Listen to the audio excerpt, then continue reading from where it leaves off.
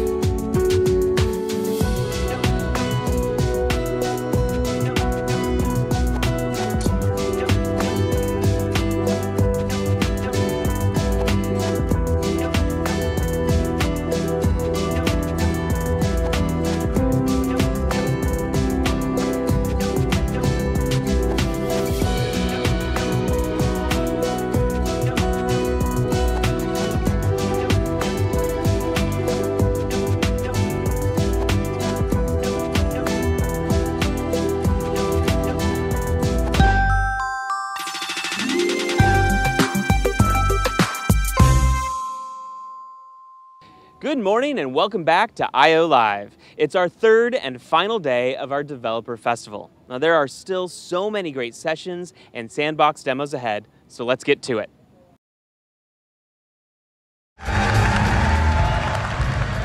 Good afternoon, everyone. We're going to talk more about new capabilities we're releasing, as well as the improvements we're making to the platforms and tools you use every day. Today, we are excited to announce the new app model for Android. Using the Android App Bundle, a new publishing format, you can dramatically reduce app size. We're announcing Android Jetpack, the next generation of Android APIs to accelerate Android development. Jetpack is a set of libraries and tools. Jetpack's APIs are integrated with the IDE too. For instance, Android Studio now includes a navigation editor, which works with the library. You told us, work on emulator boot time. Ready, set, go. I was not cheating. It was not running in the background. Slices are a cool new way to drive re-engagement. We wanted these to be easy to build, so you'll find templates that are rich and flexible. And because it's Jetpack, slices work on 95% of devices. And starting today, you can deeply customize the appearance of your action. First, we're making it even easier for you to promote your action with something new we call action links. Right there at the bottom. These are hyperlinks that you can use from anywhere that point directly into your action. Once users opt in, Action Notifications gives you a way to connect with them about new features and content. These notifications work on the phone even if users don't have your Android app installed, and you'll be able to re-engage with your users on speakers, smart displays, and other assistant-enabled devices. After somebody engages with your action, you can prompt them to add your action to their routine with just a couple of taps. And we're incredibly excited that Service Worker, the underlying new API that makes PWAs possible, is now supported on all major browsers, including recently Edge on Windows and Safari on both desktop and mobile. This is probably the most important leap forward for the web in the last decade. Today, we're launching Lighthouse 3.0, which makes Lighthouse's performance metrics even more precise and its guidance even more actionable. I'm happy to share that AMP is evolving in some big ways. Now, all AMP content benefits from a fast, free, privacy-preserving cache that optimizes page loads. But they've had these google.com URLs. So we're fixing that with a new standard called web packaging. We're expanding Chrome OS to support developers with the ability to securely run Linux apps on Chrome OS. So this means that many of your favorite tools, editors, and IDEs now work on Chromebooks. We're proud to announce Material Theming, a major update to the material design system. Today, we're also releasing 2 new tools to make it faster to go from design to implementation. Material Theme Editor. This plugin for the popular application Sketch helps designers create and customize a unique material theme. This is the tool used by product teams at Google to review and comment on design iterations. To make Material yours, get started at material.io. Cloud TPUs are now available to everyone, and getting started is as simple as following this link. We've released the MLKit in beta, an SDK that brings Google's machine learning capabilities to mobile developers through Firebase. We believe success in AI should be determined by your imagination, not your infrastructure. Predictions applies ML to your analytics data and predicts the future behavior of your users so you can take proactive actions to optimize your app. For example, you can lower the difficulty of your game for users who are likely to abandon it, or send special offers to users who are likely to spend. We're bringing together Google's machine learning technologies from across Google and making that available to every mobile developer working on Android and iOS. And since MLKit is available through Firebase, it's easy for you to take advantage of the broader Firebase platform. We're rolling out a major update to ARCore to help you create even richer, more immersive and interactive experiences. That's why we've created SceneForm, a brand new 3D framework that makes it easy for Java developers to create ARCore applications. Today, we're introducing augmented images, a new capability in ARCore that makes it possible to attach AR content and experiences to the physical images in the real world. With Cloud Anchors, we actually allow multiple devices to generate a shared, synchronized understanding of the world so that multiple phones can see and interact with the exact same digital content in the same place at the same time.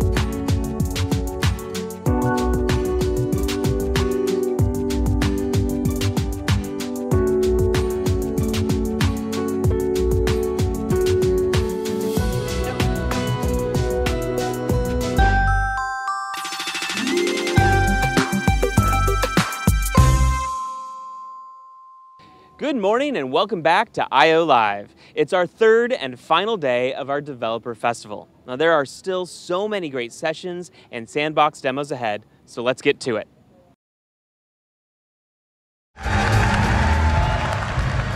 Good afternoon, everyone. We're going to talk more about new capabilities we're releasing, as well as the improvements we're making to the platforms and tools you use every day. Today, we are excited to announce the new app model for Android. Using the Android App Bundle, a new publishing format, you can dramatically reduce app size. We're announcing Android Jetpack, the next generation of Android APIs to accelerate Android development. Jetpack is a set of libraries and tools.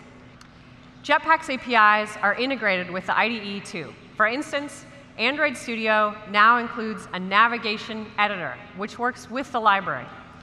You told us, work on emulator boot time. Ready, set, go. I was not cheating. It was not running in the background.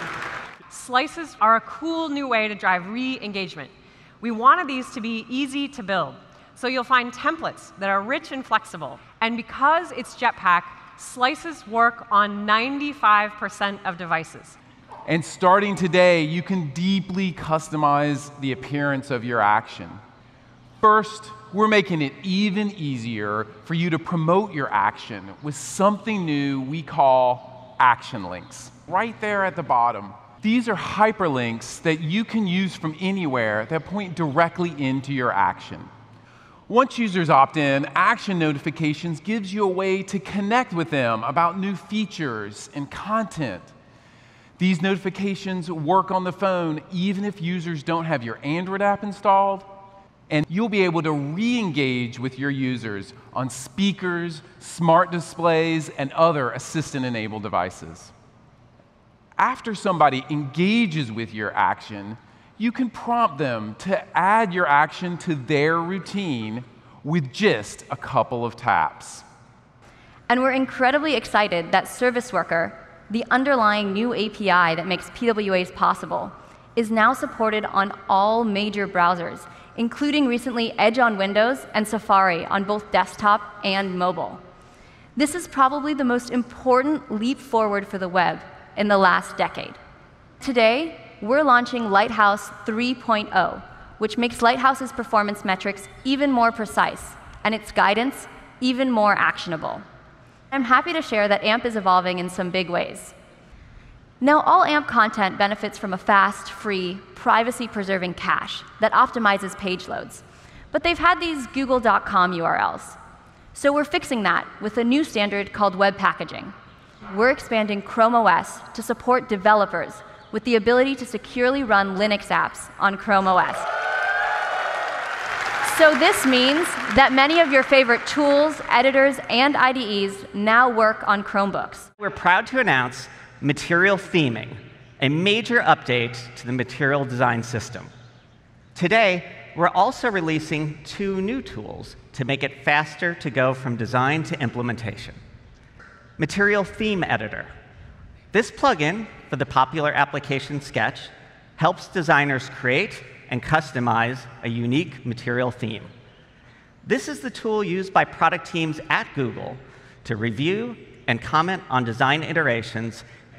To make material yours, get started at material.io.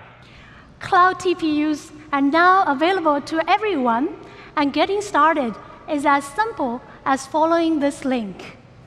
We've released the ML Kit in beta, an SDK that brings Google's machine learning capabilities to mobile developers through Firebase.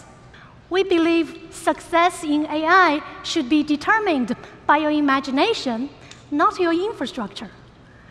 Predictions applies ML to your analytics data and predicts the future behavior of your users so you can take proactive actions to optimize your app. For example, you can lower the difficulty of your game for users who are likely to abandon it, or send special offers to users who are likely to spend.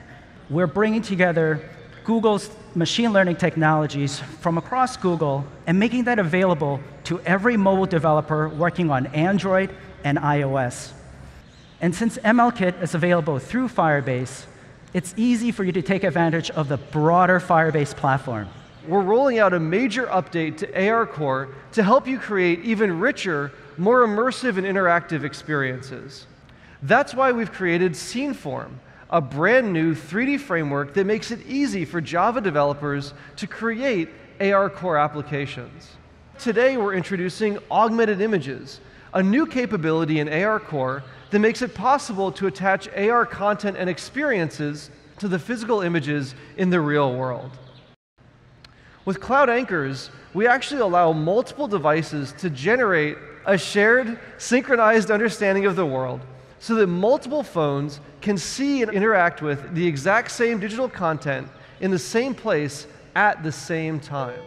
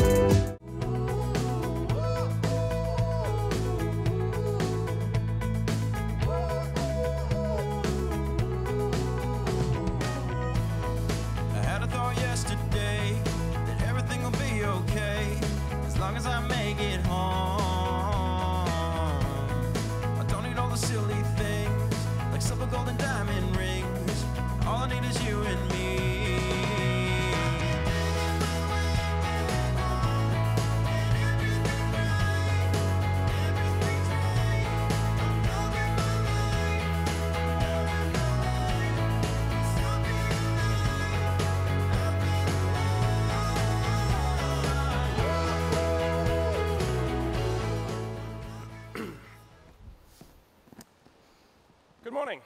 Hello. My name is Richard. I work in London with the Google Play Console team, and I'm here today to talk to you about Pre-Launch Report. And I am Justin, Tech Lead Manager for the Firebase Test Lab. Thank you, the brave few who have made it at this rather ungodly hour, the night after the party. And I'm sure that that scary, rather wordy title didn't help. Did we really use the word autonomous? You're in the wrong place. Today, we're here to talk to you about intelligent app and game testing that requires mercifully little work on your part. It's available on both the Play Console and in Firebase Test Lab. Both products have massively increased their offering, and we're here to tell you about what's in one, what's in the other, and what's in both. And we'll tell you our story in the context of an app. Testing is a pain, but as you've probably heard multiple times this week, it's really important. So as much as possible, we want to take Google's expertise and resources and make it our pain and not yours. So let's start by talking about the Pre-Launch Report. This is an automated scan of your app that aims to give you an early warning of quality problems before your users see them. It's a free service, and it applies automatically to every APK published to Play's alpha or beta tracks, or as you may have heard this week, the new open and closed testing tracks. We take APKs that you pass to Google Play, and we install them onto about 10 devices. These devices span a range. There are high-end devices, like the Pixel 2, and down to low-end devices, like the Samsung Galaxy J1 Ace. Once we have the APK installed on the device, we start a special robo-crawler process.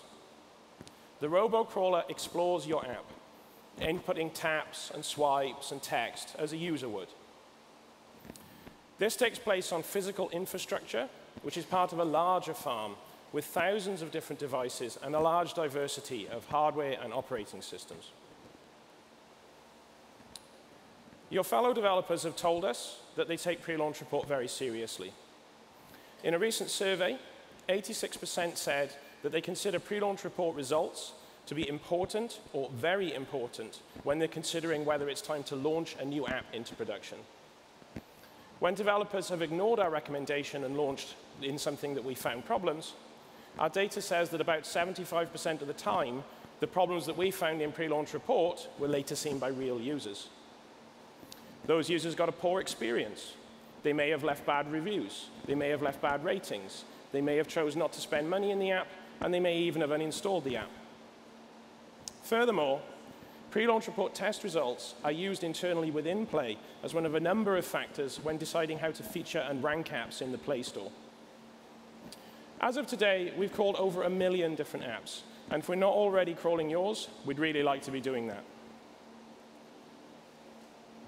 Now, as you've probably guessed from what I've said, Pre-Launch Report is pretty good at finding crashes.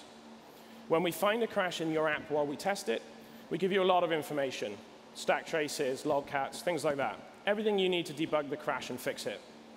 But we don't just do crashes. We also take screenshots and capture a video of the crawl on each device so that you can look for UX issues in different languages. In October, we added performance data. This is network, memory, and CPU metrics so that you can look for performance issues in your app. So that's what my team does, the Play Pre-Launch Report. What about your team, Justin? So my team works on Firebase Test Lab. So Firebase Test Lab is a separate solution that is part of the suite of products under the Firebase umbrella. It uses the same technology as the Pre-Launch Report, including the larger device farm that Richard mentioned. It offers many of the same features.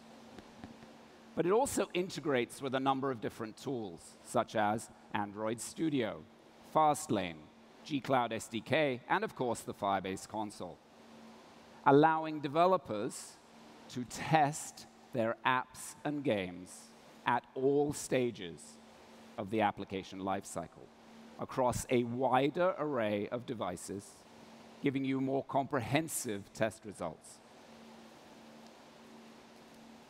So let's talk about an app. This is FitnessBud. Now, while FitnessBud is not a real application, it does illustrate real-world problems. Problems we know you all have.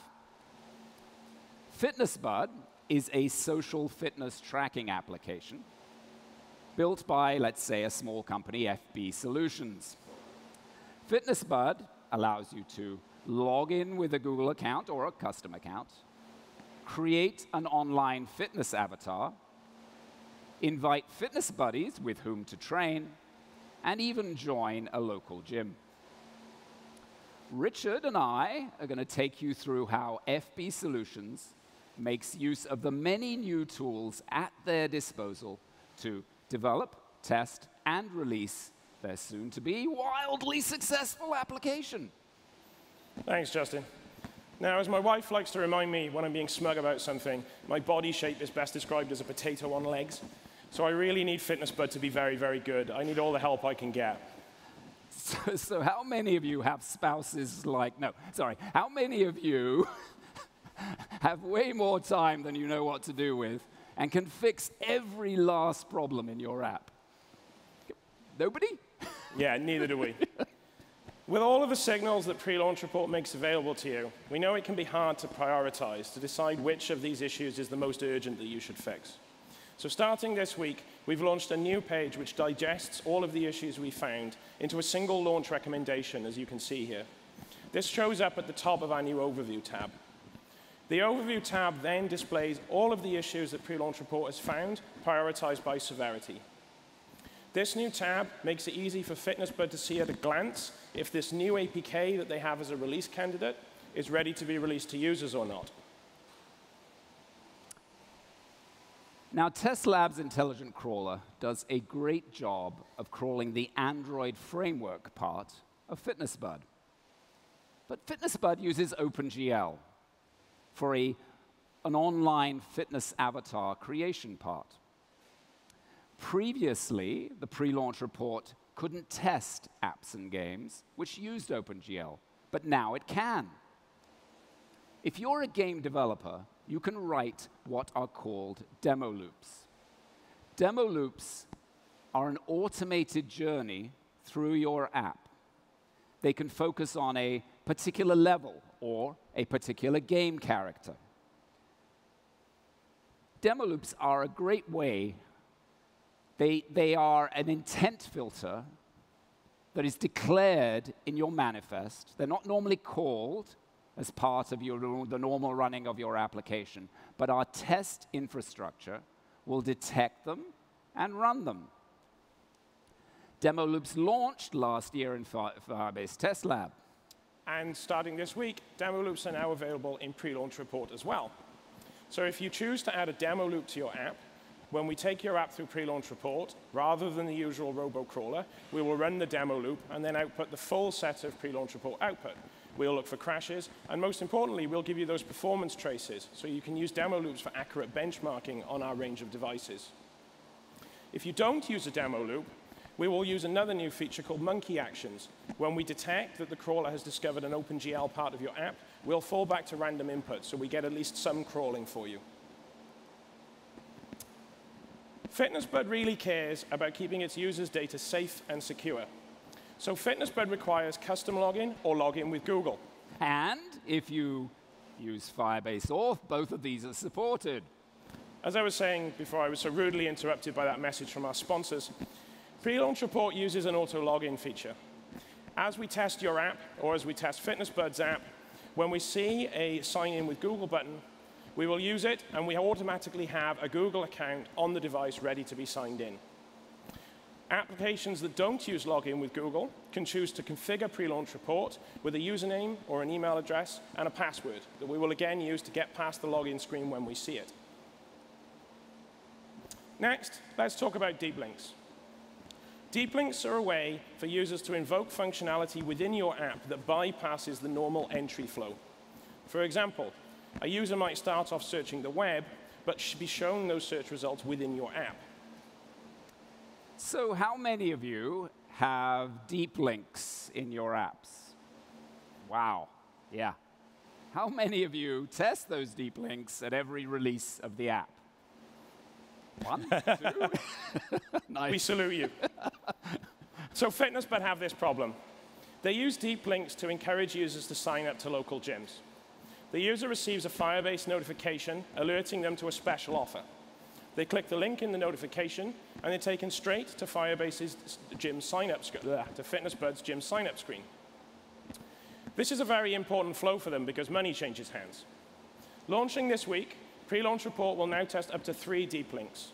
You can configure it and add the deep links. We crawl as usual for the 5 minutes. Then at the end of the crawl, we close the app and visit each deep link in turn. As we visit each deep link, we crawl for a further 30 seconds.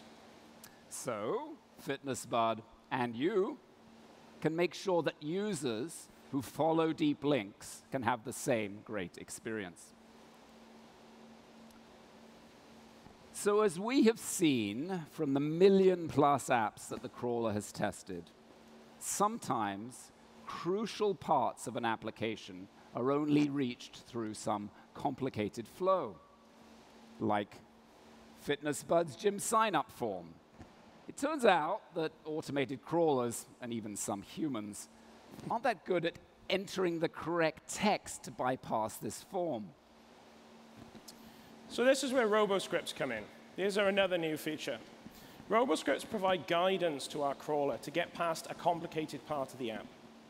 They take the form of a short, scripted sequences of actions recorded as a JSON file. You can record RoboScripts using a tool built into Android Studio. With the app running locally, you record a series of taps and swipes. You then upload this script to Pre-Launch Report or to Firebase Test Lab. The RoboScript guides the early part of the crawl, carrying out the pre-recorded sequences to get the app into some state that you think will be interesting to test. Once it's completed the RoboScript, it starts crawling normally. Now, RoboScripts are not only useful for crawling forms. They can also be used to guide the crawler past any parts that it finds tricky to navigate. Usability and accessibility are really important to your app. If you make your touch targets too small, you might have a result like this. Not one of your better days at the gym, Justin? Does that happen to you a lot? Actually, no. But I do seem to have a rather persistent irrational fear of treadmills, and I haven't been on one since. I think that's probably wise. In the next few weeks, we're going to add to Pre-Launch Report an intelligent crawler that's going to help uncover usability issues, like that tiny button that poor Justin was trying so hard to click there. All jokes aside, though, small touch targets are a problem for a wide range of users, including users using your app on the go one-handed or users with dexterity impairments. Legible text is also extremely important, so we will warn you when text is too small, or we will warn you when the contrast is too low. Some visually impaired users rely heavily on TalkBack, so we will also tell you when TalkBack voiceover annotations are missing or confusing. And as you can tell, that infamous button I was trying so hard to click is included in the usability results, and it's got a big red box around it. And thankfully, as far as I'm concerned, it's marked as should fix. So after a full sprint of bug fixing, FitnessBud uploads a fresh APK to the Google Play console, and they take another look at the Pre-Launch Reports Overview tab. As you can see here, there are no longer any serious issues detected. They can now push this APK into their production channel, confident that their users will be receiving a good experience. So we hope that you, too, can adopt the Pre-Launch Report as part of your decision to launch. So that's what you get in Pre-Launch Report, which is available for free to everyone who publishes APKs to what we used to call the alpha or beta channels, but now call open and closed testing tracks. You can find it in the Google Play console under Manage Releases. Thank you, Richard. You're welcome. So as developers, we know that the earlier we catch problems, the easier they are to fix. So if you're a conscientious developer or you just like saving money, you want to catch problems as quickly as possible. This is where Firebase Test Lab comes in. Now, many of us, myself included, have discussed ad nauseam about the importance of creating automated tests for every part of your application and to run those tests continuously to prevent regressions. This is honestly the most important thing you can do to improve the quality of your applications. But writing tests is hard. That's why when I ask in gatherings like this, how many of you have automated tests that cover every part of your application, way too few of you put up your hands. So I gave up nagging a while ago. And we at Google have put a lot of focus into creating tests for apps and games without actually having to write those tests. Earlier, we saw the automated crawler, which is part of Firebase Test Lab as what we call a robo-test. But we can do much more. Let's look at how we can create tests for all the different parts of FitnessBud. So one of the first things that I, as a user of FitnessBud, will want to do is create my fitness avatar, which involves uploading my photo. And from that photo, there it is, the app actually creates a caricature of me, which seems to have emphasized all my worst flaws. It then allows me to choose a focused activity, weight training. Is that really you up there, Justin? Well, it appears that my ears are not my worst flaw, vanity is. Then I get to guide my excessively buffed avatar around the various gym activities with all my equally unrealistic fitness buddies. Now, all this avatar stuff is written in OpenGL for a more immersive and fun experience for the user. And previously, it's been hard to test apps and games which use OpenGL. But over the last year, we at Google have introduced a couple of ways in which you can now do this more easily. So we introduced at I/O last year the concept of demo loops that Justin and I discussed earlier. And Pre-Launch Report now runs demo loops in your apps and games if you choose to include them. Now, FitnessBud can construct demo loops for all this avatar stuff by simply recording and replaying their OpenGL commands. And then, during testing, they can verify that they don't see crashes or performance issues. Now, FitnessBud can run these demo loops locally on their devices using an app that we created that's freely available. But more importantly, they can run those demo loops in Firebase Test Lab across a wide array of devices. Secondly, we announced at the Games Developer Conference earlier on this year a collaboration with NetEase to create tests for games that run in Firebase Test Lab. NetEase is one of the largest games development companies in China. And as part of this collaboration, they open sourced their test environment, AirTest, along with a couple of frameworks that they use internally for developing tests for their own games. Now, you can download this testing framework. There is a link at the end. And with it, you can create tests that add actions and assertions that refer to game elements. So let's see how that works. So here's AirTest. And I'm just going to select game elements and add an action to touch a game element. I can wait for a game element to exist, or I can assert that a game element is visible. It's that simple. Like demo loops, these tests can be run locally. But they can also be run in Firebase Test Lab across a wide array of devices. Now, here's the goal creation screen for FitnessBud. Now, my fitness goals are pretty modest, as you saw earlier. It's a good day if I don't fall off a treadmill. With this screen, users get to create fitness goals and share them with all their fitness buddies.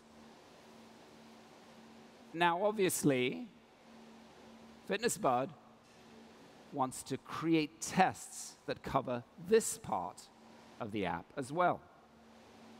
Now, typically, this involves laboriously writing tests in one of the many testing frameworks, such as Espresso or UI Automator, and then keeping those tests updated as the UI evolves. So on that note, actually, let me quickly ask, how many of you have had to rewrite dozens or even hundreds of UI tests because you've made some small change in your app? Right? And it's really painful, right? This has happened to me too. I know exactly that this is a really painful situation. So this is the exact reason why we built Espresso Test Recorder.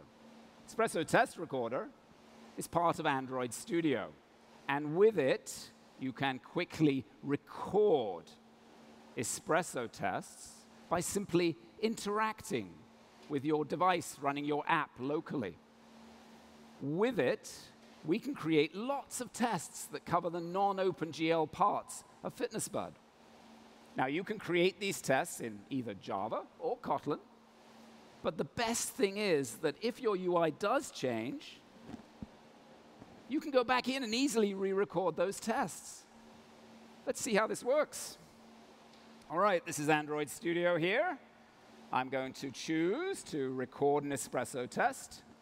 I'm going to pick my local Pixel 2, which is running.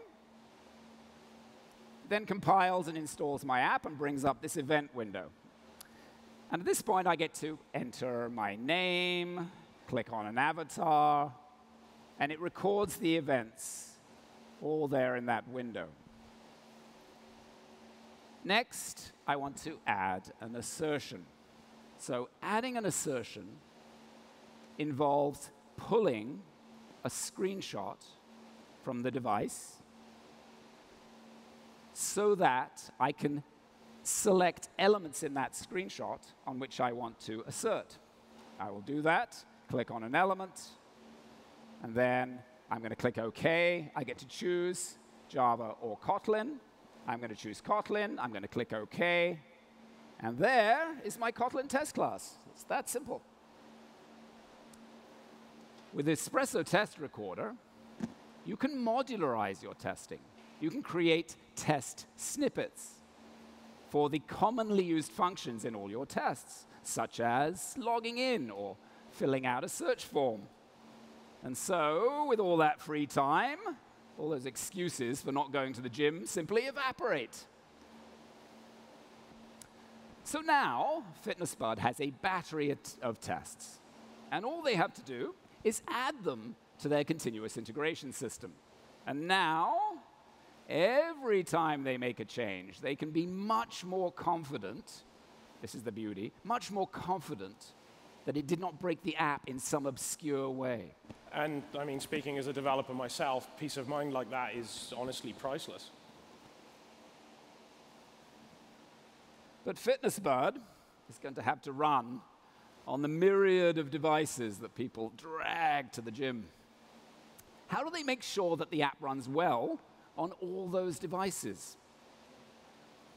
Well, they could buy a whole bunch of devices, hook them up to a workstation, and stick them in a closet somewhere. But FitnessBud's gym closets are full of gym bags because they practice what they preach. Plus, maintaining a device closet is a really hard and soul-destroying activity. Trust me on this. Not only do you have to keep the devices online and updated, but you also have to procure new ones as the old ones die or explode, and fresh ones come out onto the market.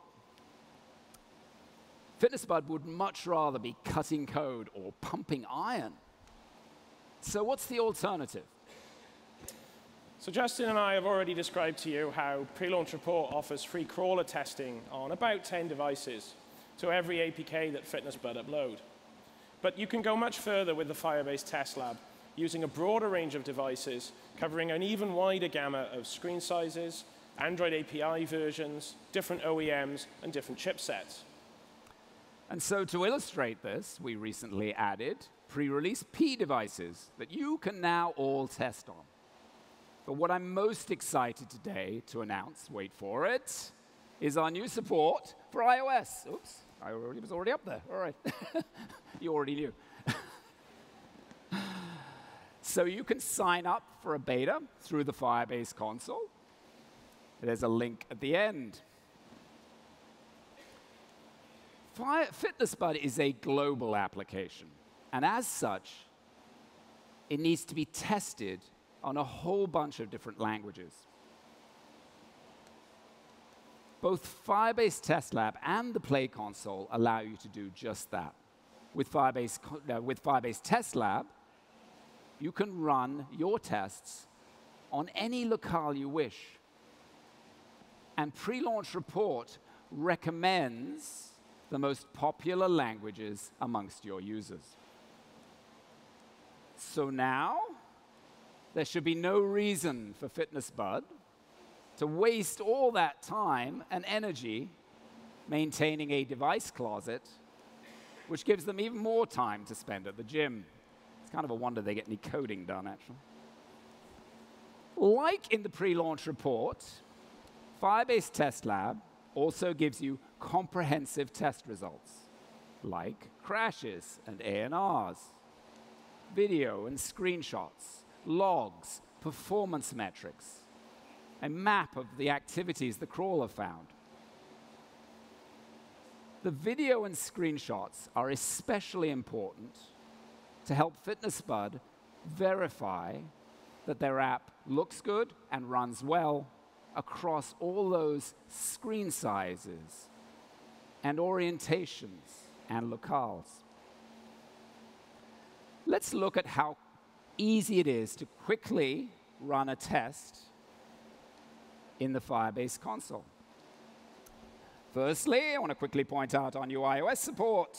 There it is. You're going to dismiss that coach mark, but it's there. We're going to run a RoboTest. RoboTest is the simplest of tests. All it requires is that you give us your app. Now I'm going to quickly choose an app at random from my hard disk there and upload it. While it's uploading, you'll note we can also upload a RoboScript, which we're not going to do here, but now I get to choose my devices from amongst the many devices. Some of these devices are deprecated, which means they exploded, and we can no longer procure them. I'm going to go with the default 2 devices, but I do want to add some locales. I'm going to add Chinese. I'm going to add Arabic when I get there. And then lastly, I'm going to add Spanish. And then I'm going to fix the locales, because I really only care about portrait mode. And then, fix the locales, please. There we go.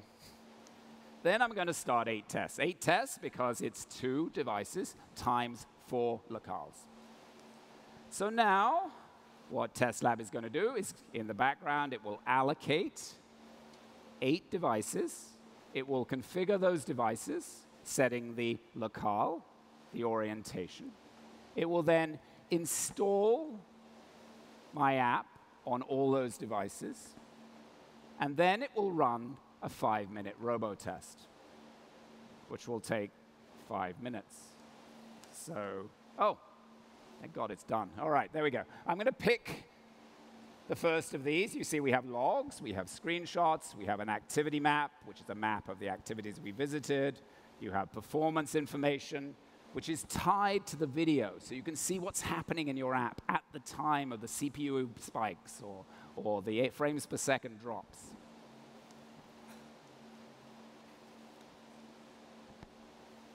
You can find instructions on the web, on the Firebase documentation site, for how to hook Test Lab up to many common continuous integration systems, like Jenkins, or Circle CI, or TeamCity.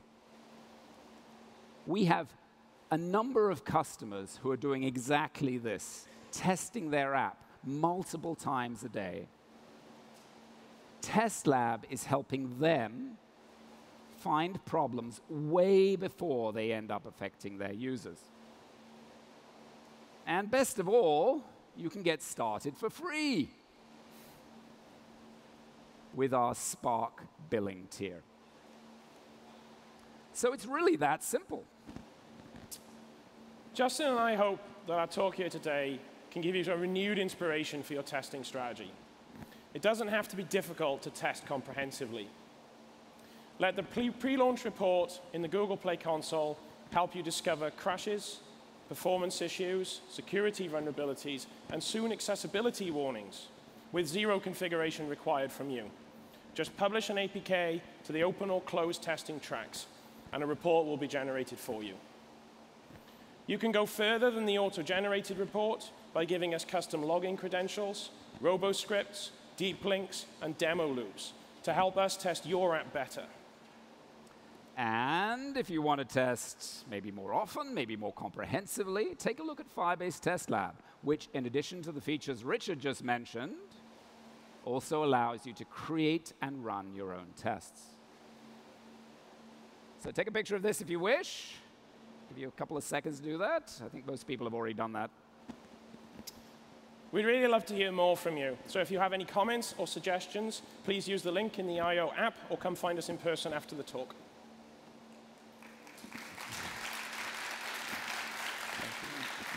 Thank you. And of course, we really want to thank all of our users, both big and small. So, and also to all of you, many thanks for joining us at this punishingly early hour. We really understand, obviously, that the big party was last night.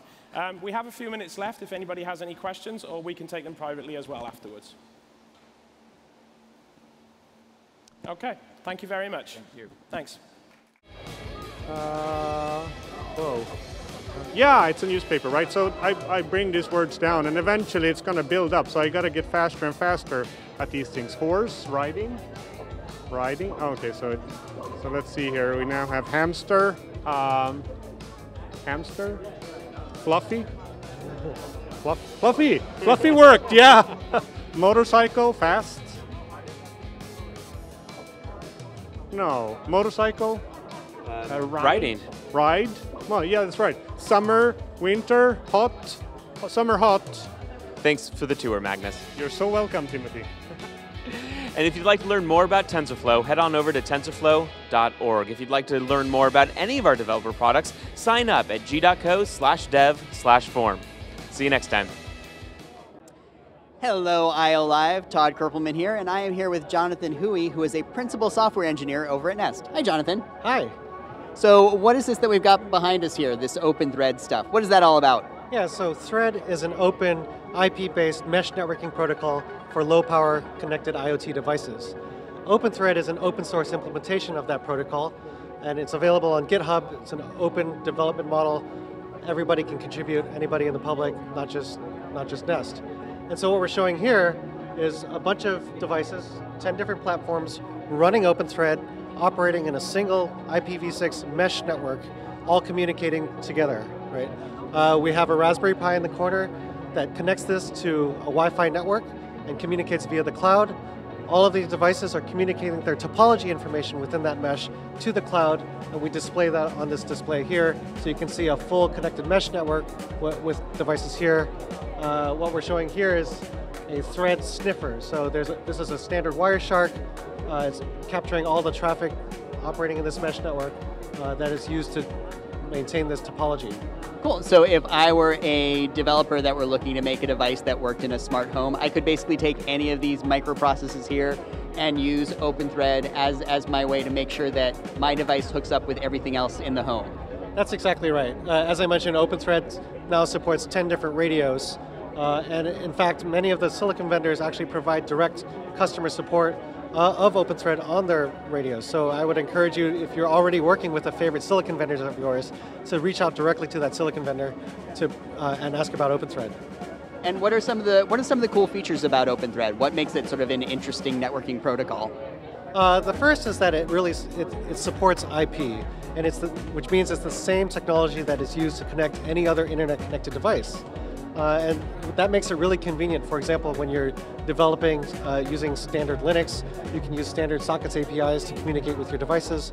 But more importantly, because you're using IP, it means you can build solutions that utilize multiple link technologies, such as Wi-Fi, cellular, and Thread, with a single application layer communicating end-to-end. You do not have to have application gateways in between, which often represent a single point of failure.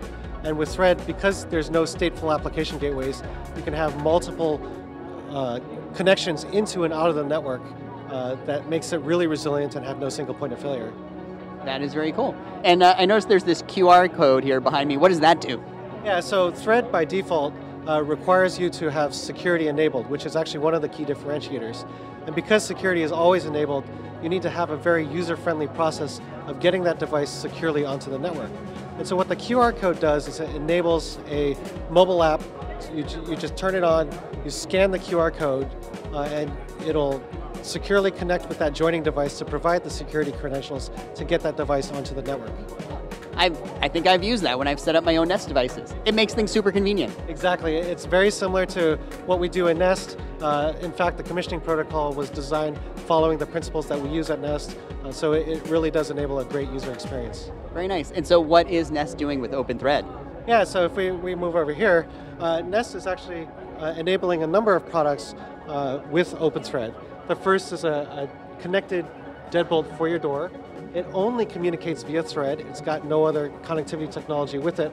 And because it's using Thread, it can actually last for years on AA batteries. And I can do a quick demo here. So if I open up my mobile app, hold down the button, we'll see the door unlock, and there it goes. And that's all happening over Thread. Of course, the mobile is communicating over Wi-Fi. It goes to a Thread border router to this battery-powered device. Would that work if my phone were not connected to the Wi-Fi? It would work. So, yeah. So as I mentioned, our application layer operates over any IPv6 network. So it just happens that this mobile phone is only on Wi-Fi, but if it was connected to cellular, that would work as well. Very cool. That is very interesting. And if I were a developer and I were interested in finding out more about OpenThread to use in my products, where would I go? Yeah, so we have a website at openthread.io. We have our source code at github.com/openthread.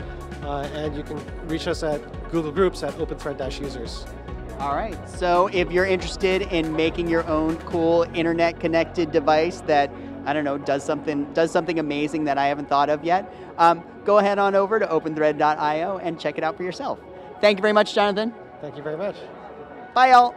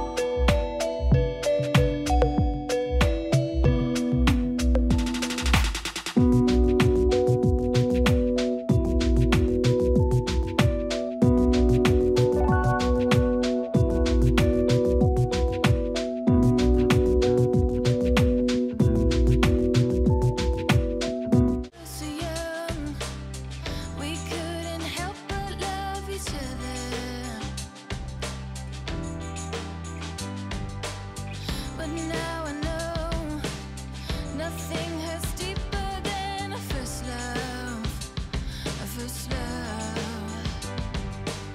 And don't try to tell me now how you think I missed out. Don't try to bring me down. It's time we get out this town. Rise up, 'cause I can't go on hoping this thing ain't working out. Rise up, 'cause I'm already growing. And this thing can't stop me now. Rise up, 'cause I can't go on hoping.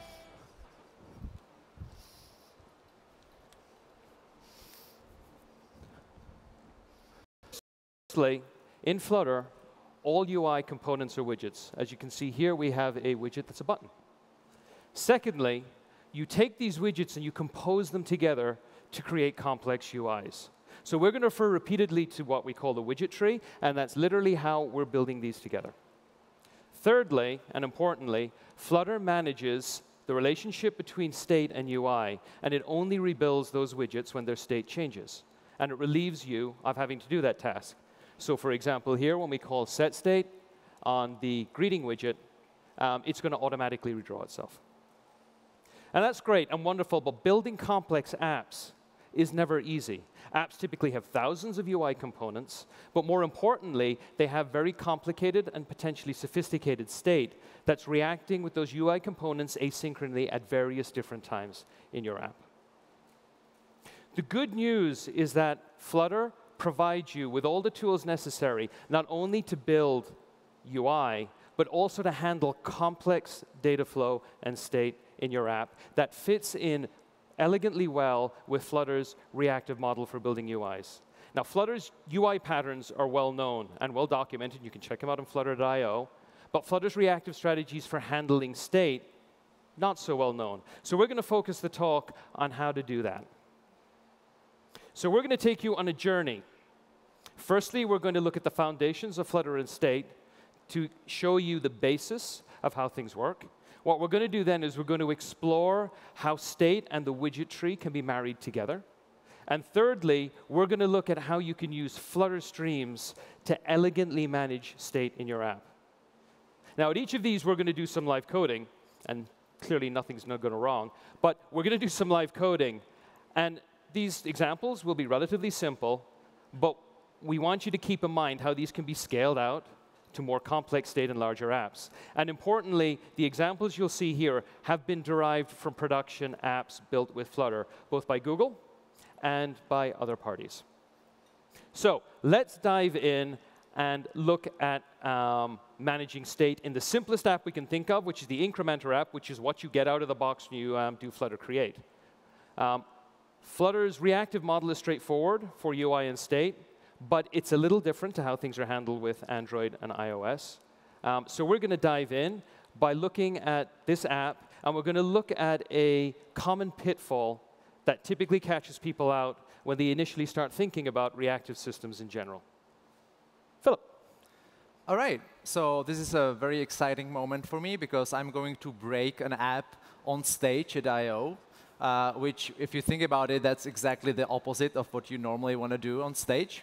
But this is in the name of learning and science, so it's OK. So if you're not familiar with this app is very exciting. It shows you a number, and it lets you increment that number. The important parts are there's the counter variable. There's the build method that creates the UI.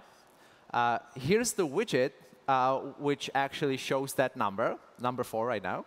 And here's the floating action button, which is this guy over here, which lets you change that variable.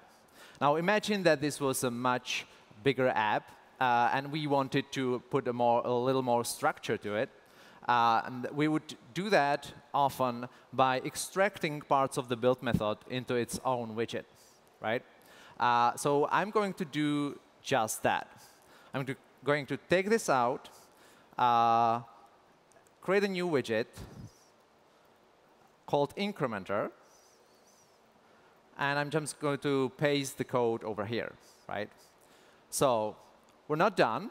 as you can see, there's red squiggly lines over there, which means we have a problem.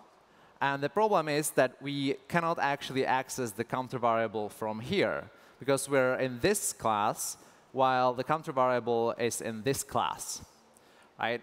There are many ways how to solve this problem, but I have something very special in mind. I'm just going to make the variable global, because I can. So there you have it, folks. To handle state in Flutter, you make everything global. And your app is good, yeah? Is that what we're telling people? No, Really? actually, we're we're trying to make the point here. We're trying to break this app, so please don't make your variables global. And we're going to fix this in 2 minutes. But stay with us. So we fixed the squiggly lines. So let's see if this app actually works now. It doesn't. Now, why is that? We can add a thing here to see if the counter variable is actually changed. And we see that it is. It is now at 12. But the user doesn't see it. Why is that? Well, the reason is that we're calling setState in the wrong widget. We're breaking the contract of setState, which is that you call setState when you are changing the state of the widget. We're not changing the state of the floating action button here. We're changing the state of the widget above it, right? And that way, Flutter doesn't know. Flutter tries to rebuild that floating action button, but that doesn't do anything with our text over here. So I'm going to fix it now. So what we need to do is we need to move setState into the appropriate widget where we want to show the change or the mutation of the state. So Philip's going to move it back into the homepage widget. And thankfully, we're no longer going to have any more global state. Wonderful. So, and what we're going to do then is what we need to do is we need to be able to pass down a reference to that function so it can be called by its child widget. So we're basically going to update the incrementer widget. We're going to pass through the function through the constructor. And then what this is basically giving is the classic callback method of being able to call the function in the parent widget. And that should probably just work. And it works. Awesome. Perfect. All right, back to slides, please.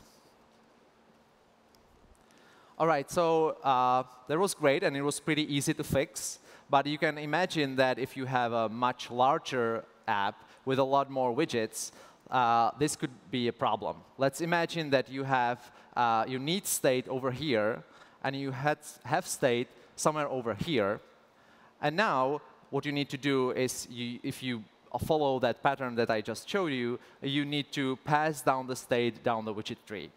And that means that all the widgets that are in that path need to know about this state, even though they don't really care. And that breaks reuse. It breaks separation of concerns. And it also potentially makes the app rebuild much larger portion of the state or of the UI that you would want. You only want the leaf nodes to be rebuilt. So I've hopefully highlighted two problems here, or two challenges. First, how do I access state that doesn't necessarily live in the widget where I need it? And second, how do I notify other widgets that they should rebuild? I'm going to, again, I'm going to score this pattern that I just showed you with a thumbs down on both accounts, because while it is easy in a simple app, in a big app, it gets more complicated. And I think we have a better option here. OK, so let's look at how we can handle state and the concept of passing state up and down the widget tree without having to expose it to all the widgets in between that don't need to use it. So Flutter has, out of the box, what is called an inherited widget. And what an inherited widget does is it holds state, and it allows you to propagate that state efficiently down the widget tree, and it will rebuild that widget tree when that state is mutated or that state changes. So that sounds promising. That might help us solve this. What is this going to look like? Well, basically, you have an inherited widget We've put it in here. And as opposed to having to pass down references to it, we can use the build context in any of the build methods to get an access to the instance of that state and use it directly within our widgets themselves. So what does that look like in code? So here I have my really cleverly named myInheritedWidget, which extends inheritedWidget. And in here, you can see that I have placed some state. Perfect. How do I access that? Well, I can access it by firstly placing my inherited widget into my tree, giving it some state, and then building the widget tree beneath it. And then after that, I can access it by simply using the build context to get a reference to that widget, and then I can access the state. So that sounds promising. That's good. Well, sure. Now I can access state anywhere in the tree and keep the rest of my code dry. My tree at a coarse grain level does rebuild my state changes, so that's OK. But as you noticed, my state was final. That's not very helpful if you actually want to mutate your state. Now, it's not hard to layer in mutation with inheritedWidget. It's a bit of boilerplate. So what we're going to do is we're going to look at a library called ScopeModel. And ScopeModel is an external package. It's built on top of inheritedWidget. And importantly, it gives us the access. It gives us a more fine-grained way of rebuilding parts of our tree. And it allows us to mutate state as well. So looking at code real quick, ScopeModel equates to my inheritedWidget. And we have what's called a descendant, which gives us access to the state. This is great. I'm showing all this stuff on slides. I want to show it in real code to show you it working. But I don't want to show it to you in the incrementer app because that's pretty simple. So Philip and I knocked up a shopping cart example. And what that has is it has 3 areas where you need to handle your state. We've got a cart page, which shows the list of items. We have a cart button, which shows the number of items in the cart. And we have a grid of products where each product is tappable and should add something to the cart. So let's jump over to my laptop. And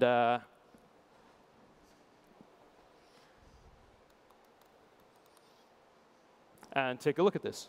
Perfect. OK. So here we have the app, which is already running. You can see I have a grid of products. And at the moment, it's just showing a snack bar at the bottom. We have my cart button, which is hard-coded to show 0. And we have a cart page, which currently is showing empty. There is no state anywhere in here at the moment. These are all stateless widgets. This does nothing except look pretty, if you consider this to be pretty. We're not designers, but there you go. What do we need to do? First, we need to define our model. So I have created cart model. It extends model, and what it does is it simply has a cart object which is holding our state. We have 3 different ways of interacting with this. We got a getter to pull down the list of cart items. We have item count, which gives us the number of items in the cart. And strangely enough, we have an add method or function which allows us to place a product in the cart. Now, notice here when I mutate or change my state, I'm explicitly calling notify listeners. And the way ScopeModel works is that whenever you have a descendant widget, they are observing your state. They are listening for changes. And when our state changes, we simply call notify listeners, and all of those descendant widgets will be notified that state has changed, and they will rebuild. So the whole tree is not being rebuilt. Only those widgets that are listening to it and the things below them will be rebuilt. Perfect. So let's see how I can use that model to inject some state to my app. So what I'm going to do is I'm simply going to place my state at the topmost level of my app for ease to begin with. So what I'm going to do is I am going to wrap this in a new widget, and it is going to be a scope model. And as we can see here, scope model takes a model and a child. So we can keep the subtree as a child, and I can place a model. And I'm going to create a new instance of cart model. OK, so now I have state existing at the top of my tree. Great. I need to access that state, so how do I do it? So let's go down and take a look at our button. And here's our button. And you can see at the moment hard-coded to show 0. So what I'm going to do is I'm going to follow the same type of pattern. I'm going to wrap this in a new widget. And this time, I'm going to use a descendant widget. I'm going to type it so it knows what type of model to look for. And this doesn't take a child. It takes a builder, which will provide me with the model. So I'm going to change my child to builder. And this is a function. I need the build context because that's how inherited widget finds or gets a reference to it. We have an optional child widget I'm going to use, and we're going to have a model. Great. So what can I do now? I should be able to simply do model.item count. Perfect. We got to do one more thing to get this to work. We got to add some products. I'm going to do this super quick. Here we have our grid. Here we have our individual products. And again, I'm going to follow the same pattern. I'm going to wrap this in a descendant widget. I'm going to type it. I'm going to do that properly. And then again, I'm going to change this to a builder. Make this a function. Take my context and my model. And so now what we can do in here is we've got all of this snack bar code, which I can get rid of. And I should be able to do model.add. And we have a product. And OK, so this is all hot reloaded. I've placed state in there. I don't have to restart my app. And we'll see if this works. There we go. So we've gone from stateless to stateful. I haven't changed the structure of my app. All I've done is I've layered in a few extra widgets. And with the way that this app is built, this has worked really nicely. This is nice, Matt. But didn't you say that whenever you call notify listeners, you will rebuild the things below the descendants? Which means that we're now rebuilding the product squares every time you click. So as we pointed out before, notify listeners notifies all the descendants. So we're rebuilding this button. But we're also rebuilding all of these products, which is bad, not great. So why don't we fix that real quick? Because scope model descendant has a rebuild unchanged flag. And I can set that to false. And so you shouldn't see any difference here. But what's happening now is these product squares are not being rebuilt. I already implemented descendant for the cart page because you don't need to see me type this a third time. But it's exactly the same model there. Perfect. So let's jump back to the slides. Thank you. Great. So what does that get us? Accessing state. We can access state arbitrarily down the tree without having to mess with our intermediate widgets. Perfect. We have a reasonably elegant means of notifying our widgets now by our descendants observing for state change, and then rebuilding when that state changes. Now, minimal rebuild, I'm going to give a thumbs down. And that's because I had to, A, be reminded by Philip, because I constantly forgot every time we rehearsed this to do this, that we had to not rebuild that part. There's a cognitive load at that point for the developers. You need to work out, should this rebuild? Shouldn't this rebuild? What's going to happen? And when you evolve your app, you have this additional level of needing to worry about this. So I don't think this is great, and I think we probably need to come up with a better solution to that. Funnily enough, we're now going to look at Flutter support for streams, how streams can be built to fit in with Flutter's UI reactive model, and how they can solve this very problem. Thank you. So let's talk about streams. If you're more familiar with the term observables, they are very closely related. And for the purposes of our talk, they are basically interchangeable. So if you think about application development, streams are everywhere. Every user input is a stream of asynchronous events. Every interaction with the underlying system is a stream of asynchronous events. Every interaction, obviously, with the outside world through network is a stream of asynchronous events. And crucially, if you think about it, all your updates to the UI is a stream of asynchronous events. So people who are familiar with ReactiveX and reactive programming in general probably know where I'm going with this. But suffice to say, it makes sense to think about UI programming as managing stream of asynchronous events. The good news is Dart has a really good support for streams. It has had that for a long time. Dart streams have all the usual bells and whistles that you would expect, like stream transforming, mapping, folding, and so on.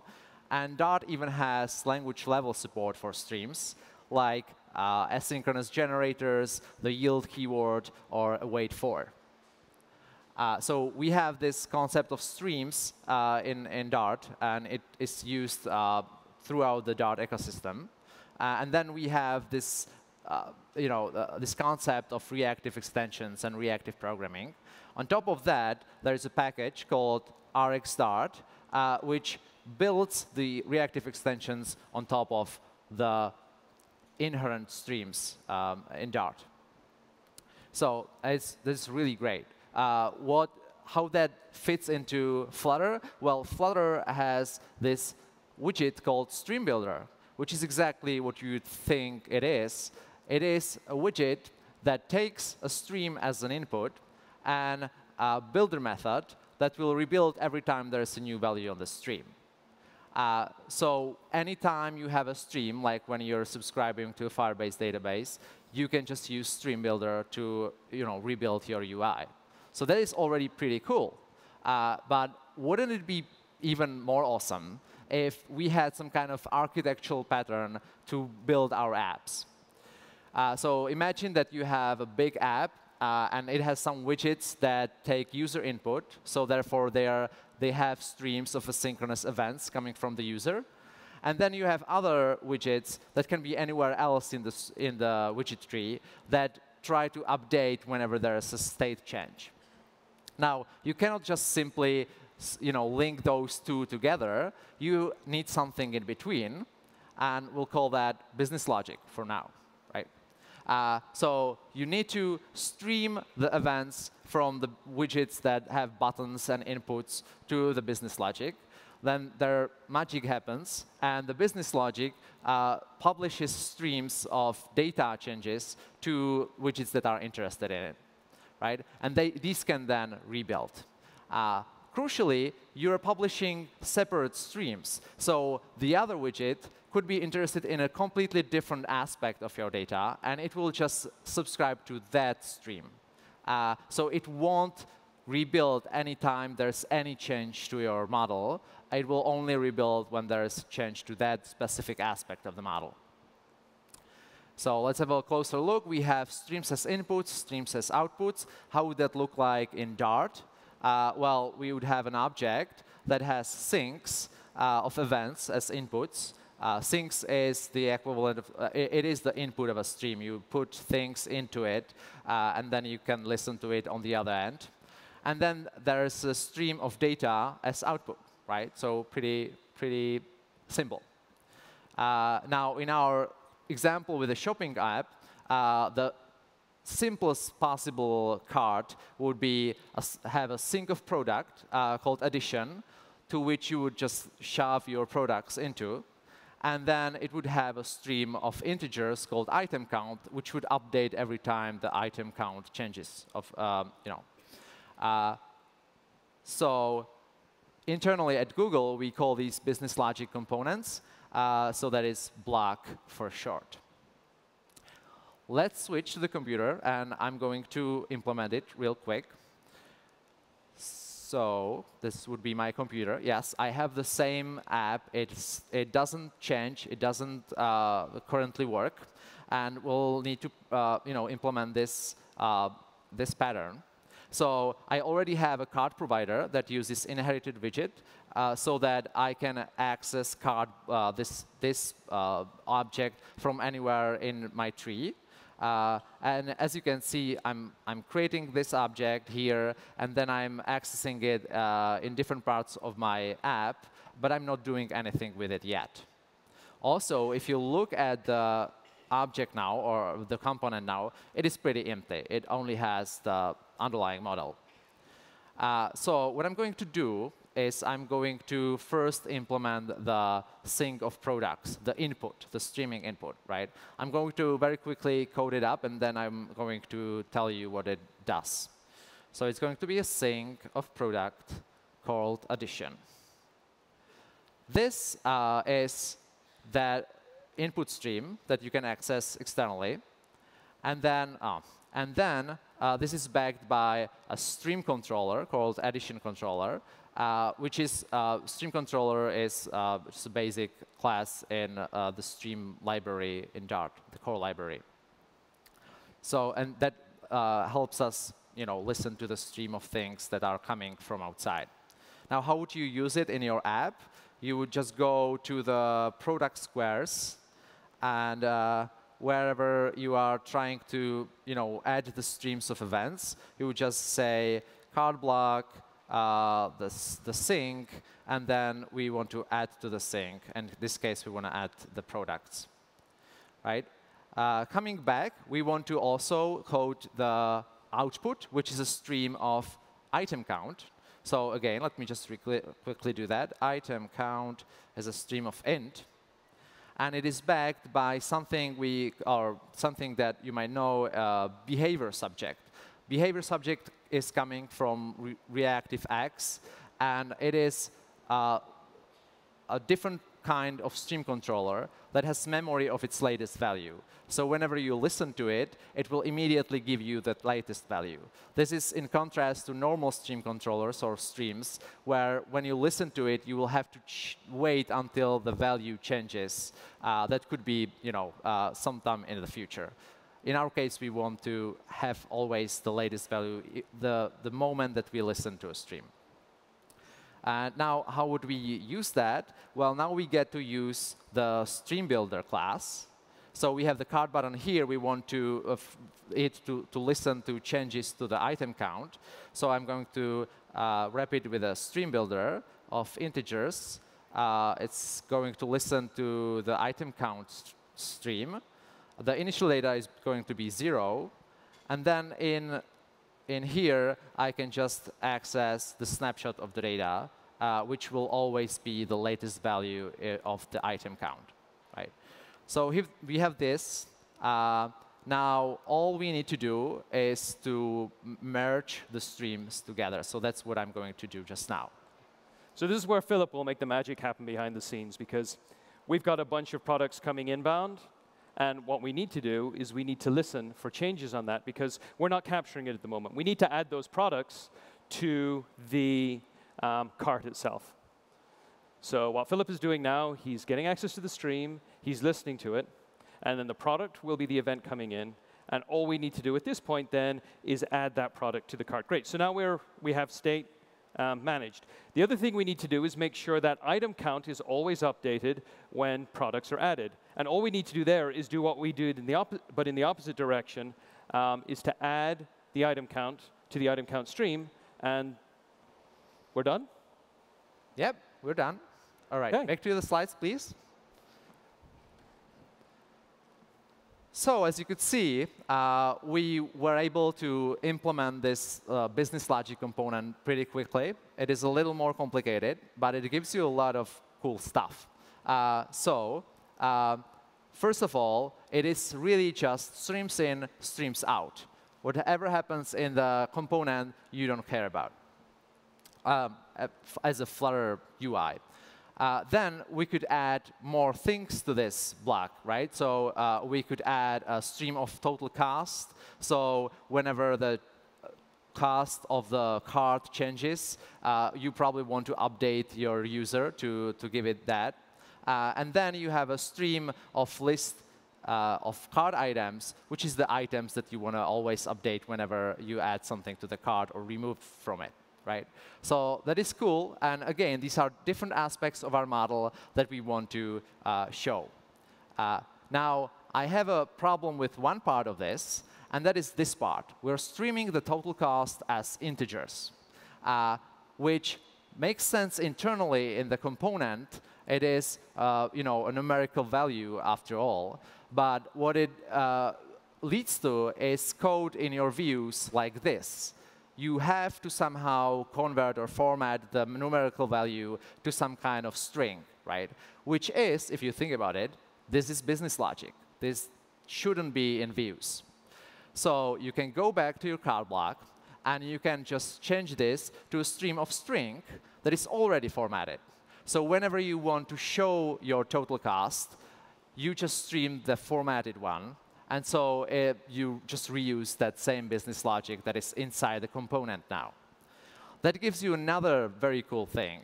And that is that if you add a new sync or new input to the model, to the component, for example, sync of locale. So users now can change anywhere in your app. They can change from US shop to EU shop. Now you can pipe this change as a stream to the total cost. And so internally in the block, you will update the total cost string, even though maybe the numerical value is still the same. And that means that anywhere in the app that the user changes this, you don't need to think about it as a developer. It will always update anywhere else the total cost. This would be a real pain to implement any other way. So we have this nice flow of data and events. We have widgets that are only listening to what they need to know. And we're using good old stream builders to make that work. So let's take a look at what we have now. Accessing state, in Philip's example, was solved by using the inherited widget pattern to pass access to the block down the tree. We now have very fine updating on change because we have different aspects of our data being represented by different streams, and those pieces, those widgets subscribing to those streams will only rebuild when those aspects of data changes. And finally, we now have the converse. We have mutating state by pumping data or requests to mutate state into our business logic, where we're observing for change, and then we can update it there. So there's this nice pattern of pushing data in via streams and then updating via streams, which we think is very elegant. So this is great, but you all have options. Set state works fine if you have a very shallow tree and your app is fairly simple. Scope model is a fantastic way for a model which is relatively straightforward to be passed up and down and change on a tree of arbitrary depth. For those of you who like the Redux pattern, there is an excellent Redux implementation built by the community, the Redux package for Dart and Flutter Redux for Flutter, which will give you that pattern, and you can use that as well. But if there's one thing that we'd like you to take away from this, it's that Flutter's widgets, in combination with streams, gives you a very reactive way to not only handle your UI, but handle the flow of data through your app and handle the updating of your UI when that data changes. So we highly recommend you go and check out Dart Streams and the RX Dart package as an option for building state in your apps. We'd love to hear from you. Please go to the site and give us some feedback. All of the code you've seen today is in Philip's GitHub account. I did some pull requests, honestly. He didn't write everything. And not only do we show you the code we showed, but we have a Redux implementation and a couple of others there as well for you to check out. I want to give a shout out to the cookbook that us in the community have been working on. There's some wonderful patterns in there, from everything from widget creation to network to JSON. It's a great place to go. And there were 2 other talks that have happened prior to this. Fortunately, we have a time machine called YouTube, so you can go back in time. And if you want to learn about building beautiful UIs or building apps end-to-end, I would recommend you check those out. Those are good talks. And I would like to say thank you for your time. Thank you.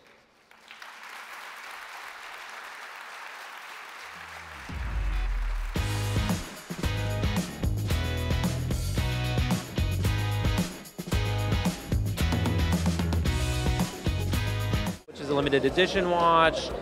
You can see a good sampling of fashion watches from brands like Michael Kors and Fossil.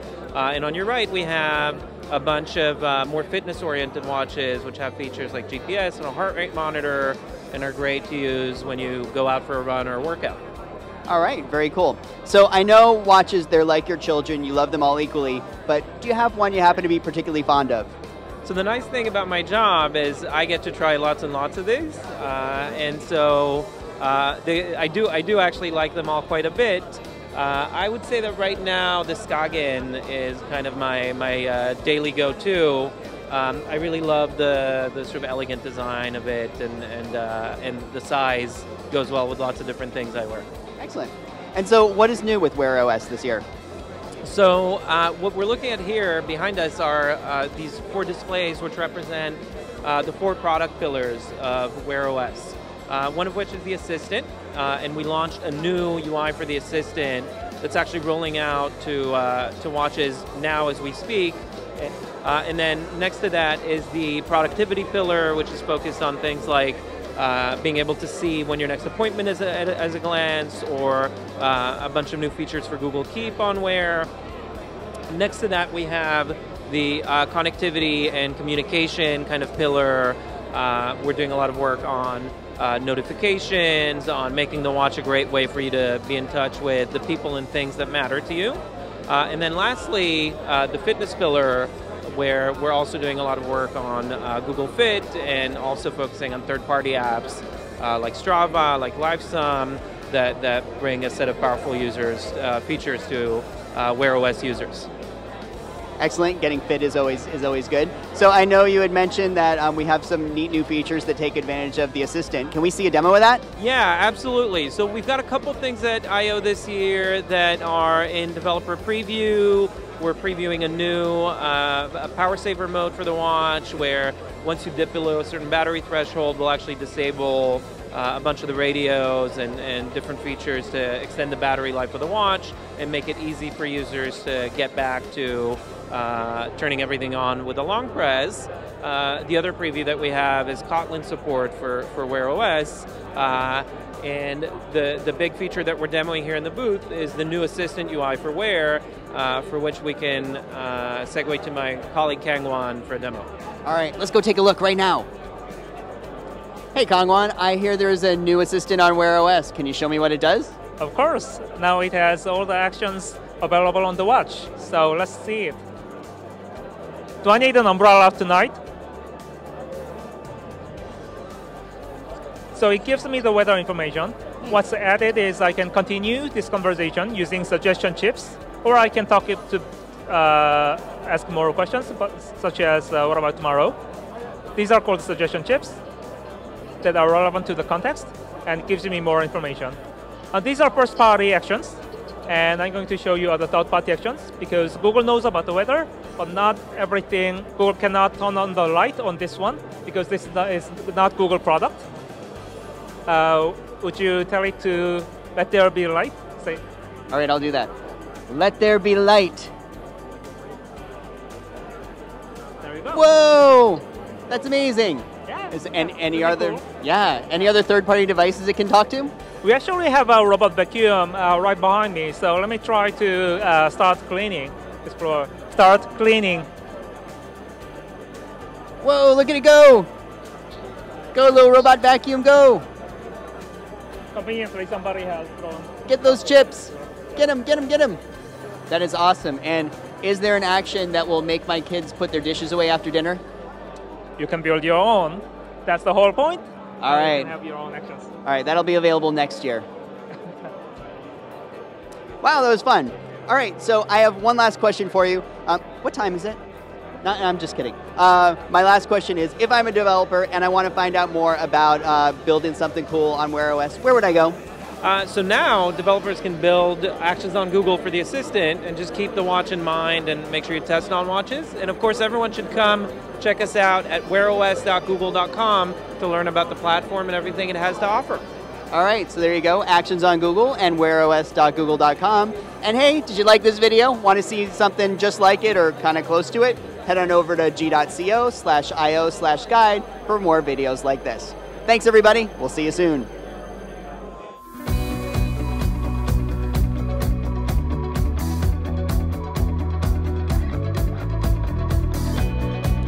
Hello and welcome to I/O Live. I'm Florina Montanescu and I'm here with Chet Haas, the Android Toolkit lead. Hi, Chet. Hello, Florina. Tell me, Chet, what's new in Android P? Oh, are there new things? Let me think. Yes, in fact, there are. So there's a few new things. One of the important ones that we heard about in the keynote too was about dynamic app bundles, but I think there's another video on that, so I'm going to lead people to do their own research on that. Something else that was big was slices and actions. So both of these are ways of propagating intents that your application can take care of deeply in other applications. So you can propagate this information in a way that maybe the Assistant or Search can take advantage of that and perform that action via like a button, right? So it can say, oh, I can handle this. You put it in an actions.xml file, and then Search or some application, Assistant, whatever, can propagate a button into the UI so the user can click on that to perform that deep action. Slices is kind of like that. It allows you to perform these actions, but with a much richer UI. Basically, it's a way for an application to propagate rich UI to perform all kinds of things in another process. You can think of it as related to remote views, but way better.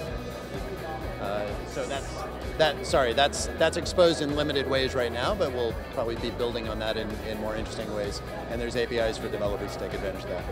How about the battery? Is there anything else finally for battery? How about that battery? Well, we are all power users, unfortunately, which means we need to keep working on things that we can do at a platform level to preserve battery for users to get longer battery life. A couple of the things that are interesting that are going on in this release includes app standby buckets.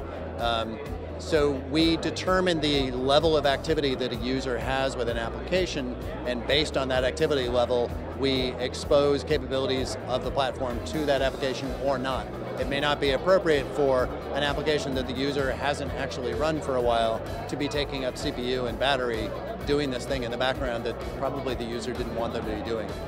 So that's one thing. Another is background restrictions. So if we notice that applications have bad behavior characteristics, things like holding wake locks for a very long period, which means the system can't go to sleep, or waking up frequently, or using services when they're not on power that they shouldn't be as frequently as they are, then they'll be propagated into a list that the user can see through settings and then disable background capabilities for that app to make sure that the user has control of how much battery is being used.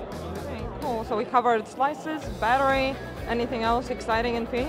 Well, there's exciting and there's necessary. One of the necessary things that's there is that we're preventing applications from calling private APIs.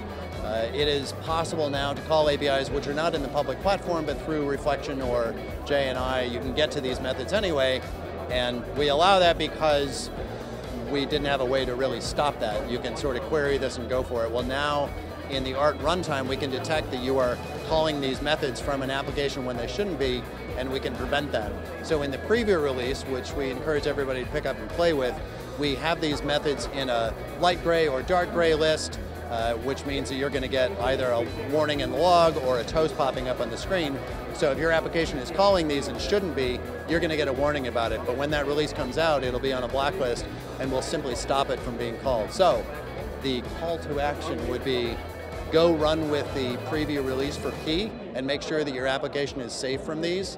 And if it's not, then either fix your application, or if it is some facility that you absolutely need, then maybe it's something that we can work on and we can put it on a whitelist instead, but you need to tell us that information, which is why we have the preview, so give us that feedback. Okay, great. There's this Android there, no? That's a totally different topic. I think we need to talk about text. Yeah, Because what about text? Text happened in my larger toolkit team, so I understand that. In fact, you understand that. I want to ask you about text. So what happened in text? So in text, we released a few new APIs. Now you can pre-measure text. So this means that you can move all of that measuring work that takes quite a lot of time from rendering a character to a background thread. And why is that helpful? Well, because then the text is displayed faster. So faster rendering means less frames skipped. Sure. So it's also good because if it's time for you to display the text and then you have to measure it, it's not very helpful, but a lot of times you know ahead of time when you're going to need that, so you can actually ahead of time shove it off to a background thread so that by the time you need it, then you can display the text, which is awesome. What else we got? We added a new feature for the user, the magnifier. Yep. And we also added an API for that. So we now have 3 methods, magnifier, show, update, and I think dismiss. And this means that if you're developing your own custom views that also display text, you can also show that magnifier in your custom view. Also, it's not limited to text. That's the cool thing, is we are using it for text because we wanted to make it easier for people to manipulate the cursor. But you can use it for whatever you want. If you need a zoomed in view, that API is general purpose. Okay, that's great. And I think we also added some more improvements on Smart Linkify. Do you know more about that? I do. Smart Linkify is like Linkify, except it's smarter. So we already have the ability to create links in a block of text for you if we detect things like phone numbers and addresses. That's been there forever. But now through machine learning models that we have on the system, which are used for things like smart text selection, we can detect more complex entities there. Like you may select a word which is part of a larger phrase, which we detect because of this entity detection in the model. You can ask Linkify to detect those as entity links as well. Can I now go back to this? Because it feels like it's looking over our shoulder. Ah, yes. Okay. So what's with the Android with a jetpack? Well, that would be Android Jetpack. So Android Jetpack is a set of components as well as architectural guidance for helping developers build better Android applications. I would say all Android developers are familiar with a lot of what is in Android Jetpack already, because we have taken all the goodness of Support Library and put it under this banner, and we are going to continue to add to that, specifically with the intent of making Android development better and easier. So I'll give you some examples. One of the big ones, one of my favorite things about Support Library is AppCompat and the way that we baked in the releases for certain APIs into the package names. So now we have package names like V4 and V9 with some of the APIs. We don't even support those releases anymore.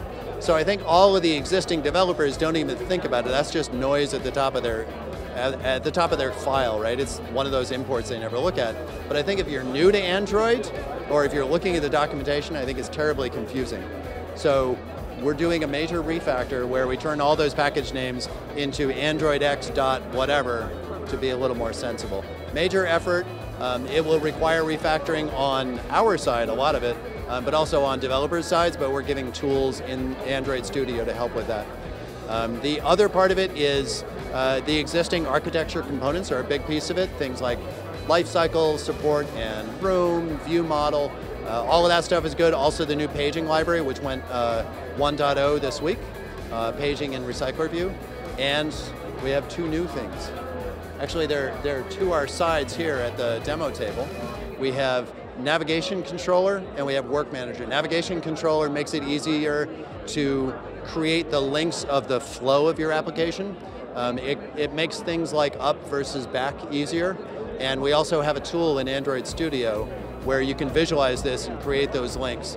So it's sort of an integration of the APIs as well as the tool for making this complex application flow a lot easier to develop.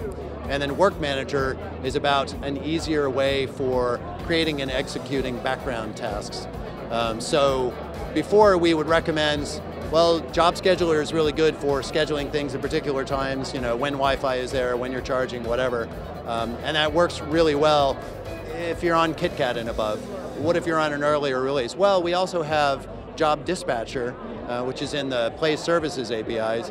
Well, what if you're on a device that doesn't have Play Services? Well, then you're probably rolling your own solution. So applications would need to do all three of these.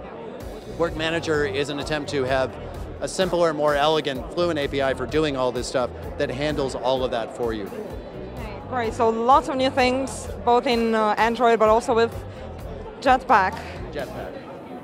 So check out all the videos that we have from Google I/O, and also check out the documentation on developer.android.com. Thank you, Chet. Thank you, Florino.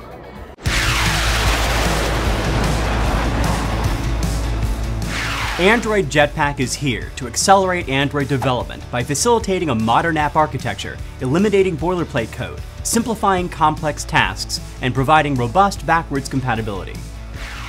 Jetpack consists of architectural guidance supported by a set of libraries and tools in 4 key areas of Android development: architecture, UI, behavior, and foundation. Each Jetpack component is individually adoptable, but are built to work well together. Jetpack builds on the popular architecture components we introduced last year. These components facilitate a highly testable, robust app architecture while individually addressing developer pain points, such as lifecycle management or data persistence. We've also added 3 new architecture components: Paging, Navigation, and Work Manager. Paging facilitates gradual, on-demand data loading from a local or network data source, allowing apps to work with large datasets, including support for Recycler View. Navigation provides a framework to build app flows that comply with Android design guidelines. With proper behavior for up and back buttons, support for deep linking, automated fragment transactions, support for the overflow menu, navigation drawer, and bottom navigation. This is combined with a powerful graphical editor included in Android Studio to allow you to visualize, design, and test app navigation graphs. Work Manager makes it easy to schedule one-off or periodic asynchronous tasks. Tasks can execute in order, in parallel, or in even more complex configurations. It's also easy to query for the state of tasks and to provide constraints, such as requiring unmetered network or charging. Perhaps most importantly, Work Manager takes care of compatibility issues, so you know that no matter what platform the user is on, tasks are scheduled efficiently and with system-wide health in mind. UI components like animation, transitions, layouts such as constraint layout, text, emoji, and fragments, along with the TV leanback library, the Where UI library, and the Auto library are now part of Jetpack. Behavior includes support for evolving Android areas such as notifications, permissions, and sharing. Jetpack adds support for slices, which allow your app to expose templatized pieces of itself to integrate with other apps, such as Google Search and Assistant. Foundation includes AppCompat, libraries for automated testing, and new Android KTX Kotlin extensions, which make Android development with Kotlin more concise, idiomatic, and modern.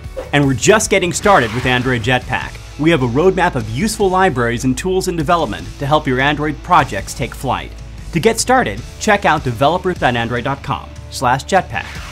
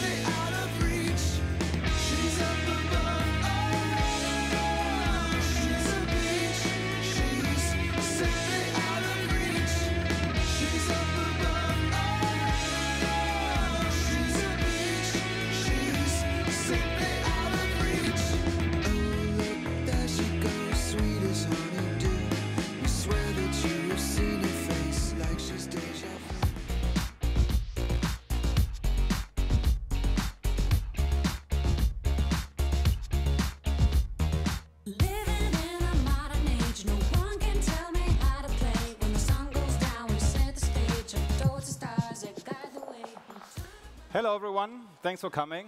I'm Stefan. I'm a software engineer at Google, where I work on compilers and runtime systems. And most recently, I've been working on R8, which is Google's new shrinker for Android applications. Now, if you attended yesterday's session on new compilers in Android Studio, you already heard a fair bit about what R8 is and how you can use it. And today, I don't want to talk too much, actually, what R8 is. I want to focus more on keep rules. So what are keep rules? Keep rules is the configuration language that ProGuard uses to specify the things you need to keep in your application while shrinking. And when we built R8, we decided we wanted to use the same language because we wanted to be a drop-in replacement for ProGuard. The idea being that you could just reuse your existing rules and try R8 really easily. Now, as you might imagine, building something that is compatible to that degree required us to quite deeply understand what ProGuard keep rules actually mean. And today, I want to use this opportunity to share some of that knowledge with you. And I also want to take you on a little journey to understand what it really takes, given an application, to come up with effective keep rules to shrink it to its minimum. But before we go there, let me ask you all a question. So who of you has used ProGuard before in some way or shape? Wow, that's a lot of people. So who of you is using ProGuard today in a released production app on the Play Store? That's already a little less, but you're a great crowd. Thank you for doing that, because our estimates show that only about a quarter of applications on the Play Store actually use keep rules. So there's a big room for improvement. And I want to talk a little bit about why it actually matters to shrink application size. So of course, for me, it matters because I helped build a shrinker, right? I'm interested that somebody uses it. But it should also matter for you. There's been a lot of talk about next billion users, entry-level Android devices, and how we can make their user experience better. And what makes an entry-level user Android device? So one thing is, it's really resource limited. So if you think of these devices, they typically have as less as 512 megabytes of RAM, or they might only have like 4 gigabytes of storage. And quite often, people that use these devices are in areas where they have very limited connectivity. So for these users, size actually makes a daily difference. Right? When they decide of all the apps they actually want to use, which ones they can afford to install, there might be a small subset. And that's bad for them because it's a bad user experience. But it's also really bad for you as application developers, because it might be your app that doesn't make the cut. It might be your app that they actually want to use, but they can't use because they don't have the space. Now you might say, OK, that's not really my audience. Next billion users, entry level, that's not where I see my application. But even if you target really high-end devices, the fundamental truth is that smaller is always faster. And that's quite obvious, because A, they download faster, because they're smaller, there's less to transfer. They also install a lot faster, because there's less code to compile, and that's what takes the time at installing. And lastly, and that's what users see every day, they also start up much faster, because there's less code to load. So whenever I talk to people about this and say, OK, you have to care, you have to make them smaller, an answer I get really, really often is, yeah, but hardware will fix this. Right? Devices are becoming faster, there's more storage, connectivity is better. That might be true, but it's not a solution. I have a graph for you. So this shows the average size of installed apps on people's devices. And as you can see, this has been growing steadily. So in the early days of Android, we started at about 1 megabyte per APK. And by now, we are at a whopping 32 megabytes on average for installed applications. So clearly, hardware is not going to fix this. We have to do something about it. We have to make apps smaller. So let's look at this. Where does this growth come from? Why are apps so big? And to get an idea, I thought I'd bring you a little example app. So I built this app, which I call Simple Weather. And the stress really is on simple. Because all this app does, it takes some statically predefined weather data and then renders it as a dynamic graph. Dynamic graph means if you turn the app, it will render in a different size, or if you install it on a different device, it will adapt to resolution. So the graph is truly dynamic. The data isn't. And this is a really, really simple app. And there's two things that I found surprising when I built this app. The positive thing was it took me all but 30 minutes. I just went on the internet, I looked for a graph library, I typed in about 100 lines of code, and there it was, my little simple weather app. But there was also a negative surprise, and that was the size. I thought I built something simple and small because that makes it small, but that's not true. This app was 2 megabytes of an APK. 2 megabytes just for rendering a graph. And even worse, when I installed this, it turned into a 4 megabyte blob of code because it was uncompressed. And again, you might say, OK, 4 megabytes, that's not really much, right? Devices, lots of space. Let me put that into perspective for you. If you look back into the 60s, we flew to the moon with 60K of code. Right? That's a 60th of the application size I had for my simple weather here. And no matter how you turn this, it's strictly more complicated to fly to the moon than rendering a graph. So what has happened here? Why did we go from 60K flying to the moon to 4 megabytes rendering a graph? And I think the reason is that we fundamentally changed how we do software. So back then, when they did the software for Apollo, it was a dedicated team that wrote this code line by line. Everything was on purpose. Everything was handcrafted. So it was really meticulously crafted to fit into this 60K and do exactly one thing, fly to the moon. Fast forward to today, how build I my app? I use components. I just went to the web, downloaded some components, stitched it all together. Ta-da, I had my app. There's a great advantage of this, right? It took me only 30 minutes. It was really easy. I was super productive. But there's also a big, big drawback. My application was really big. So let's look into the details. Which components did I actually use? For that, I brought you my build.gradle file. And this is essentially the default file that Android Studio will generate for you. And all I've done, I've added 2 components. I've highlighted them here so that it's easier for you to see. The first one is Guava. Now, Guava, that's Google's common components for software engineering in Java, and they add a lot of convenient classes. And the thing I wanted was immutable collections. Because I thought my static weather data, it's static, so it should be an immutable collection, right? That's good software engineering practice. The other thing I used is Android Plot. And that's just a library I found on the internet. There's probably lots more of plotting libraries, but I spotted this one the first. And Android Plot is really great. It has lots of support for bar graphs and all kinds of charts. But I only needed a line graph. That's all I cared about. So let's look what this means for size. How did these components impact the size of my application? And to get an idea, I went to the APK Analyzer. Now, if you haven't seen this tool before, it's really great. It's part of Android Studio. You will find documentation on developersandroid.com.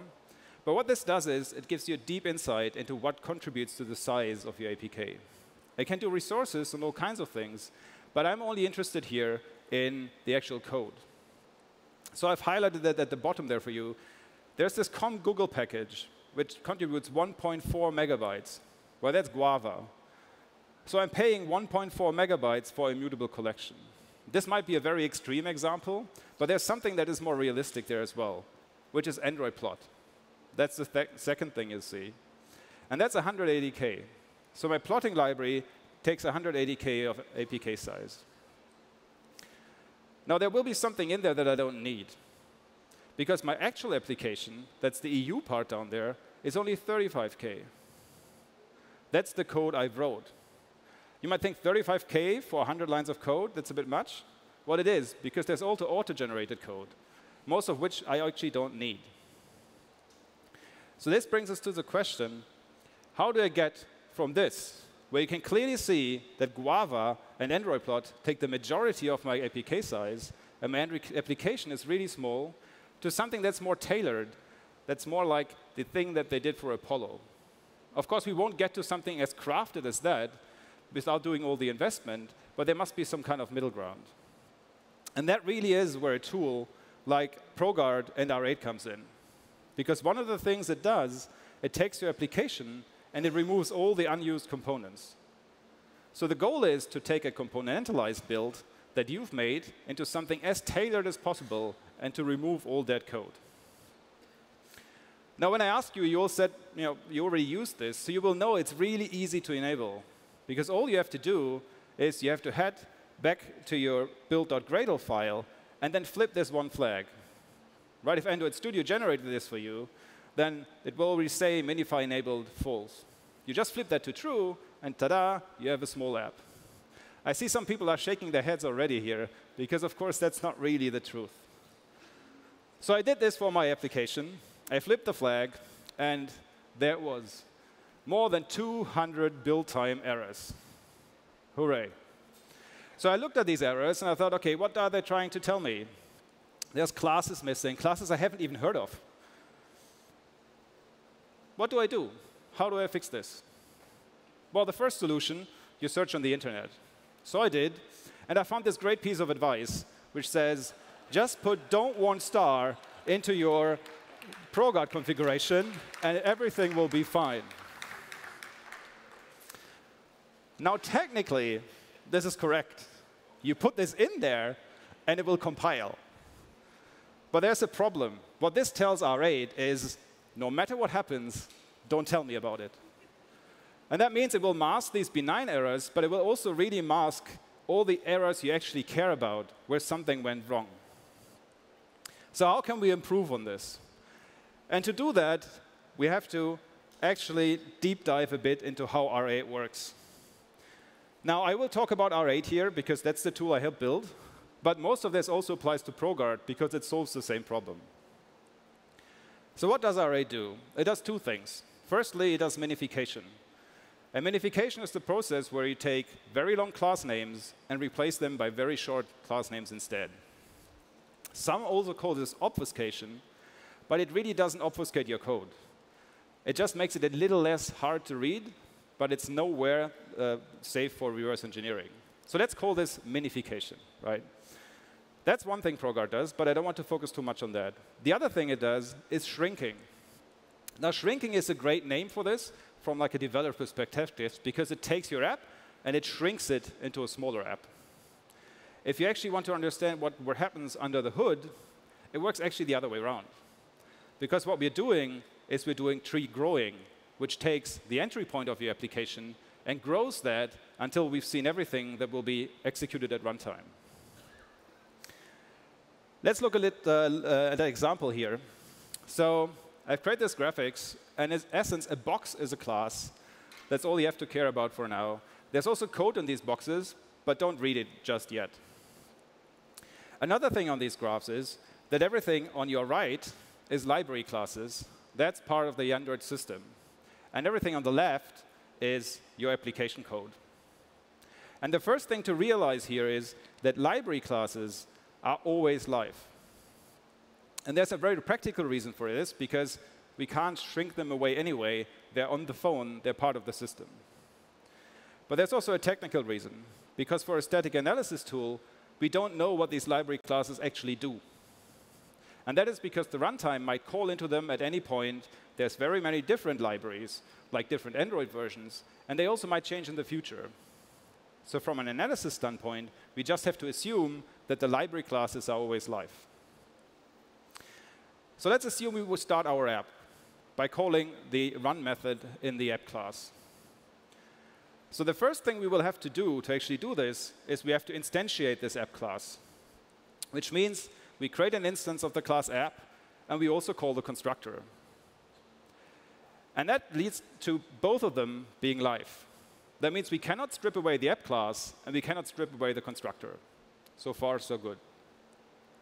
Next, we have to actually look at the code of the constructor to see what it will do at runtime. And if you look at the code, you will see it actually creates a new instance of class A. So again, this makes class A become alive. We can no longer remove it. Note that class A doesn't actually have a constructor. So there's no code to look at. It only has a default constructor that does nothing interesting here. The other thing that the constructor of the app class does, it writes the created instance to this field, other field. It's interesting to note here that doesn't actually make other field live, because writing to a field is not observable. You have to actually read the field to know that the field exists. So now we've created the instance of this app class. We've executed the constructor. We want to call the run method. And again, calling this run method will mark this method as live. And like with every other live method, we now have to look at it and see what the code actually does at runtime.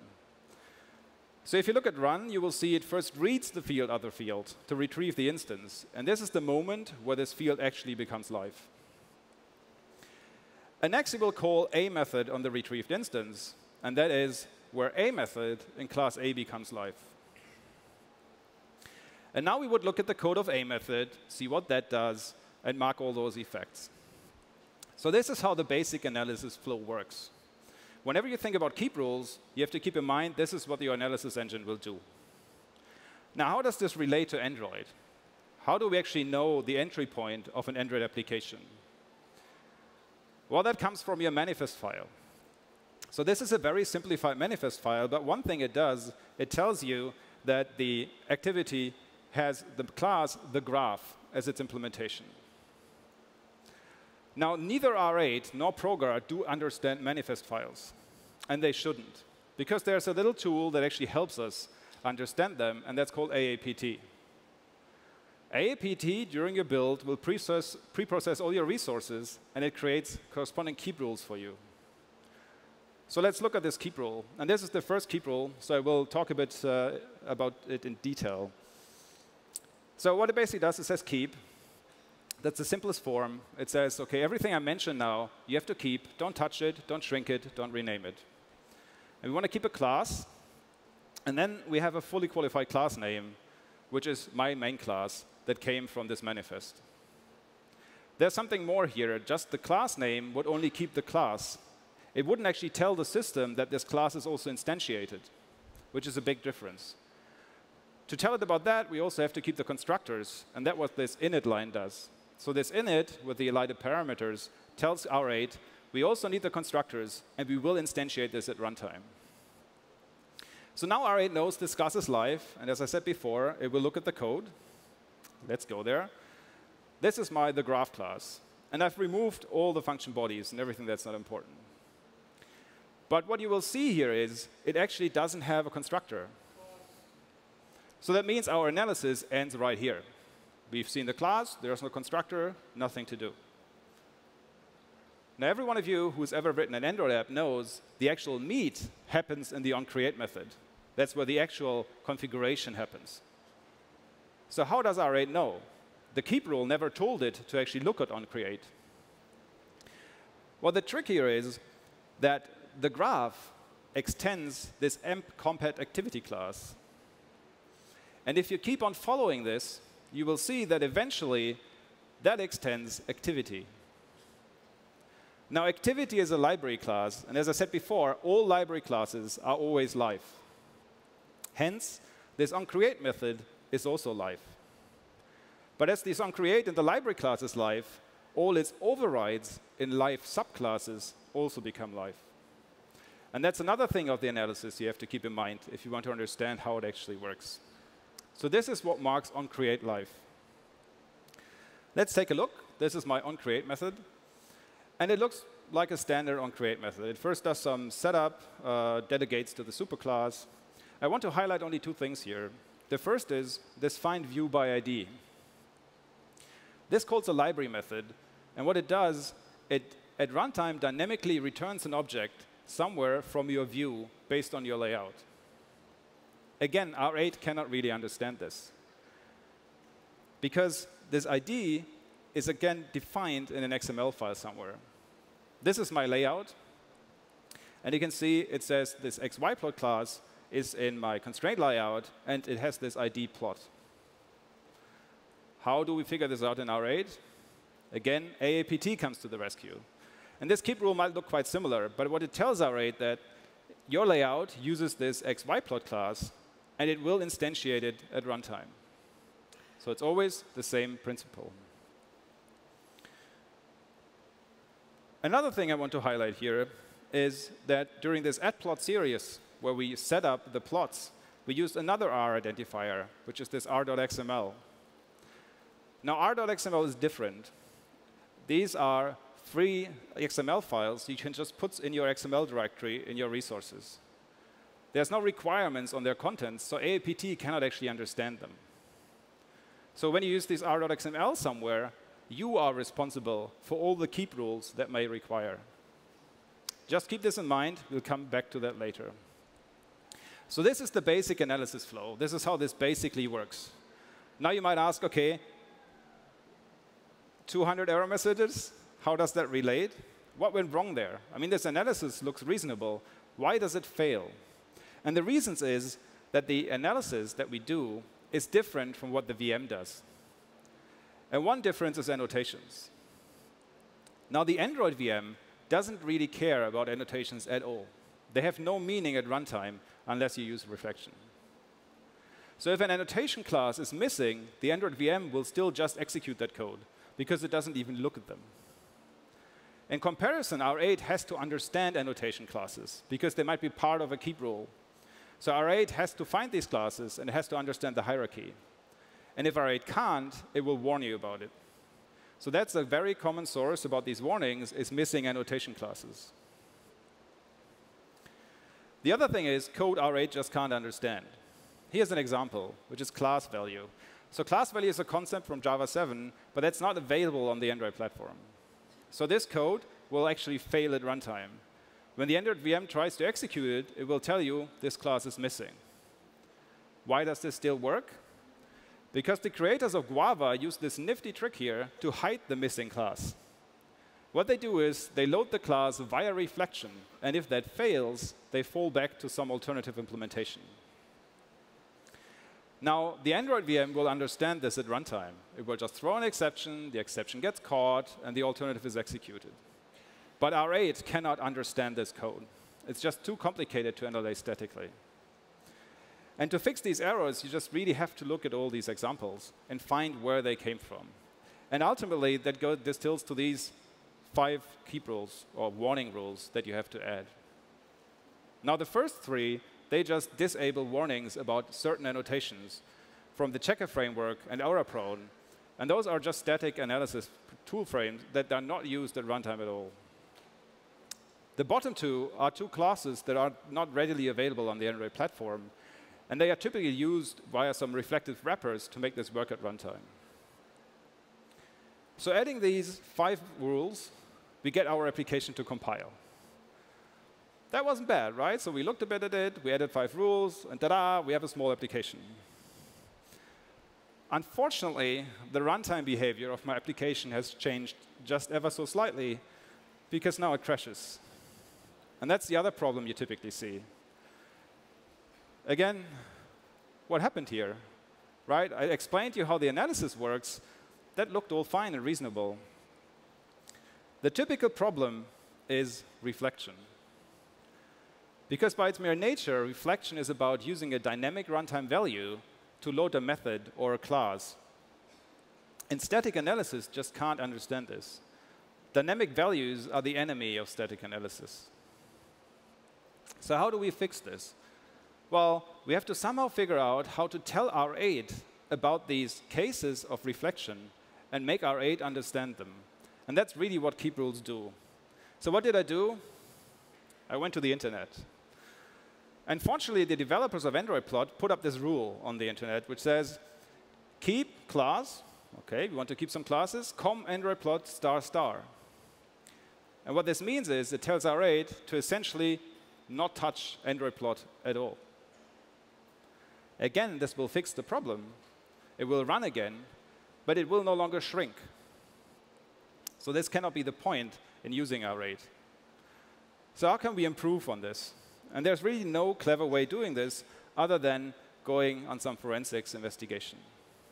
We really have to find out where all this reflection is happening and what we have to add to the configuration to make R8 understand it. So where do you look? Where do we find evidence? And the first place to look is the ADB log. So I've pre-processed this a bit here so that it's easier to read. But in essence, if you go in Android Studio and use the log viewer, you can filter by process ID. And this is, in essence, what you will see. So there will be this log statement saying that stylable definition not found for A. As such, this is not really helpful because I don't understand what this is trying to tell me.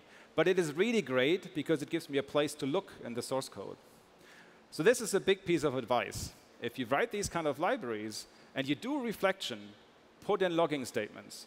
it's not so important that people actually understand the message. It's much more important that people will find where this statement was generated.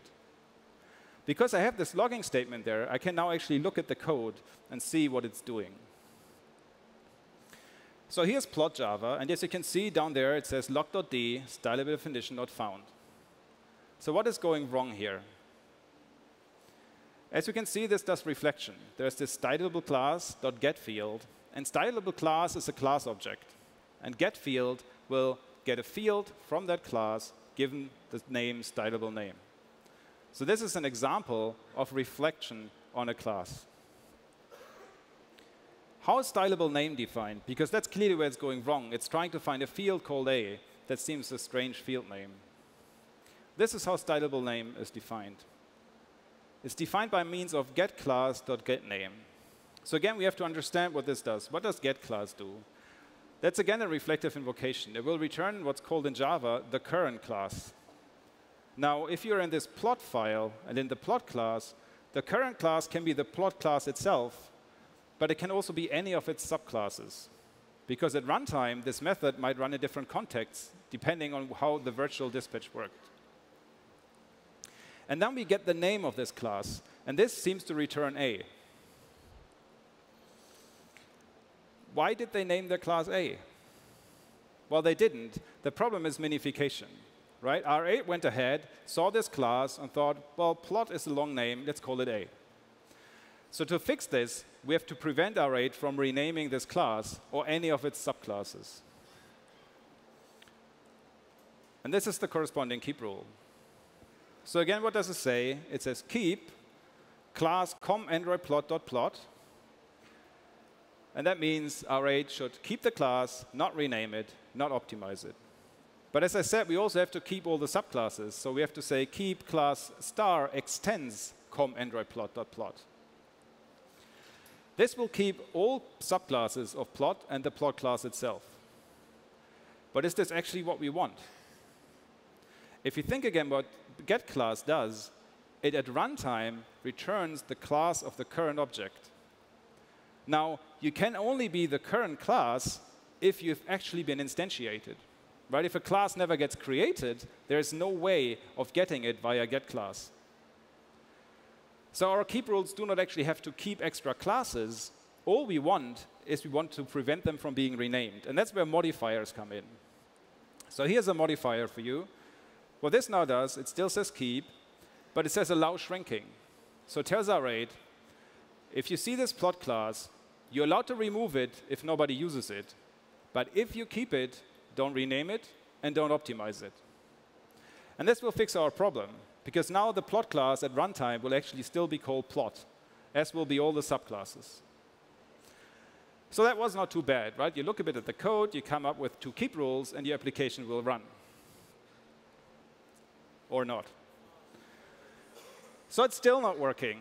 We have to do more forensics work. What do? We go back to the ADB log, and the message has changed. We now see a different exception.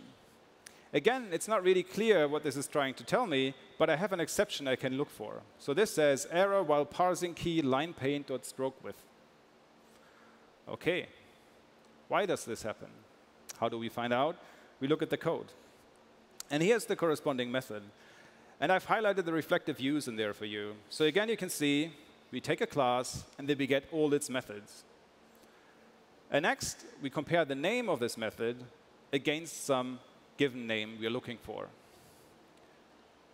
So there's 2 things that can go wrong here. We are just getting a set of all methods, so we might have removed too many methods. And again, we're getting the name of these methods, so we might have renamed them.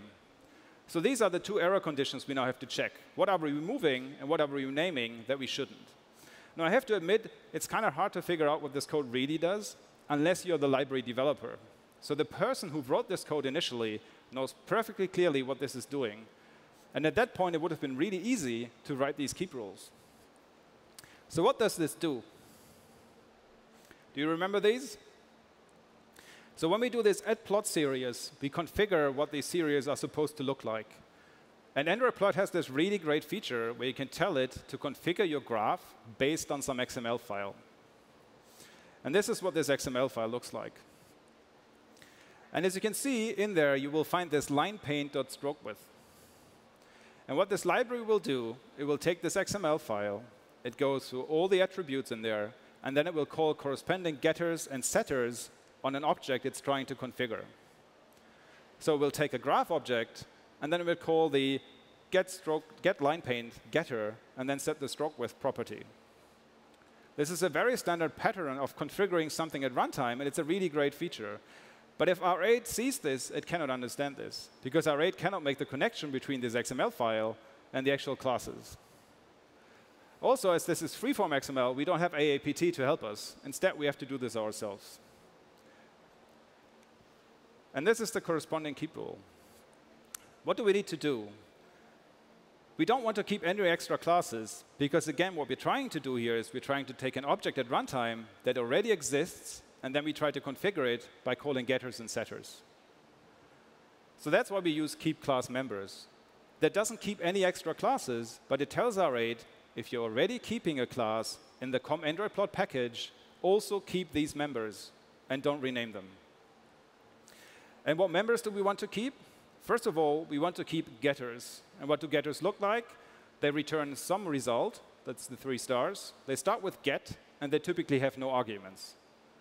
So that first line in there will keep your getters. Similarly, we can keep setters. So they don't return anything, but they start with set, and they take a single argument of some type. So this rule will now keep the getters and setters, so that at runtime, the configuration can just happen. So one more keep rule. Do you think it will work now?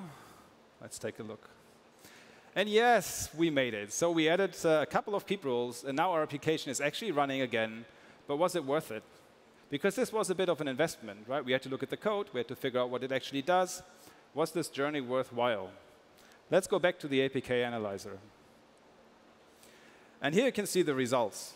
So if you look at COM Google, which is Guava, that went from 1.3 megabytes to just 8K. I know that's very extreme, because I'm using essentially a couple of few classes in this huge collection. But also for Android plot, which is way more realistic, you can see that it went from 180K to about 100K. And that's more than one entire Apollo less. Also, if you look at my app, you can see that it went from 35K to 2K. And 2K is a lot closer to the 100 lines of code I actually wrote, because we removed all the unneeded auto-generated parts that the build system has created for us. Again, I've created this graphic for you to make this a bit more visual. And as you can see, Guava nearly disappeared. Android plot halved, and my app also turned into this little sliver there. So it was a bit of a journey, but it really, really paid off. So what's the takeaway lessons here? I hope I was able to convince you that it actually makes sense to look into size. If you build an app, no matter what your target audience is, please invest into size. Please invest into creating keep rules. Please use ProGuard or R8 to actually shrink your app. But also, I hope I've shown you some ideas of how to make this easier. And the first thing to really take away here is you should consider size early on. Because while you're writing your code, it is really, really easy to also write your keep rules, because you still understand what that code is actually doing. Right? All the code examples we looked at, if you had just written them, it would be easy to understand why this goes wrong. Also, you should add structure to your code to ease describing reflective use.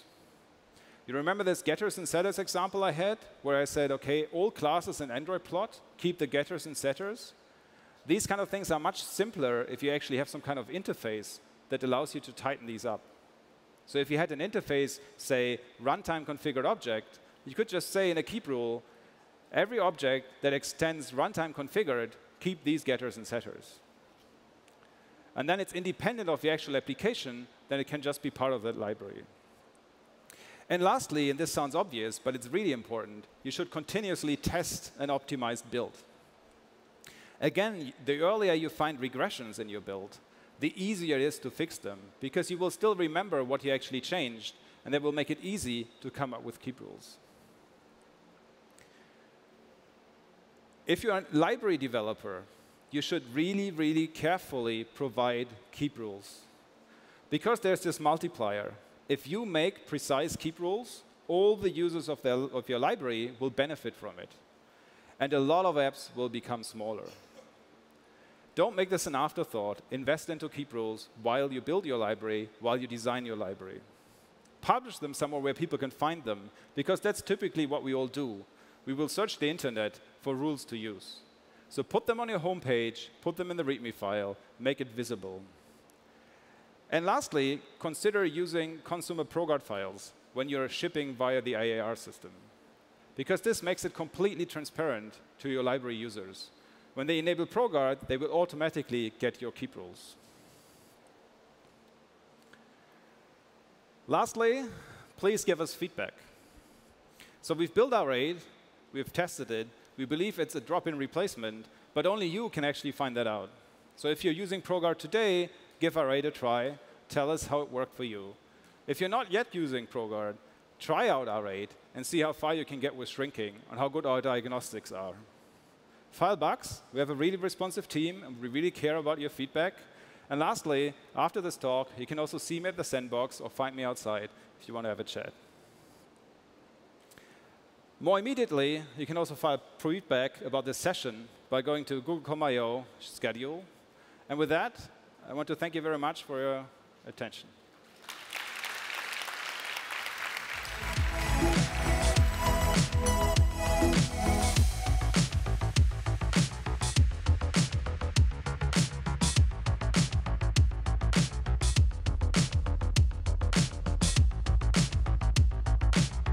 Hard as we could go for 14 months to get this done and put every last, like my whole team put every last inch of themselves. So, you know, it was a beautiful thing because we represented the diaspora, just our crew.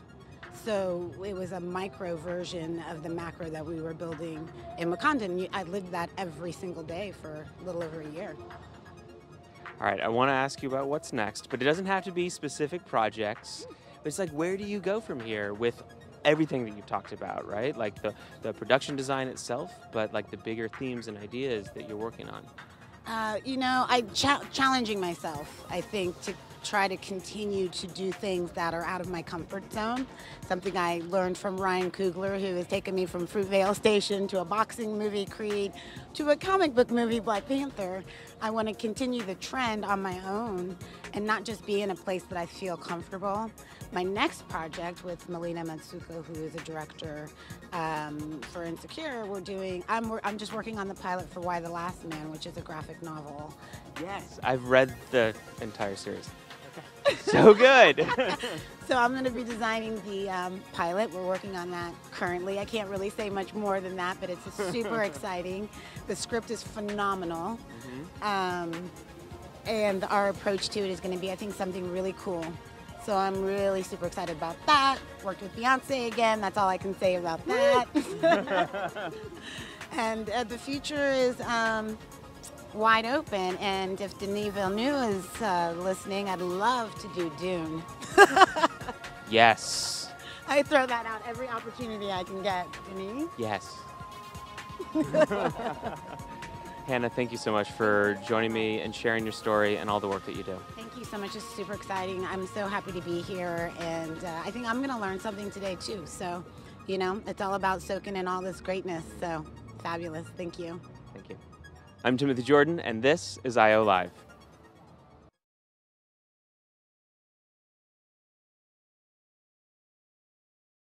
All the way up now. I can't imagine how anybody passes a problem that they know that they can fix and doesn't try to fix it. That's not some complicated thing. It's just stop talking about it and start doing it. I feel an absolute obligation to serve. I did 2 tours in Iraq as a helicopter pilot. I loved being part of the cavalry. But then I got injured, and that caused me to lose my ability to fly. One day you're a soldier, and then overnight they rip off that tag and slap veteran on your chest. I didn't know where to start looking for the next thing. What I do is math and engineering, So I had to find a way to apply those things in a meaningful way. Service doesn't end when you get out of the military, it just changes.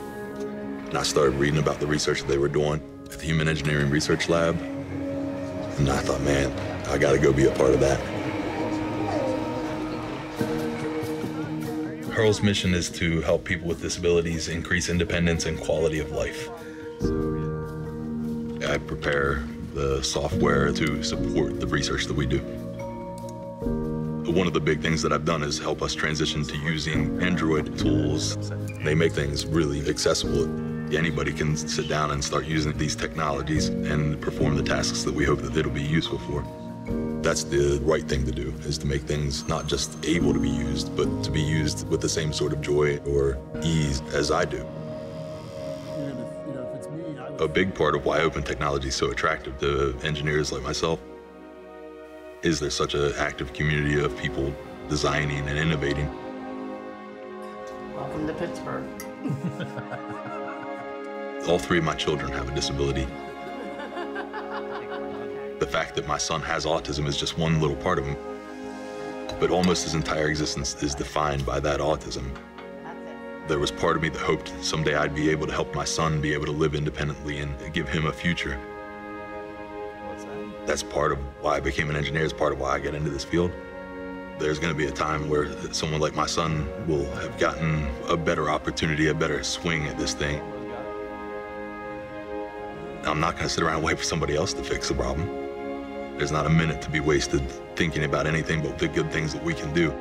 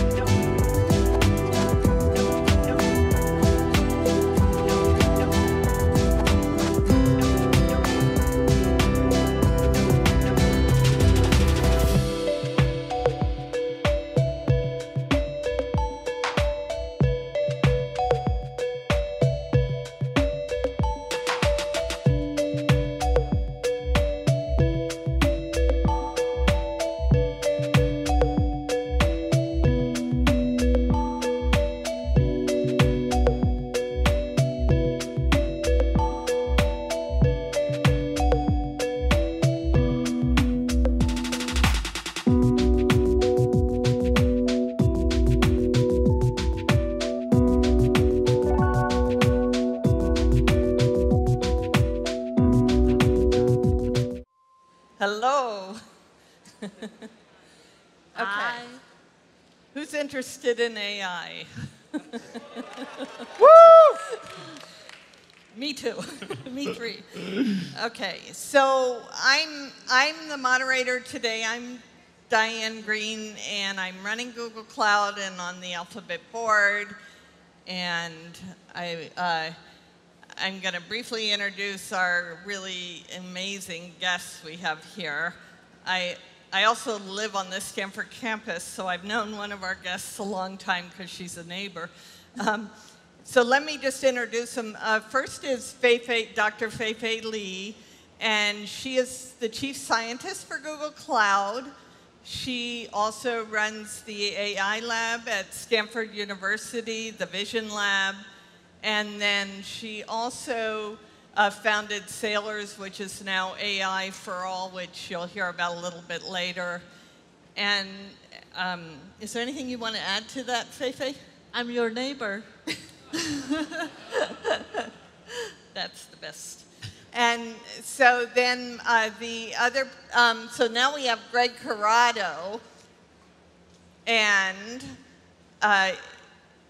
actually there's one amazing coincidence. Both Fei-Fei and Greg were undergraduate physics majors at Princeton together at the same time,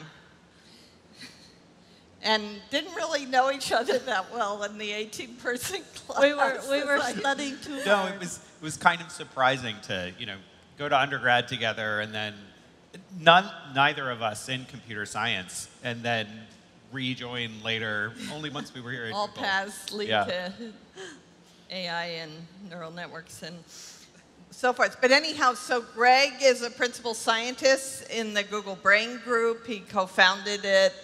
And more recently, he's been doing a lot of amazing work in health with neural networks and machine learning. He has a PhD in neuroscience from Stanford, and so he came into AI in a very interesting way.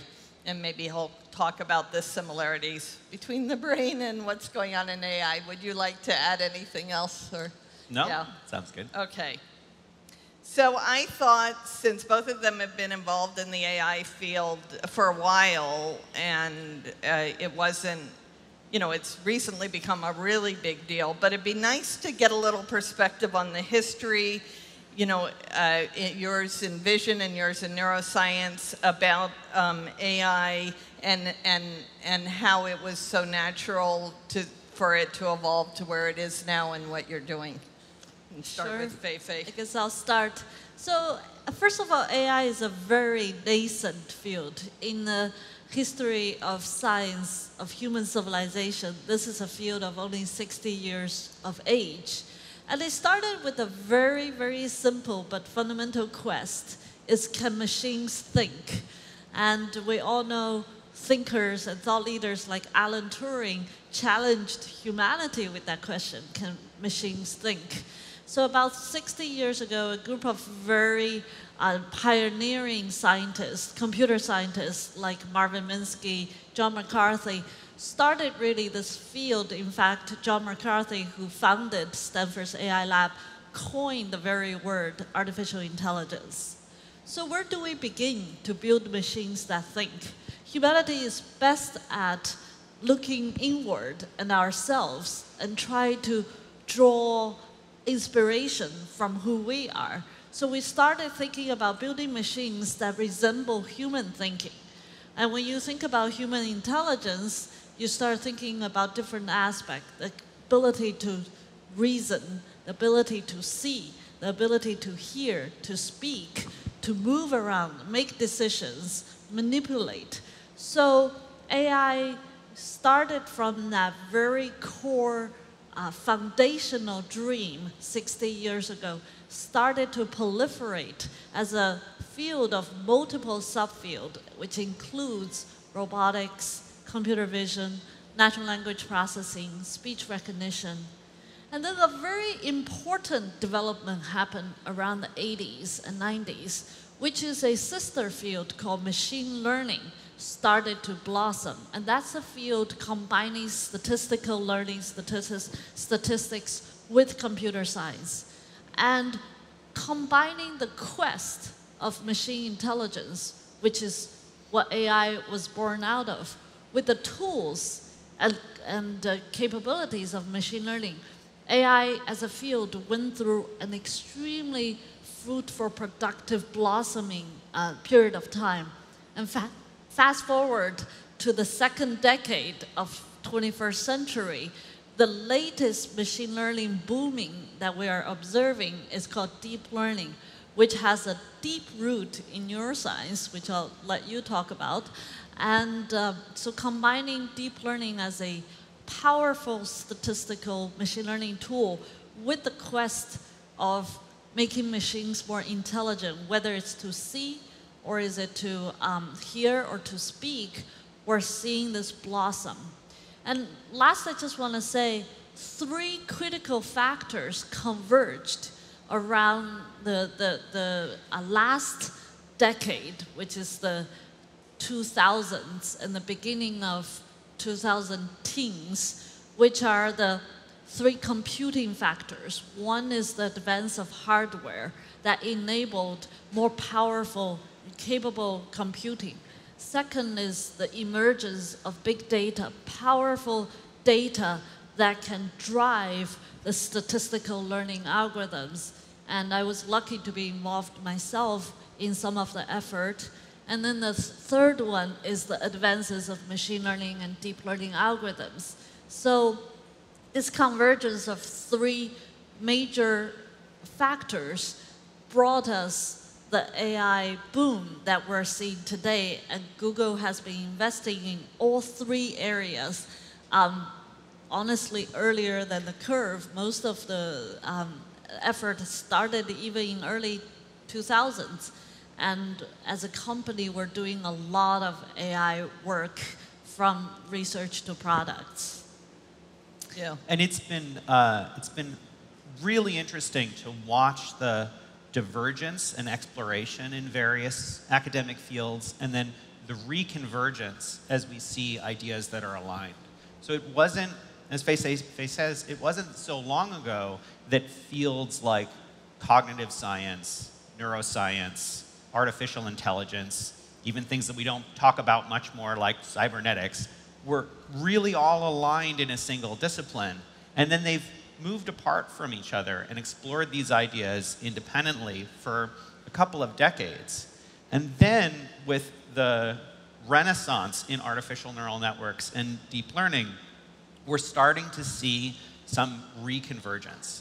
So some of these ideas that were popular only in a small community for a couple of decades are now coming back into the mainstream of what artificial intelligence is, what statistical pattern recognition is, and has really been delightful to see. But it's not just one idea. It's actually multiple ideas that you see that were maintained for a long time in fields like cognitive science that are coming back into the fold. So another example beyond deep learning is actually reinforcement learning. So for the longest time, if you looked at a university catalog of courses and you were looking for any mention of reinforcement learning whatsoever, you were going to find it in a psychology department or a cognitive science department. But today, as we all know, we look at reinforcement learning as a new opportunity, as something that we actually look at for the future of AI, that might be something that's important to get machines to really learn in completely dynamic environments, in environments where they have to explore entirely new stimuli. So I've been really excited to see how this convergence has happened back in the direction from those ideas into mainstream computer science. And I think that there's some hope for exchange back in the other direction. So neuroscientists and cognitive scientists today are starting to ask whether we can take the kind of computer vision models that Fei helped pioneer and use those as hypotheses for how it is that neural systems actually compute, how our own biological brains see. And I think that it's really exciting to see this kind of exchange between disciplines that have been separated for a little while. you know, one little piece of history I think that's also interesting is what you did, Feifei, with ImageNet, which is a nice way of explaining, you know, building these neural networks where you labeled all these images and then people could refine their algorithms by, go ahead and explain that just real quickly. Okay, sure. So about 10 years ago, that the whole community of computer vision, which is a subfield of AI, was working on a holy grail problem of object recognition, which is you open your eye, you can see the world full of objects like flowers, chairs, people, you know, and that's a building block of visual intelligence and intelligence in general. And to crack that problem, we were building as a field different machine learning models. We're making small progress, but we're hitting a lot of walls. And when my student and I started working in this problem and started thinking deeply about what is missing in the way we're approaching this problem, we recognized this important interplay between data and statistical machine learning models. They really reinforce each other in very deep mathematical ways that we're not going to talk about the details here. That realization was also inspired by human vision. If you look at how children learn, it's a lot of learning through big data experiences and exploration. So combining that, we decided to put together a pretty epic effort of we wanted to label all the images we can get on the internet. And of course, we Google searched a lot. And we downloaded billions of images and used crowdsourcing technology to label all the images, organize them into a data set of 15 million images organized in 22,000 categories of objects, and put that together. And that's the ImageNet project. And we democratized it to the research world and released it open source. And then we, starting in 2010, we held an international challenge for the whole AI community called ImageNet Challenge. And one of the teams from Toronto, which is now at Google, won the ImageNet Challenge with the deep learning convolutional neural network model, and that was year 2012. And a lot of people think the combination of ImageNet and the deep learning model in 2012 was the onset of what Greg is gave people a way to compare how they were doing. Exactly. And it was really good. So, yeah. And so, Greg, you've been doing a lot of brain-inspired research, very interesting research, and I know you've been doing a lot of very impactful research in the health area. Could you tell us a little bit about that? Sure. So, I mean, I think you know, the ImageNet example actually sort of sets a playbook for how we can try to approach a problem. The kind of machine learning and AI that is most practical and most useful today is ones where machines learn through imitation. It's an imitation game where if you have examples of a task being performed correctly, the machine can learn to imitate this. And this is called supervised learning. And so what happened in the image recognition case is that by Feifei building an object recognition data set, we could all focus on that problem in a really concrete and tractable way in order to compare different methods. And it turned out that methods like deep learning and artificial neural networks were able to do something really interesting in that space that previous machine learning and artificial intelligence methods had not, which was that they were able to go directly from the data to the predictions and break the problem up into many smaller steps without having being told exactly how to do that. So that's what we were doing before, is that we were trying to engineer features or cues, things that we could see in the stimuli that then we would do a little bit of statistical learning on to figure out how to combine these signals. But with artificial neural networks and deep learning, we're actually learning to do those things all together.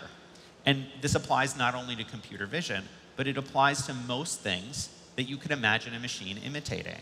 And so the kinds of things that we've done, like with Google Smart Reply and now Smart Compose, we're taking that same approach, that if you have a lot of text data, which it turns out the internet is full of, what you can actually do is you can look at the sequence of words so far in a conversation or in an email exchange and try to guess what comes next.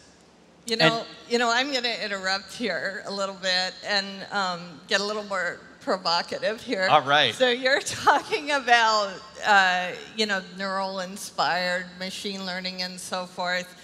And so, this artificial intelligence is kind of bringing into question what are we humans, and then there's this thing out there called AGI, artificial general intelligence. What do you think's going on here? Are we getting to AGI? I really don't think so. There's a variety of opinions in the community, but my feeling is that, okay, we've finally gotten artificial neural networks to be able to recognize photos of cats, right? That's really great. We also, it's now can... Fei, was that AGI when we recognized a cat? No, that's not enough Yeah. to define AGI. So the kind of thing that's working well right now is this sort of pattern recognition, this immediate response where we're able to recognize something kind of reflexively. And we now have, I believe, machines can do pattern recognition every bit as well as humans can. And that's why they can recognize objects in photos, that's why they can do speech recognition, and that's why they can win at a game like Go. But that is only one small sliver, a tiny sliver, of what goes into something like intelligence. Notions of memory and planning and strategy and contingencies, even emotional intelligence. These are things that we haven't even scratched the surface. And so to me, I feel like it's really a leap too far to imagine that having finally cracked pattern recognition after some decades of trying, that we are therefore on the verge of cracking all of these other problems that go into what constitutes general intelligence. Although we have gone way faster than either of you ever expected us to go, I believe. Yes and no. Humanity has a tendency to overestimate short-term progress and underestimate long-term progress. So eventually we will be achieving things that we cannot dream of. But Diane and Greg, I want to just give a simple example to define AGI. So the definition of AGI, again, is an introspective definition of what humans and human intelligence can do. I have a 2-year-old daughter who doesn't like napping. And I thought I'm smart enough to scheme to put her in a very complicated sleeping bag that doesn't get herself out of the crib. And just a couple of months ago, I was on the monitor watching this kid, 2-year-old, where for the first time, I was training her for napping by herself. She was very angry. So she looked around, figured out a weak spot on the crib where she might be able to climb out, figured out how to unzip her complicated sleeping bag that I thought I schemed to do really, to prevent that, and figured out a way to climb out of a crib that's way taller than who she is, and managed to escape safely and without breaking her legs. Okay, how about AGI equivalent to my cat or equivalent to a mouse? If you're shifting the definition, sure. I see, okay. But even cat, I think there are things that the cat is capable of doing. So I do think that if you look at an organism like a cat from a behavioral level, like how cats behave and how they respond to their environments, I think that you could imagine a world where you have something like a toy that is for entertainment purposes that approximates a cat in a bunch of ways, in that the sorts of behaviors that the human observe, you're like, oh, it walks around, it doesn't bump into things, it meows at me every once in a while. I do believe that we can build a system like that. But what you can't do is you can't take that robot and then, dump it in the forest and have it figure out what it needs to do in order to survive and make things work. But it's a goal. It's a healthy goal. It's a healthy goal.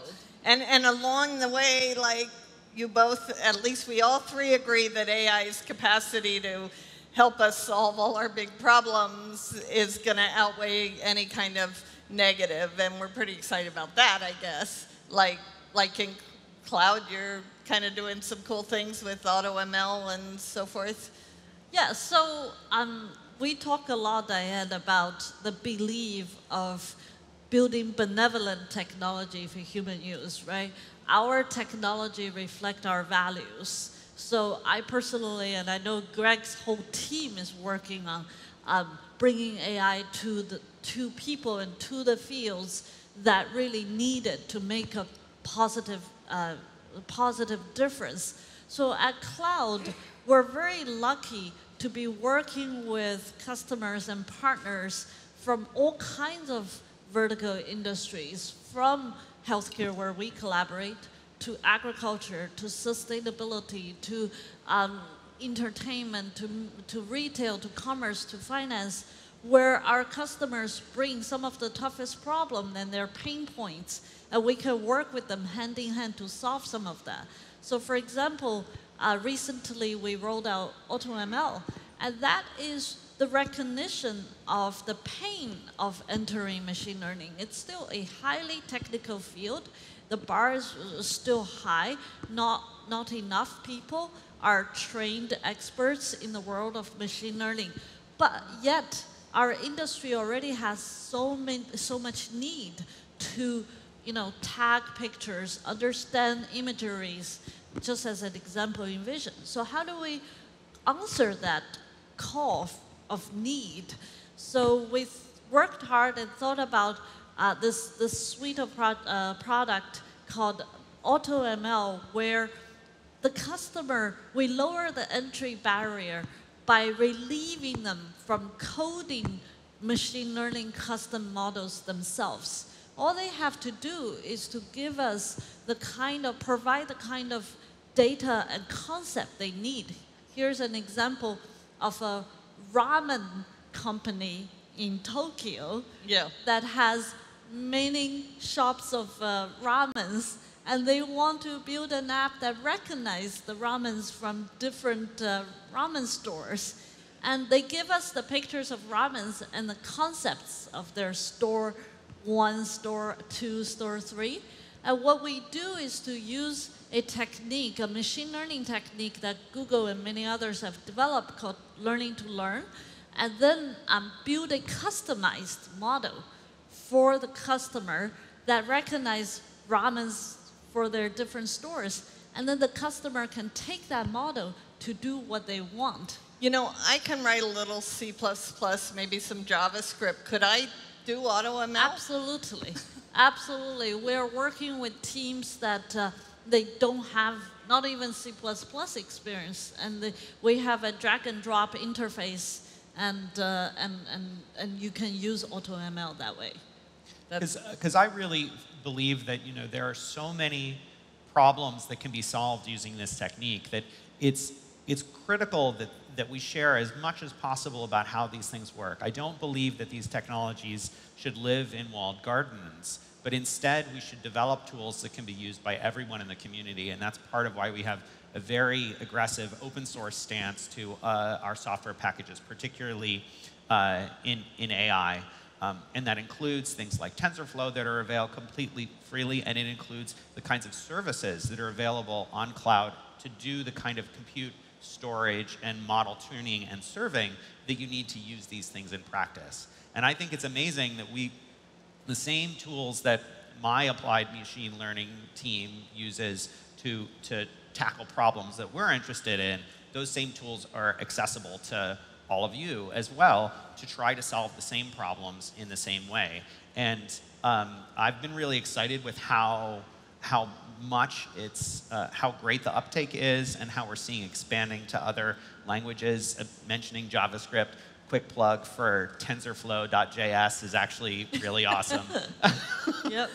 Oh, and you should probably run it on a TPU. Yes, exactly. does give a nice boost. But so you're building, I mean, with machine learning, we're bringing it to market in so many ways because we have the tools to build your own models, the TensorFlow, we have the AutoML that brings it to any programmer. And then what's going on with all the APIs and how is that going to affect every industry and what do you see going on there? So cloud already has a suite of APIs for a lot of our industry partners and customers, from translate to speech to vision to... which are based on models that we built. Yes, yeah. we can build, for example, Box is a major partner with Google Cloud, where they recognize a tremendous need for organizing customers' imagery data to help customers. So they actually use Google's Vision API to do that. And that's a model easily delivered to our customers through our service. Yeah, it's pretty exciting. I mean, Greg, how do you think that's going to play out in the health industry? I know you've been thinking about that. Yeah. So healthcare is one of the problems that a bunch of people are working on at Google and a lot of people are working on outside as well, because I think there's a huge opportunity to use these technologies to expand the availability and the accuracy of healthcare. And part of that is because doctors today are basically trying to weather an information hurricane in order to provide care. And so I think there are thousands of individual opportunities to make doctors' work more fluid, to build tools to solve problems that they want solved, and to do things that help patients and improve patient care. I mean, I think you were telling me that so many doctors are so unhappy because they have so much drudgery to do. Is this a big breakthrough? Yeah, or? Absolutely. I mean, I believe that there's been a great, when you go to a doctor, you're looking for medical attention, right? And right now, a huge amount of their attention is not actually focused on the practice of medicine, but is focused on a whole bunch of other work that they have to do that doesn't require the kind of insights and care and connection the real practice of medicine does. And so I believe that machine learning and AI is going to come into healthcare through assistive technologies that help the doctors do what they want to do better.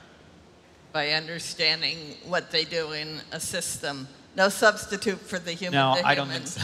Yeah. No substitute. Speaking of human, Feifei, do you want to talk a little bit about why you think this humanistic AI approach is so critical? Yeah, thank you. So if we look at the history of AI, we've entered phase 2. The first 60 years is AI as more or less a niche technical field where we're still laying down scientific foundations. But starting this point on, AI is one of the biggest drivers of societal changes to come. So how do we think about AI in its next phase? What is the frame of mind that should be driving us? Has been on top of my mind. And I think deeply about the need for human-centered AI, which, in my opinion, includes 3 elements to complete the human-centered AI thinking. The first element is really advancing AI to the next stage. And here we bring our collective background from neuroscience, cognitive science, whether we're getting to AGI tomorrow or in 50 years, there's a need for AI to be a lot more flexible, nuanced, learn faster in more unsupervised, semi-supervised, one-shot learning ways, to be able to understand emotion, to be able to communicate with humans. So that is the more human-centered way of advancing AI science.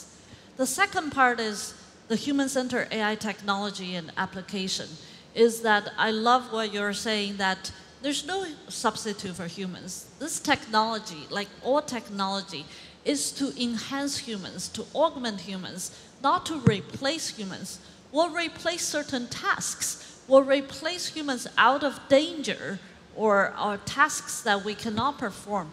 But the bottom line is we can use AI to help our doctors, to help our disaster relief workers, to help decision makers. So there is a lot of technology in robotics, in design, in natural language processing that is centered around human-centered AI technology and application.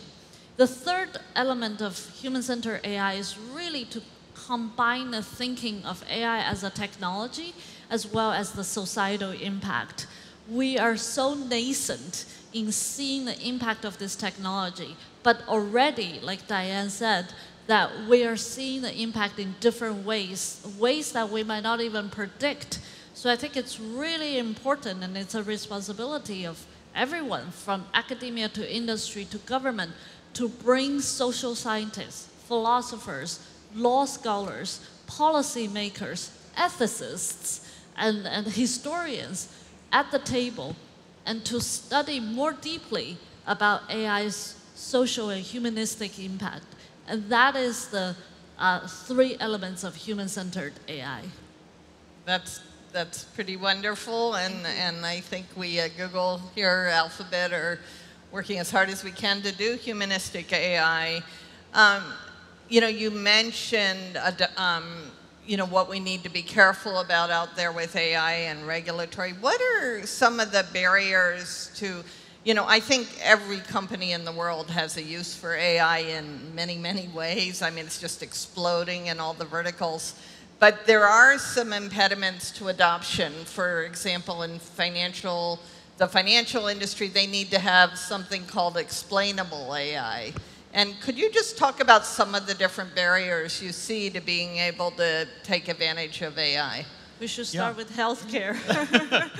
Yeah, so I think that there are a bunch of really important things to consider. So one of the things is, of course, we want to have machine learning systems that are designed to fit the needs of the folks that are using them and applying them. And that can often include not just giving me the answer, but telling me something about how that was derived. So some kind of explainability. So in the healthcare space, for example, we've been working on a bunch of things in medical imaging. And it's not acceptable to just tell the doctor that, oh, you know, something looks fishy in this x-ray or this pathology slide or this retinal scan. You have to tell them, you know, well, what do you think is wrong? But more importantly, you actually have to show them where in the image you think the evidence for that conclusion lies, so that they can then look at it and decide whether they concur or they disagree, or, oh, well, there's a speck of dust there, and that's what the machine is picking up on. And the good news is that these things actually are possible. And I think there's kind of been this unfortunate mythology that AI and deep learning in particular is a black box, and it really isn't. We didn't study how it worked because for a long time it really didn't work that well. But now that it's working well, there are a lot of tools and techniques that go into examining how these systems work, and I think explainability is a big part of it in terms of making these things available for a bunch of applications. So in addition to explainability, I would add bias. I think bias is an issue we need to address in AI, and I see bias from where I sit, two major kind of bias we need to address. One is the pipeline of AI development, starting from the bias of the data to the outcome of the bias. And we have heard a lot about if the machine learning algorithm is fed with data that does not represent the problem domain in a fair way, we will introduce bias. Whether it's missing a group of people's data or biasing it to a skewed distribution, these are things that would have deep consequences, whether you're in the healthcare domain or finance or legal decision making. So I think that is a huge issue. Very nicely that Google is already addressing that. We have a whole team at Google working on bias in this. That's true. And another bias I think it's important is the people who are developing AI. It's the human bias. And the lack of diversity is also another bias. It's so important, and that kind of brings me to maybe we're getting close to the end, but if you, where is AI going? I mean, how prevalent is it going to be? I mean, we look at our universities, and these machine learning classes have 800 people, 900 people. You know, there's such a demand. Every computer science graduate wants to know it. Where is it going? I mean, will every high school graduating senior be able to customize AI to their own purposes? And how will, what does it look like 5, 10 years from now?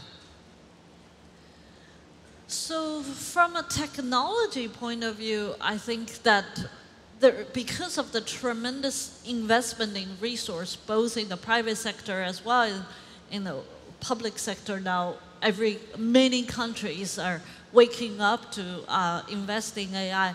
We're gonna see a huge continued development of AI technology. I'm mostly excited either at Cloud or seeing what Greg's team is doing, AI being delivered to the industries that really matter to people's lives and work quality and productivity. But Diane, I think you're also asking is, how are we educating more people in AI, right? So both making it easier to use and educating them, and what's it going to look like? What do you predict?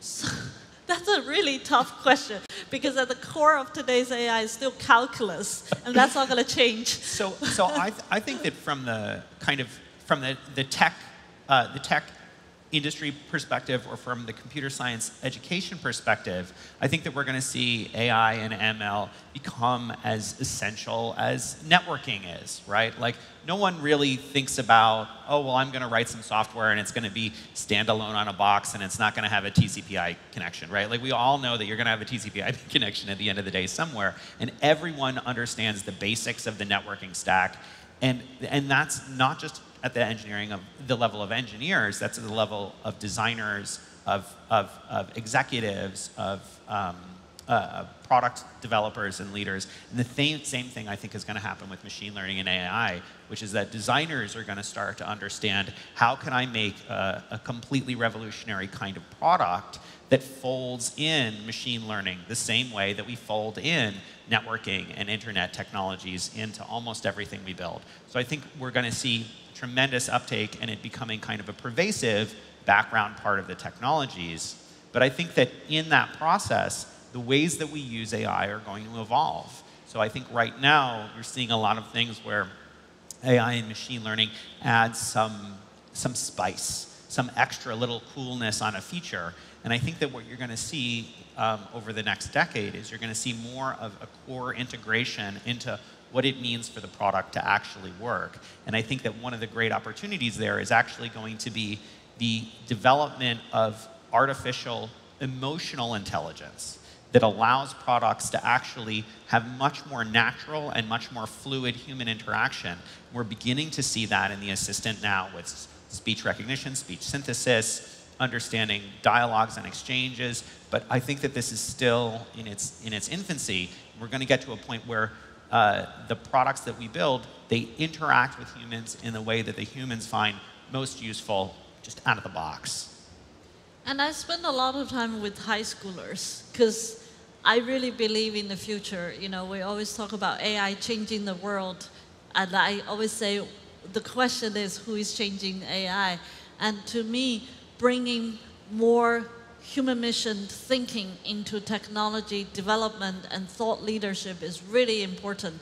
Not only important for the future of our technology and the value we instill in our technology, but also in bringing the diverse group of students and future leaders into the development of AI. So, you know, at Stanford, at Google, we all work a lot on this issue, and personally, I'm very involved with AI for All, which is a nonprofit that educates high schoolers around the country from diverse backgrounds, whether they're girls or or students of underrepresented minority groups, and we bring them onto AI, onto campus, university campus, and work with them on AI thinking and AI studies. And at Google, we're just completely committed to bringing all our best technologies to everybody in the world, and we're doing that through the cloud, and we're bringing these tools, we're bringing these APIs, and the training, and the partnering, and the processors, and we're pretty excited to see what all you guys are going to do with it. Thank you very much. Thanks, everybody.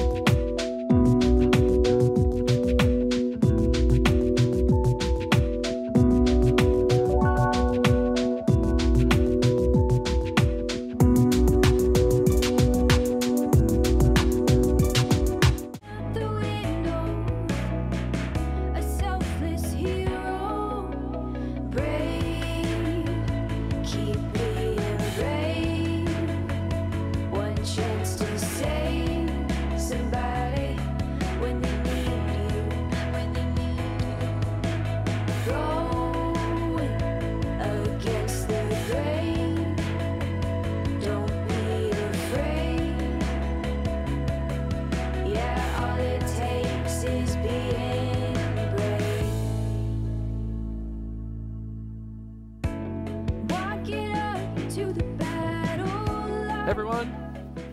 everyone, welcome to our talk today on device provisioning and authentication with Android Things. My name is Darren. I'm a software engineer, and I work on security for Android Things. Cool. So I'm Wayne Pekarski. I'm a developer advocate for Android Things and IoT. And so thanks for coming today to our talk. And today we're going to talk to you about the strategies of getting your IoT devices connected to the internet, to the cloud, and everything else. So we're going to go through the whole process end to end. And we're going to talk about how Google's software platforms such as Android Things, Firebase, and Cloud IoT Core help to make this much easier to do. So as many of you probably know, and that's why you're here today, is that IoT is huge, and it's going to be bigger than anything we've seen before. So in the same way that we saw phones were orders of magnitude larger than PCs, I think we're going to see IoT devices being orders of magnitude larger than them. We're going to be surrounded by IoT devices on a day-to-day basis that do all kinds of different tasks for us. And there's not going to be just one device. You're going to have tens or hundreds of them doing all kinds of interesting things. And so today we're going to give you some hints as to ideas on how to best build these kind of IoT devices and how to connect them, secure them, and so forth. So firstly, let's discuss the basics of Android Things. Hopefully most of you have seen the intro talk. If you haven't, we have a bunch of talks here at I/O that cover what Android Things is.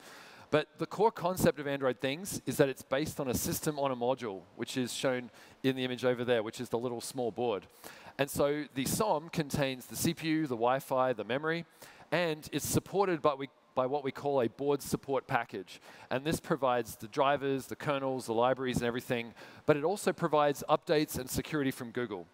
And using an Android Things SOM, it makes it really easy for developers to build IoT devices and also to help ensure that they're secure and that they're kept up to date, because those are the kind of things that consumers need now with their devices. One other thing that makes Android Things unique is that it supports really powerful types of processing on device. So you don't need to do things in the cloud, but you can do video and audio processing, you can do machine learning, and you can do everything on device because we have phone-level CPU performance on these Android Things SOMs.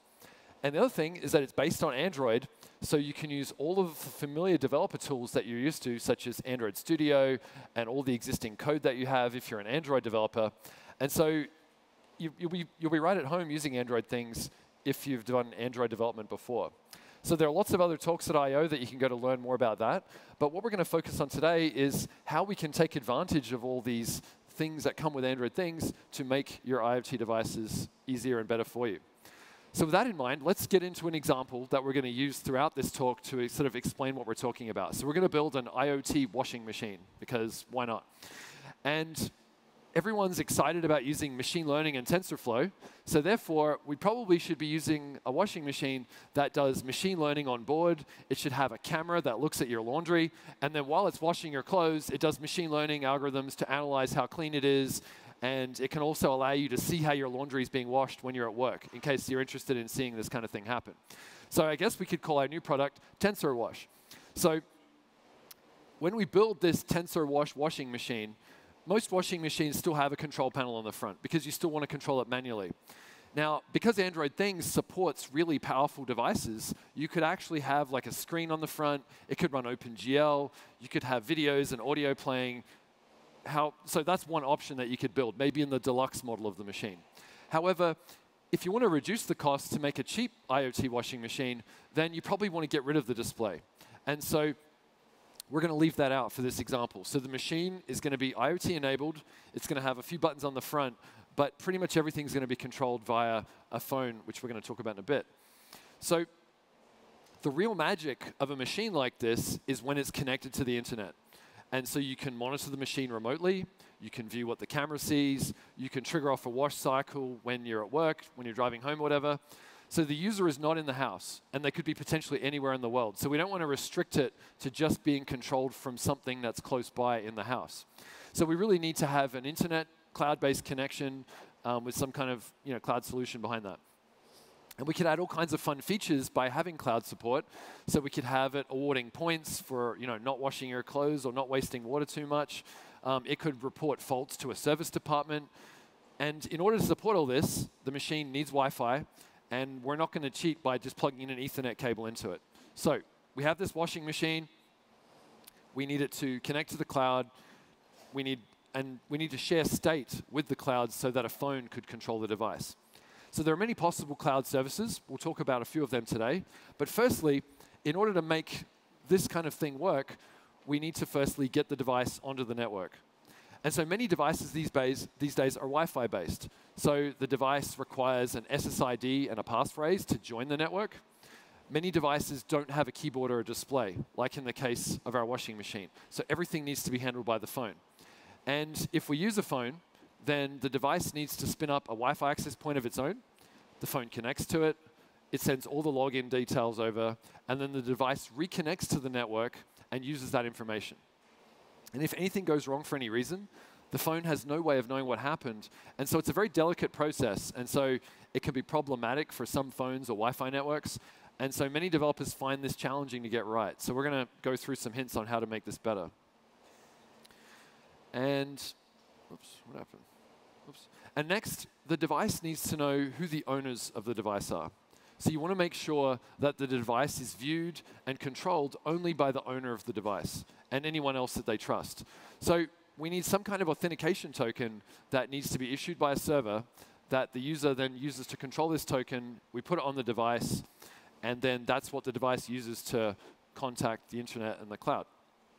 If the user factory resets the device, then we need to forget this token and everything else, and then the device should reset itself so that a different user could use the machine and none of the previous history is preserved.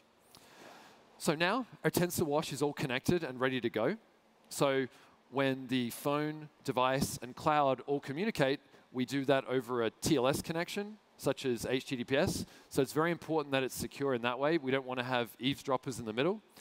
Google services generally these days require HTTPS. And we do this, and we're actually starting to enforce this by default. So we're making it harder now for you to use unencrypted connections because of all the security implications. And it's important that when you build devices like this, that everyone does security properly. Even tiny IoT companies that are making really simple little toys or whatever, because everyone always thinks that their device is not going to be the problem, and then even small problems can have unexpected impacts in ways that you just didn't even dream of later on once your device is out in the wild. So that's it. That's the key concepts of what you need to get a washing machine that we're building and get it connecting up to the cloud. So we need to set up Wi-Fi, we need to transfer the credentials, and then we need to connect with encryption. But there's actually a lot more to it. So what I'm going to do is I'm going to let Darren now do a deep dive on some of the key concepts here and a bit more of an explanation as to what's going on. Cool. So I want to take a step back and talk about a few of these key concepts that we use to establish secure relationships between devices, which is fundamentally what we're doing when we provision devices. These concepts are distinct, but they're very much intertwined in practice, as you'll see. I want to talk about authentication, authorization, and attestation. First, authentication. To authenticate something is simply to prove that it's genuine or valid, that it's authentic. We authenticate works of art, official documents, handwritten signatures. We also authenticate each other, mostly using face recognition. This is very natural to us. It's very intuitive. Computers often authenticate us using passwords. Automobiles often authenticate us using keys. So we use authentication all the time in our daily lives without really even thinking about it. But what about when one computing device needs to authenticate to another computing device? This is less intuitive for us to think about. Often what it involves is secret data. So the authentic computer has access to secret data, and all the other computers don't. And so there's two forms that this secret data can take that I want to talk about. One is cryptographic keys, and the other is bearer tokens. There are other ways to authenticate, but these are very common, and they'll directly relate to our TensorWash example. I'm going to dig into each one of them a little bit. So cryptographic keys and certificates are very common on the web. This is how your web browser would authenticate a web server, using HTTPS, for example. The authentication involves verifying the certificate, verifying the information in the certificate, verifying it against something you already trust or that you expect. Verifying the authority that issued that certificate is something that you trust. We also need to verify the proof of possession of a key. The key itself is not transferred across the network, or at least not the private part of the key. But we need to check that the other computer has possession of it, and it gives us a proof of that. So doing this right in practice can be really hard. Building these protocols can be really hard. I strongly recommend you don't build this yourself. Find a good library that does it. If you use Android Things, we have support for HTTPS and TLS built in, and so you don't have to implement any of this. So I like to compare this kind of authentication to an airport passport check. If you imagine you take your passport and you come up to the check, the agent there is going to validate specific information on the passport. They're going to verify that it's from an authority that they trust. And then they're going to do a proof of possession check, which in the case of the passport is a match of the picture with the face of the person standing in front of them.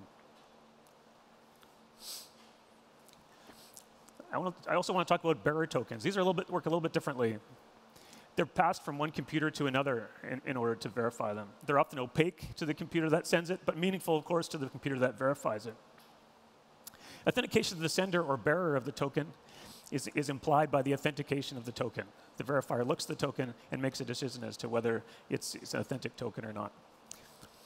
I like to compare this to the example of a movie ticket. You go to the ticket stand and you buy a movie ticket. That ticket becomes your bearer token. You go into the theater, you present that token, you're allowed in. You pass that ticket to your friend. Your friend is now the bearer token, or the bearer of that token, and they can get into the movie. So often these kinds of tokens are used to represent a more thorough authentication that happened in the past. There's another good example on the web. When you have a website that requires a login, you log in with the username and password. And imagine if you had to type your password again for every page within that site. Navigate to a new page, type your password again.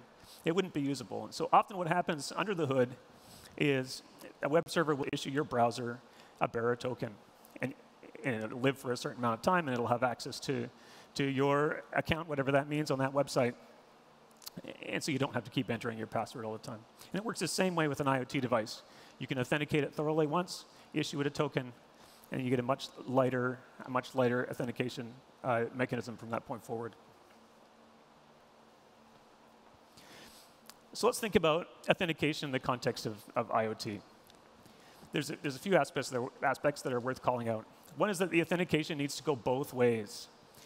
You need to, the services and other devices around a device need to authenticate that device, and that device needs to authenticate the other services and the other devices around it. So, for example, a device would authenticate a web service same way that a browser would authenticate a web service using HTTPS or TLS. Also, authentication does not necessarily mean a verification of identity. Often we think of it that way, but it doesn't necessarily have to be that way. Take the example of a restricted web service. Suppose you stand up a web service, but it's intended for instances of your product to connect back to that web service. And you want to make sure that all the clients are actually instances of that web service. What you want to do is authenticate that it's one of your devices, but you don't actually care which one. And you can actually do an anonymous authentication in that case. Also, we need to bind authentication to meaningful expectations. We need to make sure that we're authenticating what we're thinking, what we're expecting to authenticate. Let me give you a couple of examples. If there's a device in front of you, and you want to authenticate that device, you need to bind it to something physical. Bind something physical on the device. If the device has a screen and you can display a code, both on your phone and on the screen, for example, that's a physical binding of that authentication. That's a common experience when you do like a Bluetooth pairing or something like that.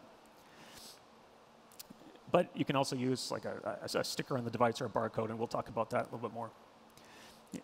Same thing goes with an encrypted channel. If you've established an encrypted channel and then you need to authenticate that channel, bind your authentication to that channel. So if you're using a standard protocol like TLS or HTTPS, this is already done for you. You don't have to worry about it. But if you're doing something between two devices, for example, and they don't support that kind of a protocol, then you need to think about this. So let's go back to our TensorWash example and take a look at all the authentication that needs to happen. So we'll start in the completely unprovisioned state. So we just took our TensorWash machine out of the box. So let's assume that our smartphone's already set up. Our smartphone is able to authenticate web services using HTTPS, TLS, and also, in our case, let's assume that we have a Google account we've logged into on the phone, and so those web services are able to authenticate the phone. And so there's a two-way authenticated relationship there. The first thing we need to do is we need to authenticate this new device. What we want to do is we want to send it credentials. Those credentials can be valuable, Wi-Fi passwords, access to cloud services. And we want to make sure we're sending it to the right device before we send it over. And once we've provisioned that, we want to end up in this state where we have two-way authenticated relationships between the TensorWatch machine and cloud services. So I've given two examples here, Firebase and Cloud IoT Core, that we're going to use with TensorWatch. And for both of these, we want a two-way relationship. Again, authenticating web services, we'll use the standard TLS HTTPS. And we'll use different forms, which we'll talk about in more detail a little bit later, to authenticate the device. But those credentials are going to be provisioned during this process from the phone. So some of you may have noticed that there's one authentication that didn't go both ways in my example. What about this one here in yellow from TensorWatch to the phone? Is it OK for the TensorWatch device to come out of the box and not authenticate the phone that's going to set it up? So we've put it this way because it's really common for consumer devices. When they come out of the box, they're sort of a clean, clear state. They don't have any notion of who their owner is or who they trust. They're just available to be set up. And so we wanted to build out this case. And mostly that's OK. It doesn't come out of the box with credentials that it's going to be giving out. It's receiving credentials, and so it's less important than, for example, than the phone that needs to authenticate the TensorWatch device. But there are cases, for example, in enterprise, zero-touch mass rollout scenarios, where they want that device to come out of the box and get itself set up. It'll have to come out of the box already with the notion of who it trusts. And this can be as simple as just taking an HTTPS URL and embedding it onto the device, so when it wakes up, it knows where it can go, and that can be a registration server that can fill it in with the rest of the credentials or information it needs to get configured. But we're gonna leave that bit out for our talk, and we're gonna assume we have a consumer device, TensorWatch, coming out of the box in a clear state. So we've talked about authentication, which is checking whether something's authentic, and I want to talk about authorization. Authorization is checking whether something is allowed to do what it's trying to do. Think back to the airport passport check. You arrive at the airport with a valid passport. That doesn't mean you're going to pass the check. For example, they're going to be checking whether you're scheduled for a flight that day. Just because your passport is an authentic passport doesn't mean you pass. There's still an additional authorization. Similarly with the movie ticket scenario. If you head to the theater with a movie ticket from last year, you may not get into your movie. It's a different time, different date, different showing. And there's an authorization that happens even though your movie ticket is perfectly authentic.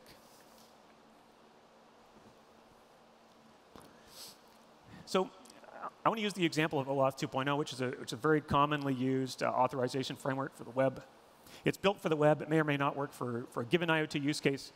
But it's a good example, and I want to pull out a few concepts that are important. And even if you don't use OAuth 2.0, you need to think about some of these concepts. The two big ones are token scope and token lifetime. Token scope describes what privileges are associated with the token. So what can the bearer of this token get access to? Token lifetime describes when the token expires.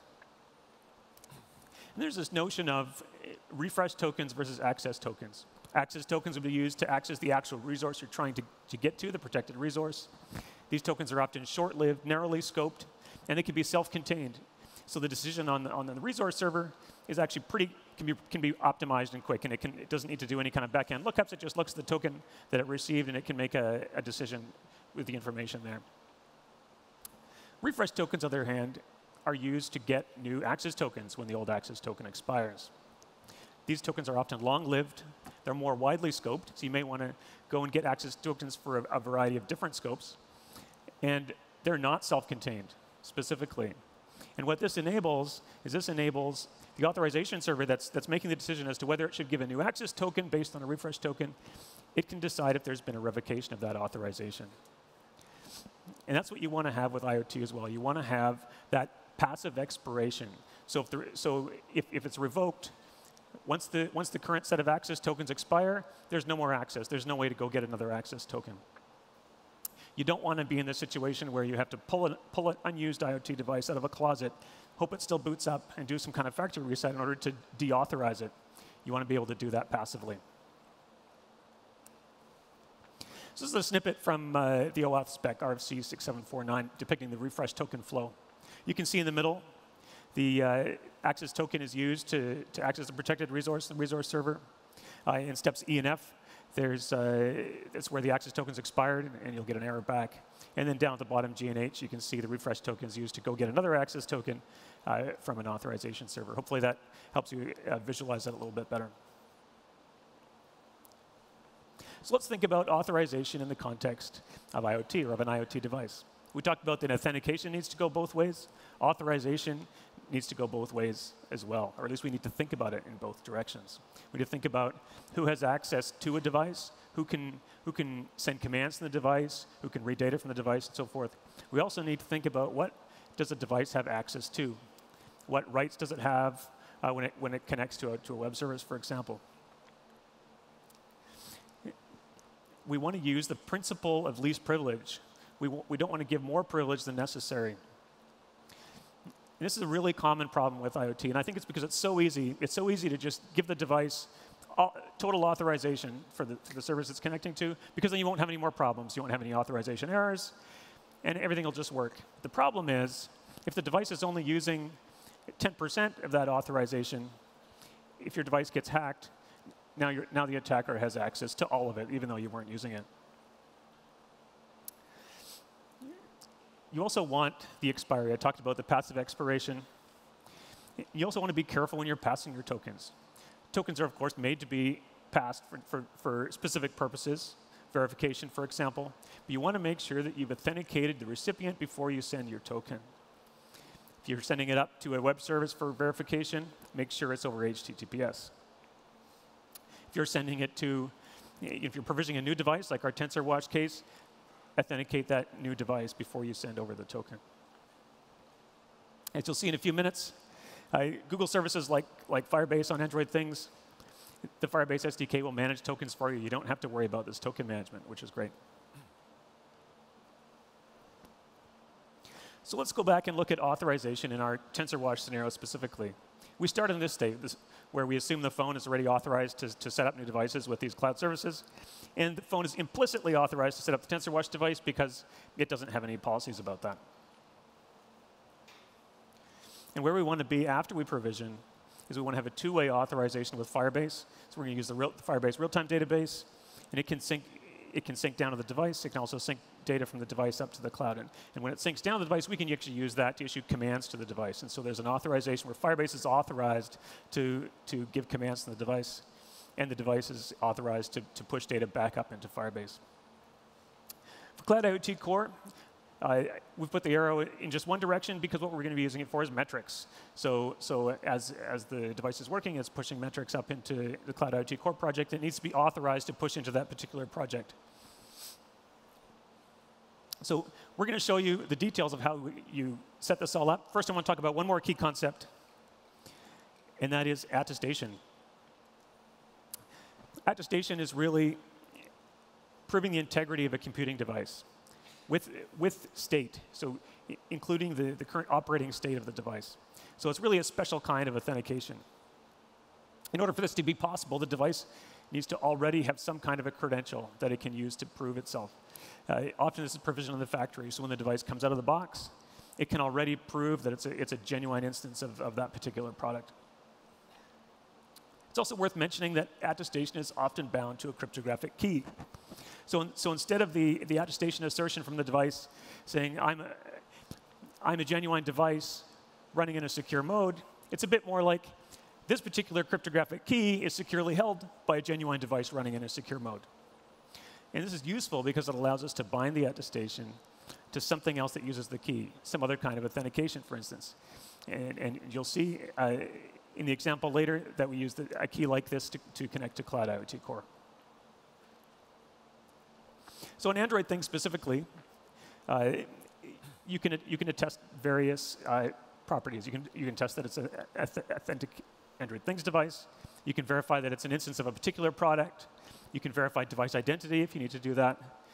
You can also verify device state, like I was talking about. The important one, and one of the ones that we pull out is the verified boot state, where this device is actually running the approved software for that device. You can also verify attributes of the cryptographic key, and I won't get into that today. So this is what a certificate chain looks like. 5 levels deep. At the top, we have the Android Things CA, root CA and intermediate CA. These are managed by Google. These are the authority for all Android Things attestation certificates. In the middle, level 3, we have the product-specific CA. And this is also managed by Google, but it's in the context of the Android Things developer console. And it's associated with a particular product on that console. Every time you go and create a product on that console, there's going to be an intermediate level CA that's assigned to that product. So the next level, we have the device-specific CA. And this is provisioned to each device in the factory. This is unique per device. It contains an ID for that device. And this is, when your device comes out of the box, this is the one that it has. The last level is the application key and certificate. So this one's generated on the device. It's generated by your application. And the certificate is generated as well by the device-specific CA, which is protected by the trusted execution environment on the device.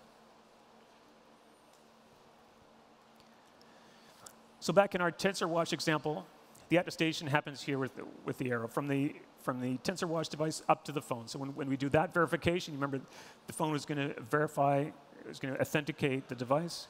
That's where we're using attestation. So quick review, we talked about authentication, checking that something is genuine or valid. Authorization, checking that it is allowed to do what it's trying to do. And attestation, which is checking the integrity of a computing device specifically. And now Wayne is going to show us how to do all of this with Android Things. Cool, thanks. OK, so now we've discussed the key concepts. So now let's talk about how we'd build something like this using the various pieces that are available on Android Things and from other services that Google provides. The first step is we can use something called Nearby Connections. And so Nearby Connections is great because it provides an abstraction layer that helps to find nearby devices, and it establishes an encrypted communications channel. So under the hood, it uses Bluetooth, BLE, Wi-Fi hotspots. It uses whatever is available to it at the time. And the other nice thing about it, once the connection's established, is it provides a short human-readable code on both sides that you can display on screens. Now, many of you have used devices where it shows a little code on the screen, and that's great in most cases, but we mentioned earlier that the washing machine doesn't have a screen on it. So we don't have quite enough security that we need, and we're going to talk about how to address that in a minute. But Nearby Connections is sort of the first building block that we're going to use. And so if we look at some code snippets, this is just sort of an abbreviated version of a Nearby Connections sample. You can see here that we create a Nearby Connections client at the top. We then specify some discovery options. We just use the default value P2P cluster. That doesn't matter so much what we use here. And once we start the discovery process, we need to have a service ID. So in this case, it's com.example.tensorwash, and that is like our product ID. It's not the name of your app on Android, it's the product. They call it a service ID, but it's what the name of your device is or whatever you want to call it. And then we also have an endpoint discovery callback, which Nearby Connections will call your code whenever a new device is discovered. And what you would do is you'd maintain a list view, and you would have a UI that updates, showing all of the devices that have been discovered, because clearly we want to be able to support more than one device being available at a time. And then once the user has selected the one they want, they can pick it, and then we can establish a connection. On the device side, Nearby supports a start advertising method where you basically provide a human-readable name of the device, and then you put the same service ID in, and then you also set up some callbacks that will be called whenever a connection is established. So when the user has selected the device, so they've picked it on the screen, now we need to use the request connection method, which will handle establishing the connection to the remote endpoint ID that's been passed in. Once again, there are callbacks there. And then on connection initiated is used when the connection is starting to that device, and it fills in a authentication token, which is that short code we mentioned. So Nearby Connections gives you a short human-readable value. Once again, we don't have a display, so we'll talk about how to deal with that in a minute. But you can see here the code's really simple to work with Nearby Connections, and it gets us going quite quickly. The next thing, Darren talked about attestation and verifying the device. So we need to make sure that the device in front of us is the one that we're actually connecting to. So what we do on the phone is we actually create what's called a random challenge. So it's a random number that's unique just for this connection. and then we send that over to the device. And we use this to prevent replay attacks. And the device takes the random challenge, it combines it with the authentication code from nearby connections, brings them together, and then it uses this to generate a new key in the Android key store with the attestation certificate chain.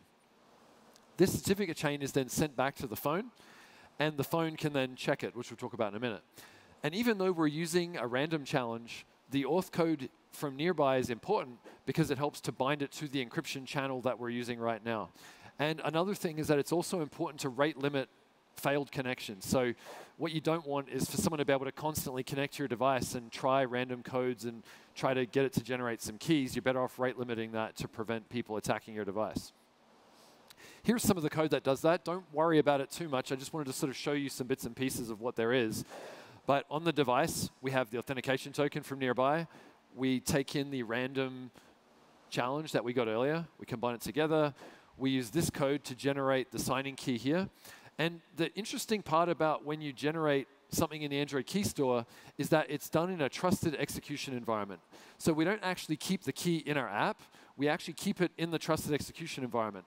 And this is nice because it means that even if someone hacks in our app, they don't have the ability to pull out the private key. So that adds extra security to what we're doing.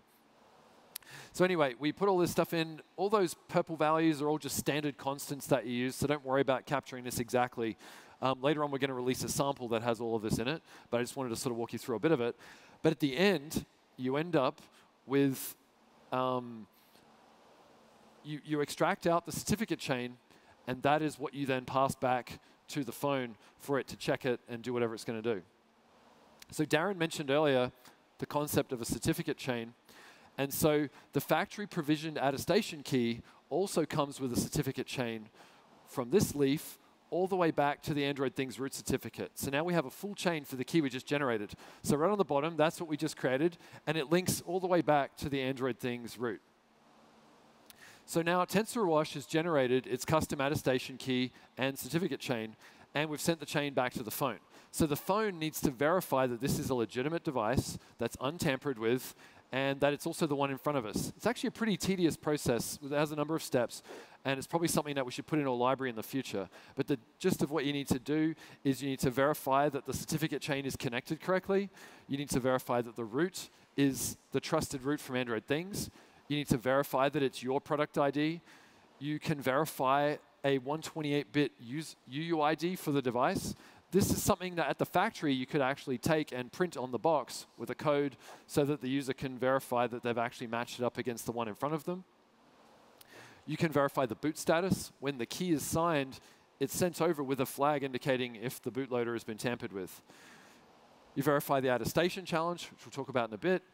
And then you end up with a public key that you can save, and it'll come in handy when we want to authenticate with Cloud IoT later on. On the phone side, we need to verify that the attestation challenge is correct. So we extract the attestation from that certificate, and then we create a hash of the authentication token from nearby and the random challenge you generated earlier, and we combine them together and we generate a hash. And we check that it matches what came from the certificate chain from the device. And this sort of verifies that this whole loop is complete and secure. And it's important because we never actually sent the authentication to the device directly. It was done by nearby. And so this checks that everything's done right and that there's no man-in-the-middle attack happening along the way. So now we know that the device is ours, and it just sort of, that helps to sort of deal with all these issues that we've identified. So now the phone has verified it can trust TensorWash. Now we need to authorize the device on our Wi-Fi network. And the quickest way is just to pop up a activity on your phone and say, what's the Wi-Fi SSID and passphrase? But of course, users don't want to do that. It's not very user-friendly, and it requires the user to enter their passphrase in, and your app gets to see the passphrase while it's being sent over to the device. And the next thing you do is on the device side, you then need to use the Wi-Fi manager to set the SSID and passphrase.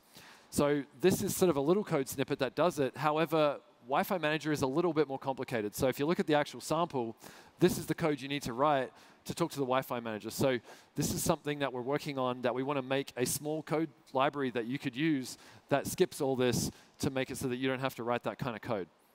And we have some more good news in that we have a new API called Nearby Setup that's coming to Google Play Services. And the great thing about Nearby Setup, which is coming soon, is that it has the ability to take the Wi-Fi credentials stored on your phone and pass them to another device's Google Play services. So Android Things supports Google Play services. You can copy the credentials over without having to deal with anything yourself. The user doesn't need to type them in. And so this is great for user convenience. So this is coming soon, and the details are going to be on developers.google.com/nearby later on when that's ready. So we have internet access on our device, and we have a key. So now let's quickly talk about how we're going to go about talking and getting cloud services enabled on this device. So we're going to talk about Firebase and Cloud IoT.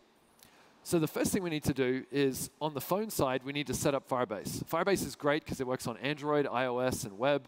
So the phone app could be on many kinds of devices. You create a Firebase project ID, and we're going to use that on both the phone and the device. And then we ask the phone user to authenticate with their username and password, pop up a dialog box, and we'll get a token that we then pass down the encrypted pipe that we created earlier. So here is a bit of a code snippet for it. You can see at the top, we're doing the sign-in request. And it's interesting because we're only requesting scope for the email ID. So we don't want to have full Google access or access to their files or email or anything like that. We're just asking for their identification details because we're trying to limit scope, like what Darren talked about earlier. We end up getting a JSON web token that we can then pass in to sign in with Firebase, which then allows our device to interact with Firebase as well. But we ship that token, we ship the previous token off to the device so it can log into Firebase and do things with that. So on the other side, we take the Google token, pass it to Firebase, and authenticate with that. And the device now has access to the Firebase real-time database. The code snippet looks very similar on the device as well. Because the Android Things device is regular Android, we use the same code just like we do on a phone. We get the credential, we pass it in to sign in with credential to Firebase auth, and now we're done. We now have a bidirectional authorization, and our TensorWash now can fully participate with the Firebase real-time database. So let's switch gears to finish up. We can also talk to Cloud IoT Core. So imagine you're running a laundromat with thousands of machines in thousands of locations, and you want to do predictive breakdown analysis. So we want to push the data from these devices to Cloud IoT for analysis. So in Cloud IoT, we register the devices. You'd have an app on your phone with some credentials, and you would take that public certificate that we created earlier, and you would give that to Cloud IoT so that it knows the device and that it can trust it. We then use MQTT to send requests to Cloud IoT with our device ID and signed with our key. Cloud IoT can verify that this message is legitimate by verifying this key and checking it with what it received earlier. So then we send the MQTT request using TLS, and we use TLS so that our device knows that it can trust who it's sending the data to. Because remember, both sides need to check the other side. Here's a very quick little snippet that shows how we put in some of the project IDs and things like that. And we're going to be releasing this sample too soon that shows how to do Cloud IoT Core on Android Things. And so the nice thing is that publish device state at the bottom basically takes any binary blob that you want and sends it off to Cloud IoT, and you don't have to worry about generating any of the messages. So we talked very quickly about Cloud IoT and Firebase. What are some other options of things you can do? Well, we also have Smart Home, which is our new way of controlling devices from the Google Assistant. So you can do things like if you've got light bulbs, you can say dim the lights a little bit. Or in the case of our washing machine, if you implement Smart Home, you can do start my washing machine, and it'll kick off a load of laundry from the Google Assistant. And so by implementing Firebase, you write a small webhook that plugs in a Smart Home, and then your device can be enabled with the Google Assistant. And then finally, you can actually embed the Google Assistant SDK into your device, which means that you can actually talk to the washing machine and give it direct commands to the machine directly, which is kind of cool. So what's next? We have a factory key provisioning story coming soon. We're basically going to have a hardware device that's going to allow you to add keys onto Android Things devices. It's something you could do yourself or when they're being produced. And this is how this key is going to get onto the device. So if you have a developer kit, you won't be able to test the key signing correctly because you won't have an official key from Android Things. But we're going to be releasing the tools to be able to do this soon. And remember that Nearby Setup API is coming soon as well. And that's going to be really nice to make provisioning these things really easy. So in summary, go visit our site at androidthings.withgoogle.com, which is a great sort of community site with lots of information. We have a G+ community, g.co IoT Dev, where you can find out more information, and the nearby site where you can keep track of what's coming soon, and also follow us on social media. If you haven't had a chance, go get yourself one of the IMX7 developer kits that we're giving away here at Google I/O. So make sure you get one of those so you can try Android things out yourself, because it's a really fun development experience. It's great for making prototypes, but it's also great for making production devices. That's it for us. So thanks very much for coming, and we'll see you all around at the conference. Thank you. Cheers.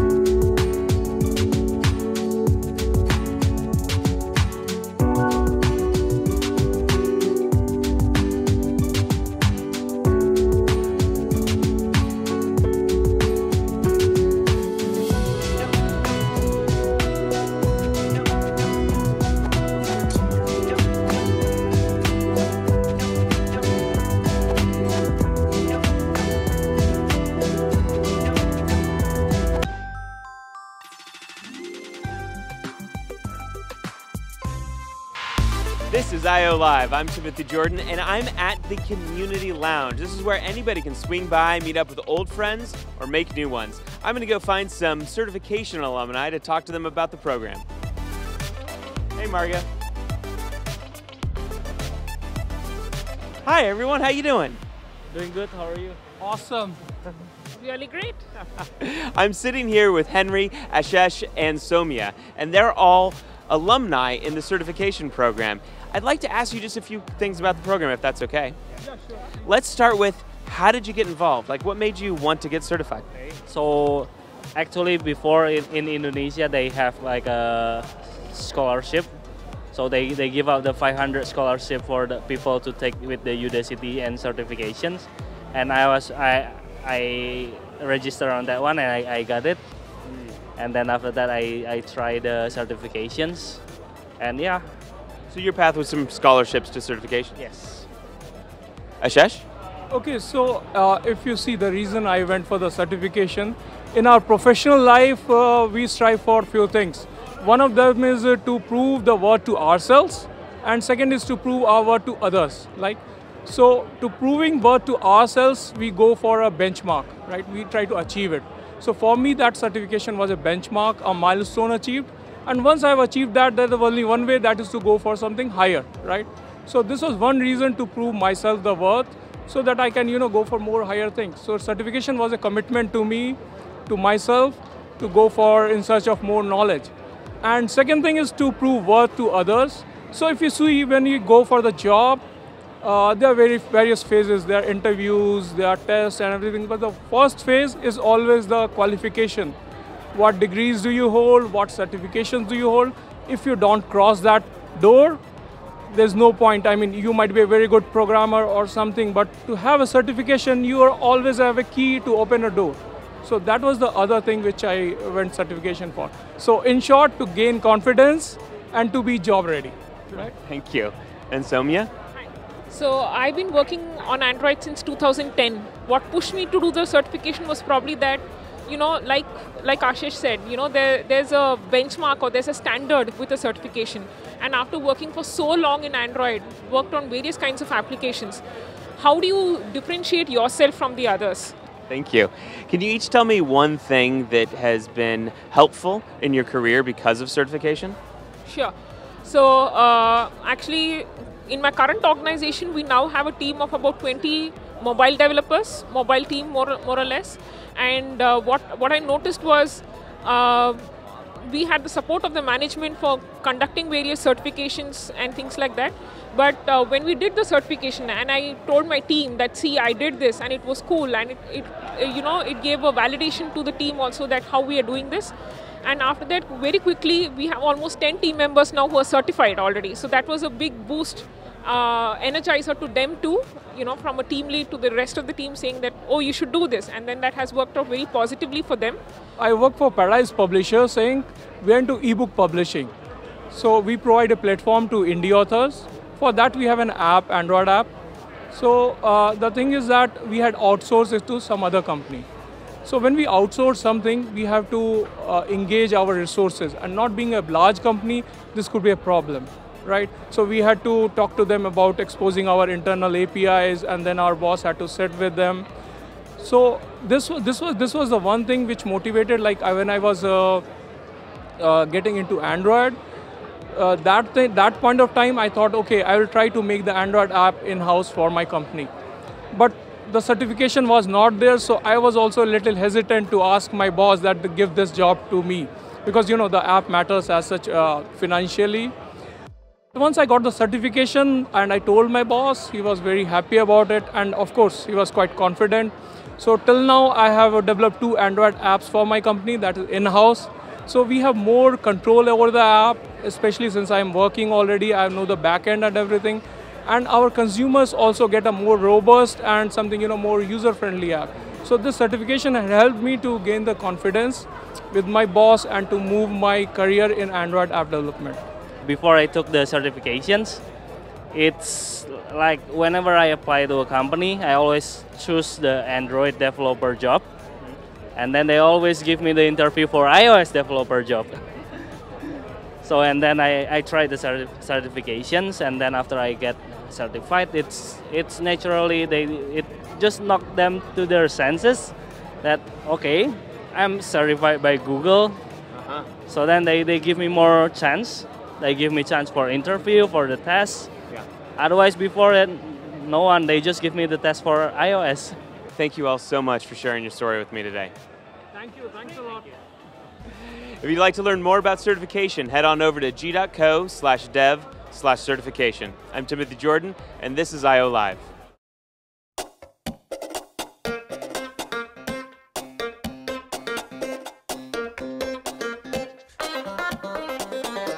Having a technical background or having technical knowledge, do you think that it can help make the creative process burgeon and grow, or do you think it can hinder the creative process? It can go both ways, but I've definitely found myself early in my career kind of noticing that, yeah, I've started thinking about how to actually implement a design, and that sometimes hindered my design process because I was thinking so much of how to actually make the solution happen. That's quite a challenging thing. So how did you manage to break through so it's not stopping you, but maybe enhancing the stuff that you actually do? I think one of the things that I always struggled with is that from a visual standpoint, like I'm not a super talented visual designer. I've seen some amazing visual designers that I'm just like, oh my goodness, like that is really, really slick, and I love that, and that's not like my strength. And so I was a lot, came back more from like the coding perspective, being able to actually implement some stuff in code, which they couldn't. But you know, there was this kind of this deciding factor of realizing am I more of a designer or more of a developer? Like, you know, I'm not necessarily that great at graphics, but there's still so many other ways of design that can kind of spread in. So really like doing some research and finding out more about UX design and realizing that is really kind of what I wanted to focus on is kind of what led me to that. So it definitely was this kind of process of navigating through it. It's like, where do I fit? Am I a designer? Am I a developer? Where, you know, from the first projects that I started doing, you know, a lot of the time I did a lot of websites, and when people come to you, they go, hey, we need a website built. They don't necessarily say, hey, we need a front-end developer to come do this, especially if you're working with smaller businesses and clients. So you do take on the designer and developer hat to kind of make that happen. A lot of developers are very afraid to learn about design. It's like, because I get question like, if I was to write an article, the perfect article for the developers would be how to learn to design, or how do you know, which makes no sense to me, because learning to design doesn't really mean anything. It's just like, what part of design, you know, what discipline of design? But there's still that question of, okay, what is the first step that someone who wants to really, as someone who's gone through this process yourself, what was your first step to say, okay, that's it, I'm becoming a designer? Right. I think, you know, following a lot of design patterns, at that time I didn't really understand that they were called design patterns, right? You implement them in the sites doing a lot of web work. You kind of take on, okay, the navigation menu, where does that live? And you're following a lot of the patterns that have already been created, and so you kind of learn to explore through that, and then, you know, testing out the site and realizing, oh, this doesn't feel right, like something's off, let's work on how to make this better. But I think one of the great things that can really help a designer or developers wanting to go into design is looking at a lot of like the material spec guidelines are actually really, really helpful, because not only does it actually tell you, hey, here's some guidelines of what to follow, but it actually does a really good job of explaining why you're doing that certain thing. And the rationale and logic. And yeah, exactly. So that actually is really helpful, because then you're able to understand, why was this created? Like, what was the thought process behind adding potentially a bottom navigation, or why would you have a side nav? You know, it's really getting to kind of explaining that, so you're able to learn from actually interacting with something and seeing how they're doing it, but also finding out why they decided to do that. Because I think so much of design is it's problem solving, right? Yeah. So many people forget that when they think of design, they think of the finished product. But there's so many different stages of how you got to that finished product. And so a lot of it, being able to understand how someone was thinking through that really, really helps you, from a development perspective, get into that design field of understanding, oh, okay, how do I get from thinking of how do I develop this versus how do I even arrive to the solution? I think that's kind of the big difference there. As developers, you know, you have something that's already designed for you for the most part. I mean, some people get handed things. Some people get handed an iOS mock and said, hey, make this into Android. So then at that time, you kind of become an Android designer in that aspect. What do you think is like the biggest thing that stops developers really understanding design? One of the things that we do at Google is we do design sprints. So the design sprints are really great because it brings people from all the different disciplines and specialties together to work into solving a challenge that we have. You know, so you have product managers, engineers, designers, researchers, everyone in the room together and kind of thinking and working through a problem, which is really fantastic because you get all these different ideas. And one of the things that I really notice is as we're bringing in designers, you know, and engineers and all these people together, is that when we're walking through the challenge, the engineers are already thinking of the solution and already thinking about how to implement it. They go straight to that, which makes sense. That is their role, right? As engineers, usually you are given something and you have to go, oh, how do I make this happen? How to thinking through problem solving, how to actually get to that solution. Whereas designers, we don't know what the solution necessarily is. So I think a lot of the blockers is automatically wanting to know the answer instead of being more aware and being okay with saying, you know, I don't know the answer to that, but let's explore it together. So I think that's the biggest hindrance that can really stop developers into getting into design, is wanting to have all the answers. It's okay not to have them.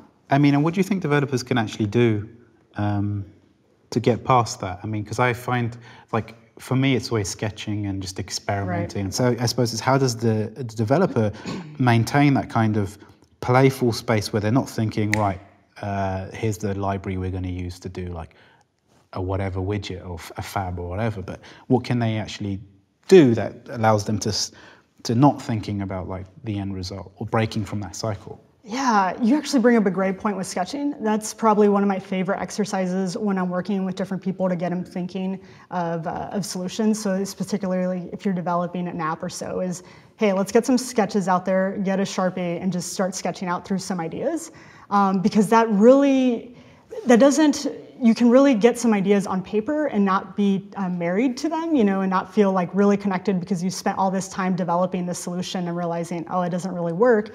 And so if you start really low fidelity with some sketches, that can really open up your mind in terms of thinking about different solutions, because as you're sketching through it, you're realizing, oh, like maybe I want to use this fab button or something, or everyone loves fab, right? So you want to incorporate it somewhere, and then you realize, maybe that's not the right thing to do, and I haven't spent all this energy developing or even designing this, so then I can kind of toss that and move on and create a different solution. So sketching, I think, is a great resource instead of people go straight. A lot of people like to prototype in the code, but I usually like to challenge people and go, hey, start sketching some ideas, and then once you've landed on something that you think you want to explore some more, then dive into code or dive into Sketch or whatever you're using. So I suppose for the engineer to really understand design is almost like, okay, just start sketching first and start thinking about the thing you're going to build and the possibilities rather than straight to the end solution.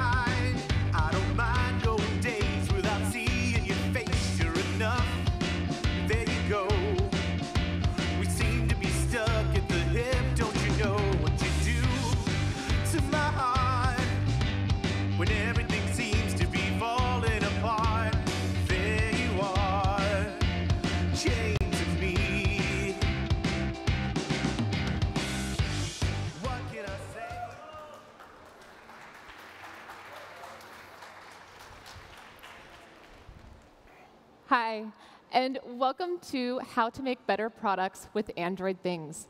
I'm Kristen, and I'm UX lead for Android Things. My name is Michael. I'm the UX design manager for Android Things. You can think about this talk as Product Design 101 for people who may not be designers, but if you are a designer, we got you covered. We'll be covering hardware prototyping and the possibilities of what you can create using Android Things. In this talk, we'll cover how you can accelerate the prototyping and product creation process using Android Things. We'll talk about a design framework that you can use starting today to help you think about who your users are and how they can play a more prominent role in crafting the products that you're creating. And we'll also talk about a concept project called Lantern to demonstrate how we've applied the design framework to use Android Things to create better products. Thanks, Michael. So we know that hardware design is a long and difficult process. It can take anywhere from 2 to 5 years to bring a product from ideation all the way up to product. So you start with ideation, and then you move on to the prototype phase, and then you choose your hardware, and then you design your software and get that all coded up, and then you send it to a factory, you finally get it on the store shelf, and then you cycle back and you have to go through updates. So we live in a world that's rapidly changing, and technology can change right in the middle of your production process. So how can the design process keep up? That's one of the main reasons that we created Android Things. It's made for a world that's rapidly changing and enables people to be part of the creation process, from ideation all the way through maintenance. So at the heart of Android Things, there's something called a SOM, or a system on module. Okay? And this is also called a carrier board. The SOM can be used for prototyping, and it can be also placed on a custom board. So you can snap this SOM off and use it on your own custom PCB board. Okay? And this carrier board, everything that surrounds this carrier board is an accessory. So everything from Ethernet to power to the headphone jack over here. This is a powerful tool for prototyping because you already have a lot of tools that you need to get connected. And of course, if you need a different peripheral, you can easily connect it using traditional methods like pins, a breadboard, and resistors.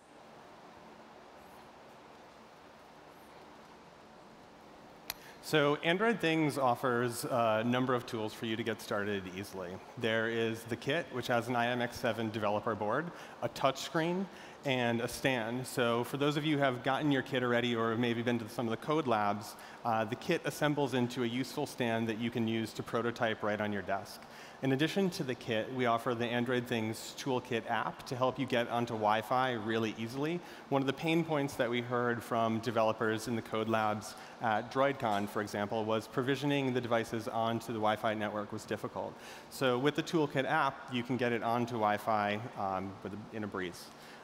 It'll also step you through the process of making sure that your hardware is connected correctly. And with recent updates to the Toolkit app, we also have some samples that you can load from the app onto your device to see some of the powerful things that Android Things can do, like running the TensorFlow demonstrations before you get into Android Studio. In addition to the Toolkit app and the hardware kit, we also recently updated the AndroidThings.withgoogle.com community hub. So now we offer code snippets, samples, drivers, and projects from the community. So if you do build something cool, you can submit it, and we'll feature it on the site. We also recently updated the site to include driver submission, so that if you do write a cool driver and you do want to submit it for other people to use, we can have that on the site as well. If you haven't already gotten your kit, head over to the I/O Dome, and they'll give you information about how to get one. Thanks. So Android Things provides an end-to-end solution. It offers tools from prototype to production, as Michael mentioned. The SOM makes hardware selection easier by offering modular hardware solutions, so you can use the same SOM for prototyping as you do production. For prototyping, the kit offers peripherals such as displays, a camera, a rainbow hat for sensor input and interface output, and also an antenna to connect the device to Wi-Fi. An app also makes this easier, as Michael mentioned, to assemble your hardware. And it also helps you get familiar with your carrier board, and it helps you connect to Wi-Fi. And finally, when you're ready for production, the developer console can help you create builds, configure your firmware, and release those builds to devices. Great. So we wanted to share with you a concept called Lantern. And we're using this as a demonstration to help you understand how we were able to use Android Things to bring products to life. So Lantern is not a Google product, but it's a project that we worked on with the Nord group that creates augmented reality anywhere around you. And so you can see this as an easy to understand example of how we were exploring creativity through prototyping. And again, we wanted to show you the possibilities of what you can create, or what we can create, or the possibilities of what can be created with Android Things. So at its heart, Lantern is obviously a lamp, but it's a lamp that enables you to create augmented reality anywhere around you. And it's created using off-the-shelf parts. And we thought that was really important because we wanted to make sure that as a recipe that you could potentially build one on your own. So what is augmented reality? You may have heard this term AR. There's the AR kit. But how can we create this sense of augmented reality using Android Things?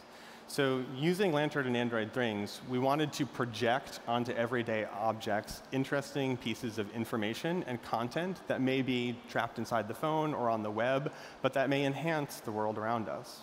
So say, for example, here, the currently playing Calf song, we're projecting it onto a speaker. And none of this was done using After Effects. This is all using the projection system and the prototype that we created. Another example of how we're augmenting everyday objects is, in this example, a clock. So we're using Google Calendar and a wall clock with Lantern to project the calendar information around the clock. And again, this is all real. We shot this in the studio using the projected using Lantern. As an exploration here, we felt like it looked particularly good because it was on this nice curved round surface, so it gave this ticker tape kind of look. But we're excited about these possibilities, and that's why we wanted to create this to share with you to demonstrate not only our design process, which we'll get into, but also to give it to the community to see what you guys may want to create with it. And so what is Lantern made of? I mentioned before that it was created using off-the-shelf parts. So there's a lamp. Inside is a laser projector, an accelerometer, a 3D printed housing, and Raspberry Pi running Android Things. It's important to recognize that there are two pieces of hardware that Android Things, two boards, excuse me, that Android Things runs on. It'll run on a Raspberry Pi, and it'll also run on the IMX7 boards that are in the kit. The Raspberry Pi is a little bit more prevalent at this point in the maker community, so we felt like building it on that platform with the HDMI output was going to be better for this case because we could connect it directly to the laser projector.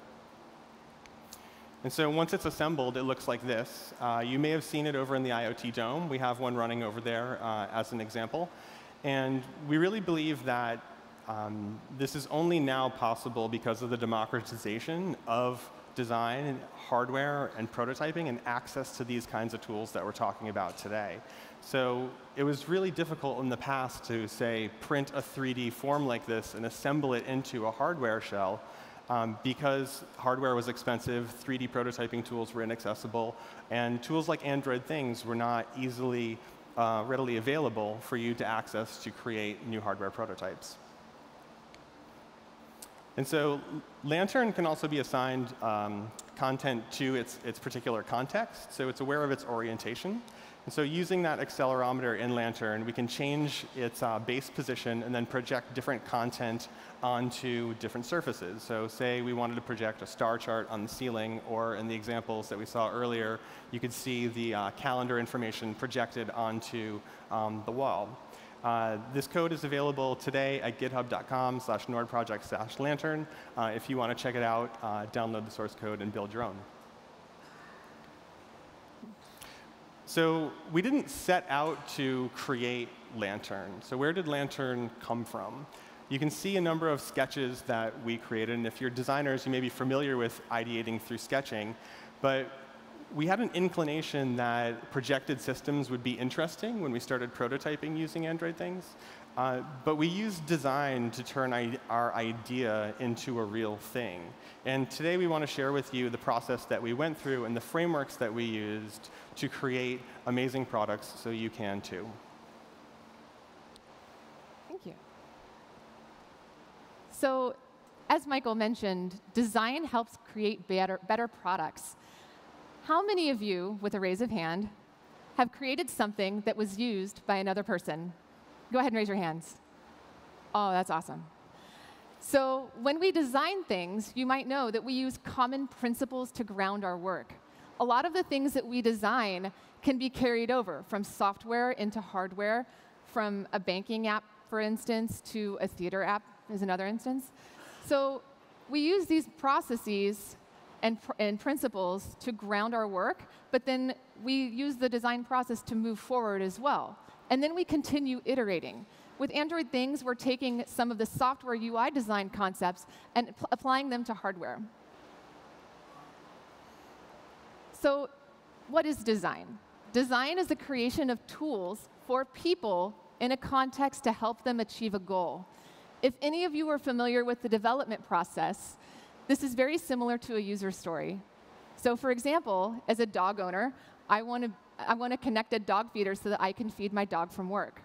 Or as a person who orders pizza, I order pizza all the time, I want visibility into the delivery route so I know when my pizza will arrive.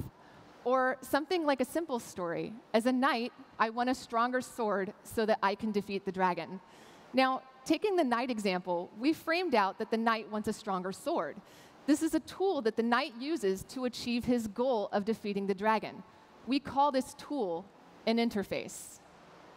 So people typically think of a user interface as a touch screen or a mobile phone or a tablet, because you can tap on the screen and things happen, right? It's magic. And while this is true, user interface is much broader than that. Like in the example I used before, the user interface is the sword.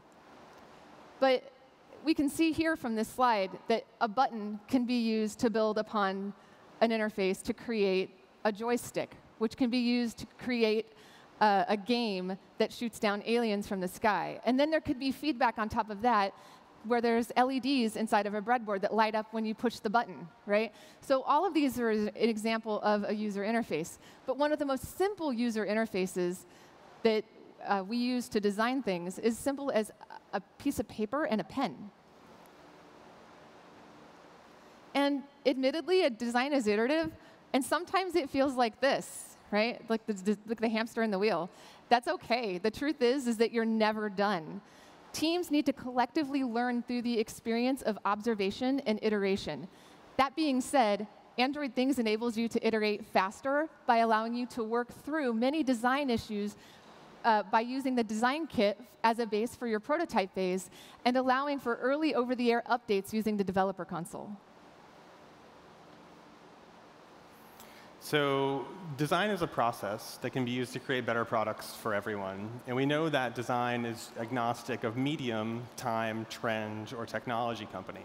And we believe it's important to think about design as a process that's agnostic of these things. So no matter what changes, you have the right tools to apply that process when whatever problem you're working on. So we talked about design being in the context of people, or people in the context of goals. But how is it done, and what does it look like? So each milestone outlined here, planning, prototyping, getting feedback, and iteration, needs to be vetted, right? And using this iterative framework, we can enable this to help us make less mistakes, produce better products, and have a cheaper production process along the way, because we learn earlier how the product needs to take shape as it's evolving. This will truly help you make decisions sooner. So thinking about planning. Planning takes the shape of many forms. First, we aim to create baseline understandings of needs that may exist for our users.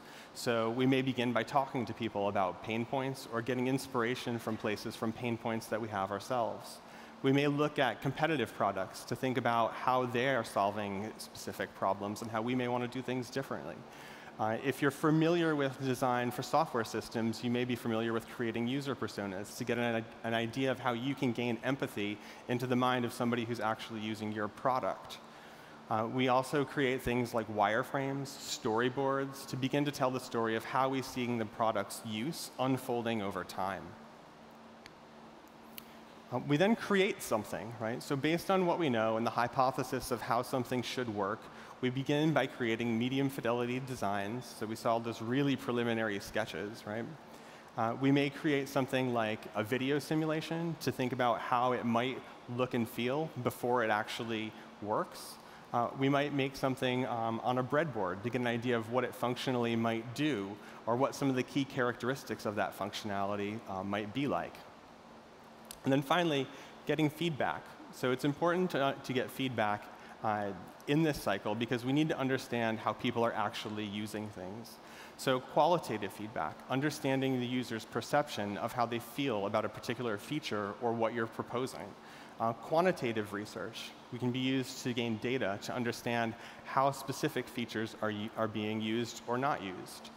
Internal feedback, we're constantly sharing projects with each other internally to get feedback from other people. It's really helpful to get an objective eye on something so that that person can point out something that you may not have seen. And guerrilla research, showing your prototype to somebody who may not be familiar with the project can give you tremendous insight because then you can have an objective set of eyes on features that you may be creating from somebody who may not be familiar with the project before.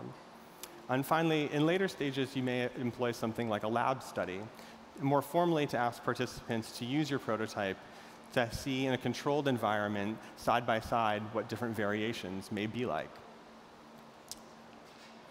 And we're not saying that you need to do all of these things along the way. So for example, we may create a rough storyboard, which can then translate to a click-through and then gain internal feedback and iterate on that cycle. Or for example, we may do a bit of competitive analysis or define some must-have requirements and then create a looks-like, feels-like prototype and then perform some guerrilla research with somebody who's not familiar with the product we're creating. So something else to mention is that hardware isn't hard, it's just different. You need to consider what parts that you need to make what you want. You also need to think about designing a system possibly with non-customized parts. Sometimes it's like Jenga. One requirement can actually affect another. And you also need to think about future-proofing. How much space do you need to allocate for user data, for example? If you're designing a camera, this might be important for users. And finally, you also need to think about form factor. How will all of the parts that you want to fit into your design fit into a form factor that's delightful for your users? One other thing to consider is your interaction design. So when you connect the product to the internet, do you make a companion app for that? How do you make sure that the notifications can be seen from a reasonable view? How do you make it accessible? Take something as easy as a software update. Do you tell the user at 8 a.m. when people are actually using your product? Or do you wait until 2 a.m. when people might not be using your product and they might be asleep? Also, what if there's no screen? Something else to consider for the land of IoT. So we can apply our design process using Android Things to help us iterate faster and get that feedback sooner, make better informed decisions for these questions, and also ultimately help us design better products. And one thing to note, if you're a software designer, something that you're really familiar with is the undo button. In hardware, you don't have an undo button. It's really difficult to roll back a release. Sorry, it's really easy to roll back a release when you're a software engineer as well.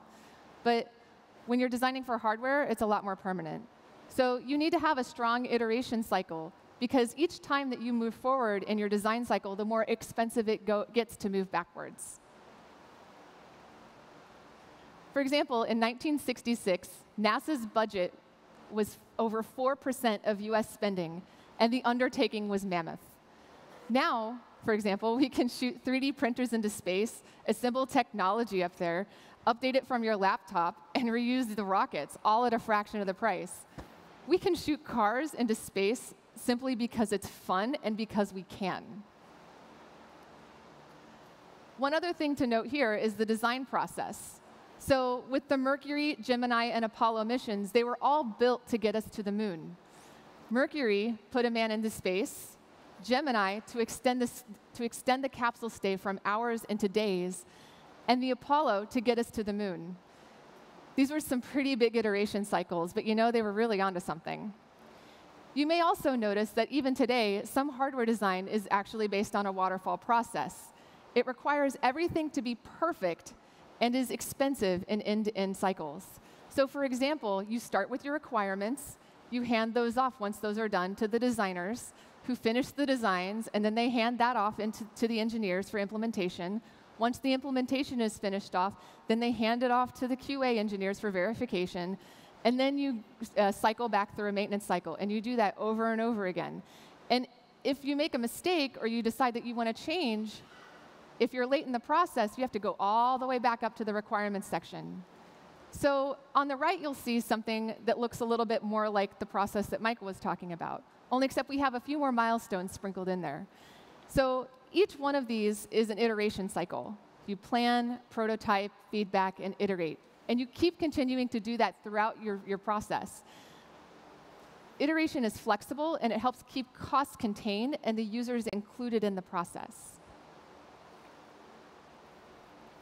In the past, there were also very specific roles that contribute to the creation of a project, including fabrication engineers. Now, with the access to tools like on-demand 3D printing, product creation has become more democratized, as Michael mentioned before. Anyone can print 3D parts. Designers can code visualizations now with the ease of prototyping tools. App developers can also apply their skills to hardware, and Android Things makes that easy to do so. Specifically, we're dealing with software. In the past, it was also labor-intensive to create and release a build, and it was difficult to set up testing environments for those devices as well. With Android Things, we've introduced the developer console so that users can update their app in Android Studio, open up the dev console, and create a build and release it, all in a few easy steps.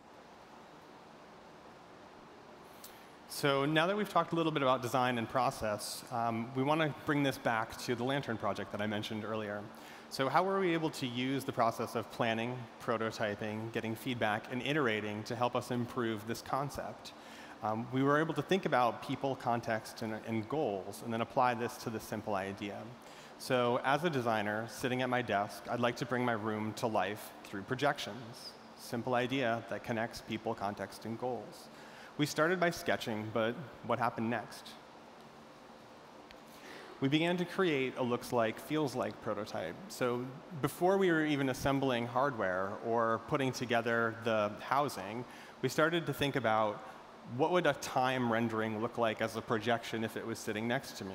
Or what would I want to project onto the desk in front of me as I was typing? Would it be some Bitcoin information, or a price of something else, or how I'm doing in a certain game?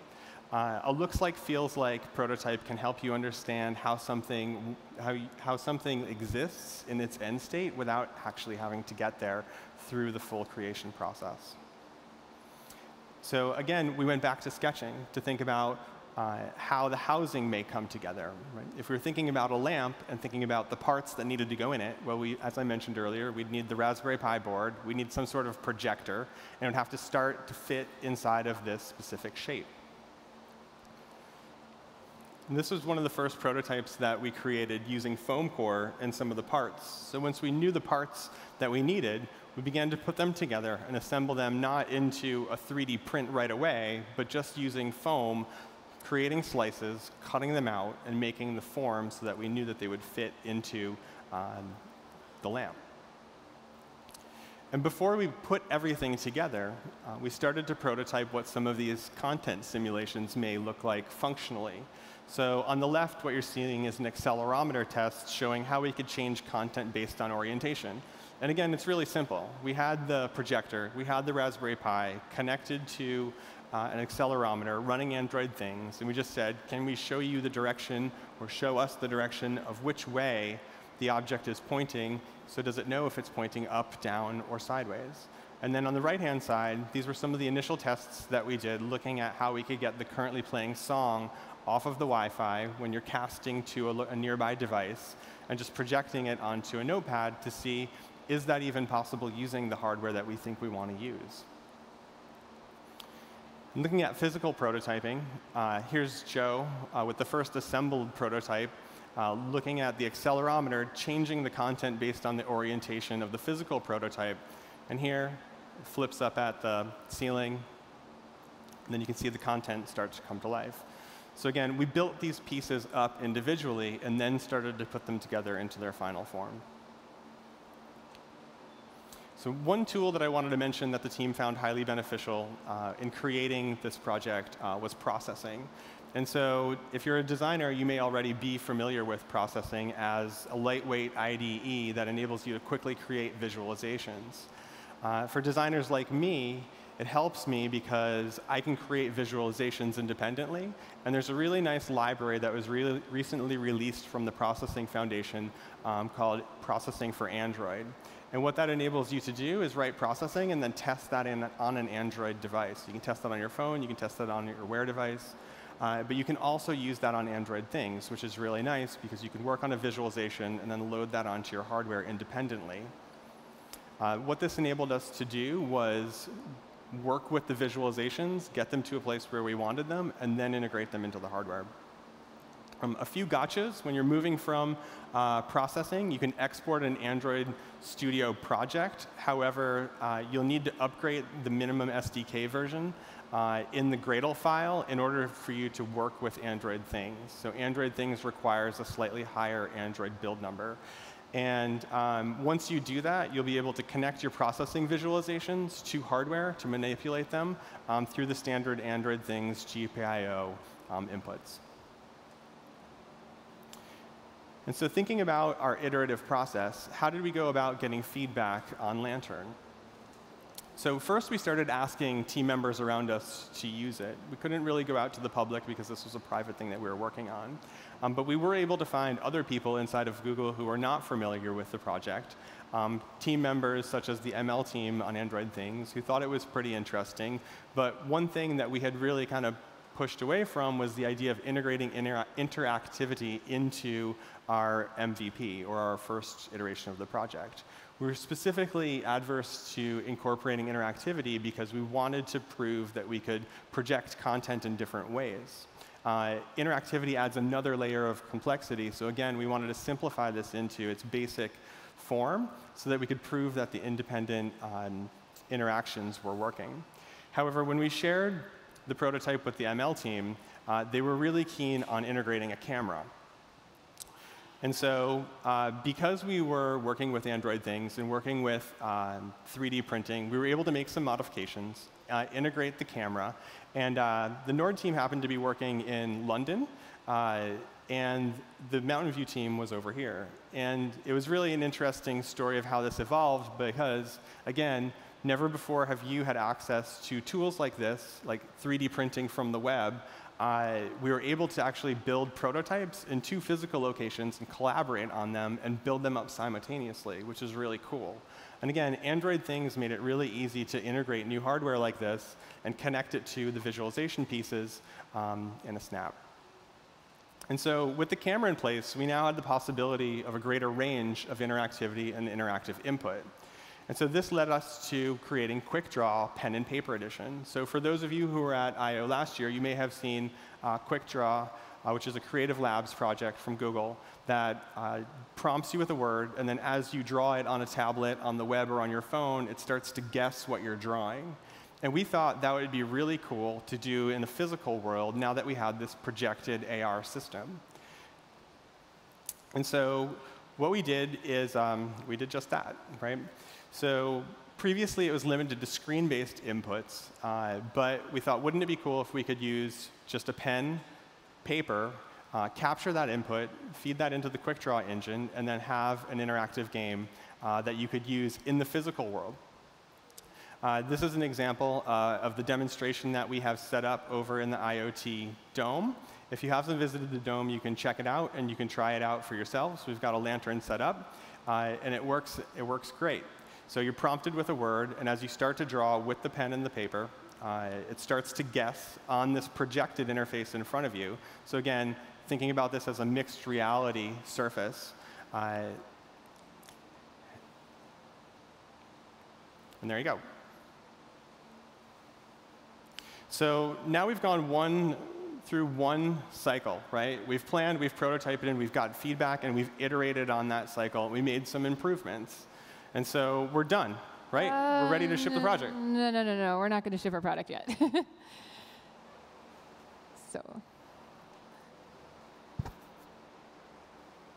So what we're going to do is start the production process. And so what this means is we're going to move forward, maybe mass producing something like Lantern. So Android Things has many prototyping tools to get you started.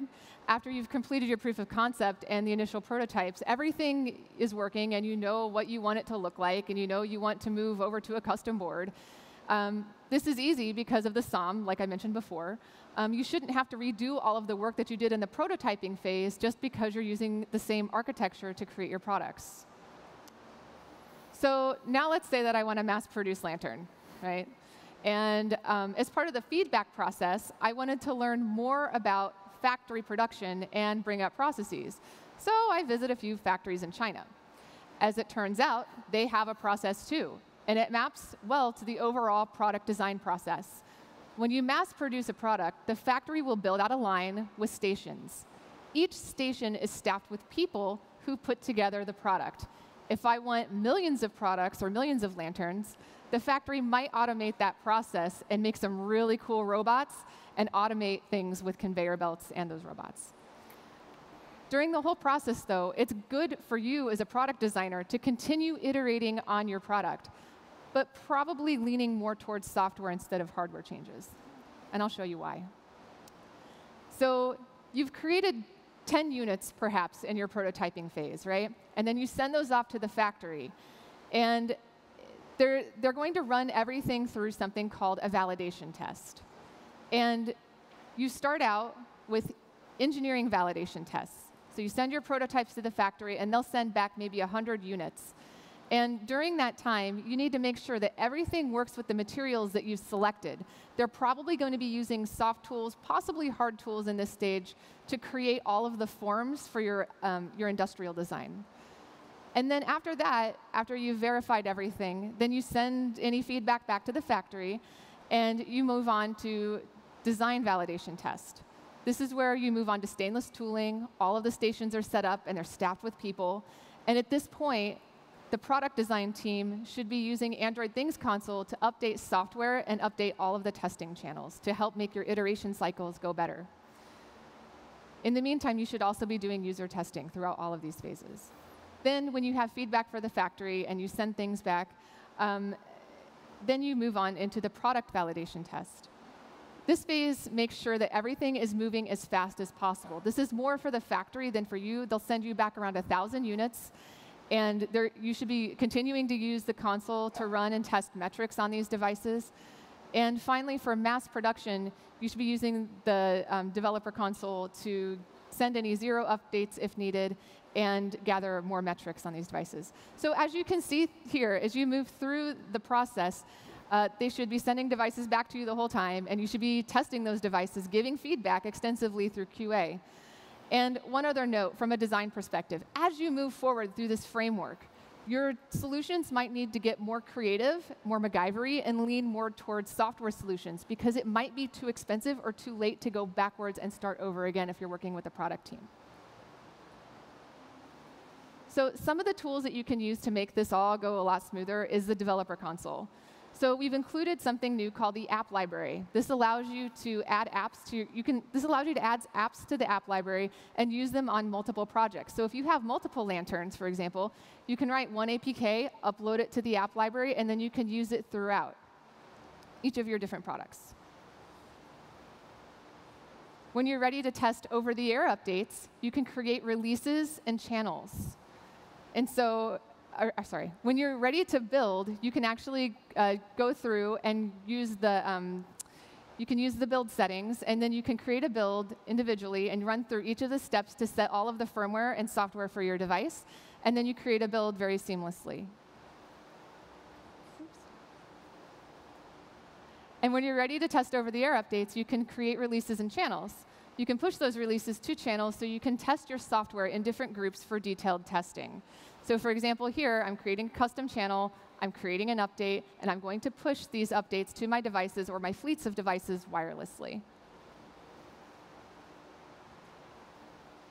And finally, after your release, you can gather metrics to help you gather quantitative data on your products to help you make better decisions about what you need to do next. So for example, in Lantern version 0.1, you have maybe a set of features that you want to use, and then you want to move on and add quick draw. You can do so fairly easily by using the build tool, and then you can check in metrics to see if it's doing better. And once your device is in the market, the feedback doesn't stop there. So you should be gathering feedback, doing user testing, and checking everything as your device is in the market through any updates that you've created. Continue doing user testing, continue doing guerrilla testing. Anything that's in that research column, you should be continuing to do to help you create updates for your products and also help you define the next iteration cycles through your thing. And that's the process. So we've taken you through ideation, prototyping with Android Things kits, making final hardware selections, creating builds and hardware bring up, the factory process, all the way to the end product with maintenance and updates, running through design iterations each step of the way. Thanks, Kristen. And so we've talked about today how design is people in context with goals.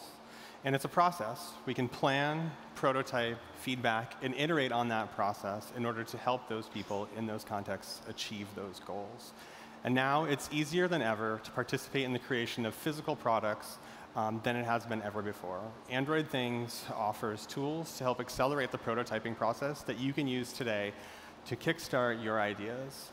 Processing enables the fast experimentation of rich graphics, and when combined with hardware, enables you to make really powerful experiences. All of these techniques really enable you to make better connected products for everyone using Android Things. You can get started today at experiments.withgoogle.com/lantern. You can check out some of the samples, projects, and more at androidthingswithgoogle.com. If you picked up a kit today, there's lots of sample code over there for you to try out. If you haven't gotten a kit, you can get one over at the IoT Dome. A big thank you to the Nord group, Ben, Joe, and Mike for helping out with this project, Ding on the Android Things UX team for managing all of the intercontinental prototyping that was required for this, and Chloe on the Android Things ML team for making all of the ML magic come to life. Please check it out. We'd love to see you over there. Thank you guys for coming, and if you have feedback, we do want to hear from you. You can do so right here. Thanks so much.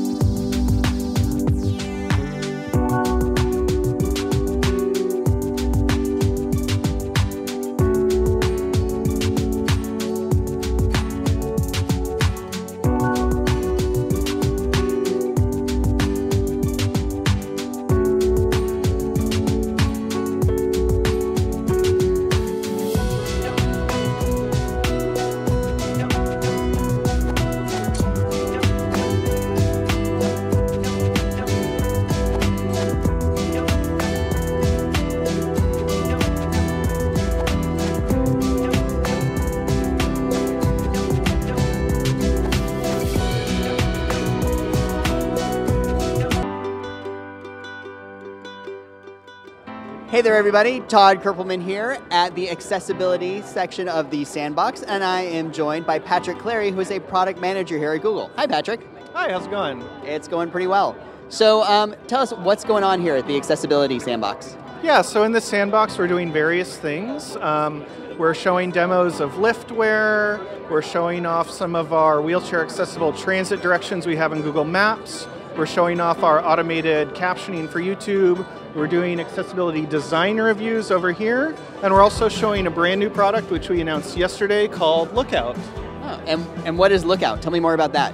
So Lookout is a product for users who are blind and low vision, and the goal is to help them become aware of physical objects in the space around them. For example, people that might be present, text in their environment, and also physical objects or products. Can we see a demo of Lookout telling us what's in our environment?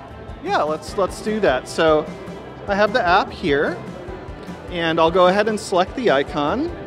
And then for this, I'll select an experimental mode, because that's kind of fun, right? And we'll see what it shows. Drink with text NB18NOND. ISVO HIMON.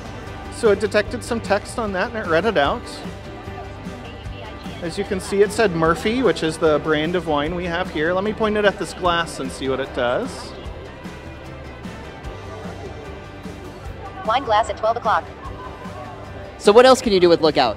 Well, one interesting about Lookout is it's designed to basically be worn, so we can put it in a lanyard like this. And this allows the user to be hands-free and just engage in their activity. And there's controls that facilitate this. So for example, if I want to start recognition, I can knock on the device. And then if I want to pause recognition, I can cover the camera. There we go. And if I'm interested in trying Lookout, where would I be able to get it? Yeah, so we'll be rolling out to trusted testers pretty soon here. And you can go to google.com/accessibility to sign up for a trusted tester spot. And then later this year, we'll be pushing it to the Play Store. All right, so be on the lookout. Ha! See what I did there? Be on the lookout for Lookout coming soon to a Play Store near you. Thank you very much, Patrick, for the tour. Yeah, my pleasure.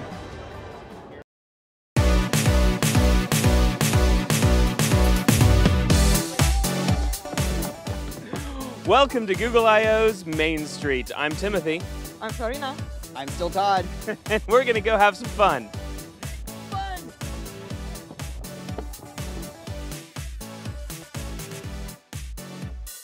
So how's your I/O been? Amazing. What's been your favorite thing you've seen so far? I think that the session on artificial intelligence and creativity. TensorFlow.js, TensorFlow.js, and Node.js, which has been launched today. Awesome stuff. You're a JavaScript programmer, I take it.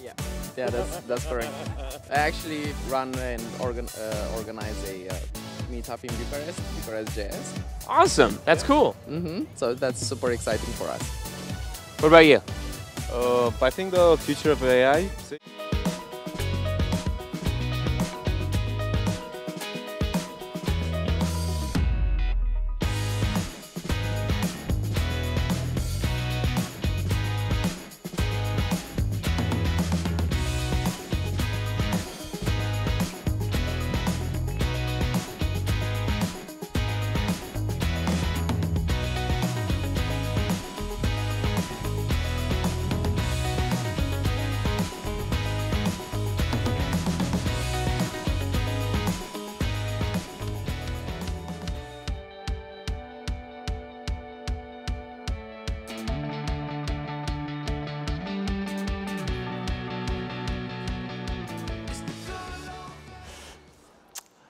Hi, everyone. Welcome to this talk on Android things. Glad you're still with us. I'm Adam. I'm a product manager here at Google. And I'm Amy. I lead engineering for Android Things Console. And today, we're going to talk to you about how to use the Android Things Console to update your production devices in the field. As you've hopefully learned from a few other talks at I/O, Android Things is a great platform for building yourself some IoT. But when it comes to actually making more than one of something, how do you maintain that device over its lifetime? How do you support those devices once they're in customers' hands? That's what we're here to talk to you about today. OK, so let's do a really quick review of what is Android Things and why you might want it. First of all, it has the power of Android. Developed with the same tools that you know and love. You're an Android developer. This is easy because this is Android, after all. Secondly, it scales from prototype to production. You don't need to be a hardware engineer or a firmware engineer to do this. We provide fully certified SOMs. Android Things isn't AOSP, so to use the stuff that we're talking about in this talk, you need to use Android Things SOMs. The advantage here is that these SOMs are built for the platform, so you just need to write Android code. You don't need to worry about low-level firmware to drive that hardware. And finally, with automatic updates, security is built in. Because you're developing on certified SOMs, it allows Google to manage the security of your device. Google provides updates and security fixes that you can implement throughout the lifetime of your product.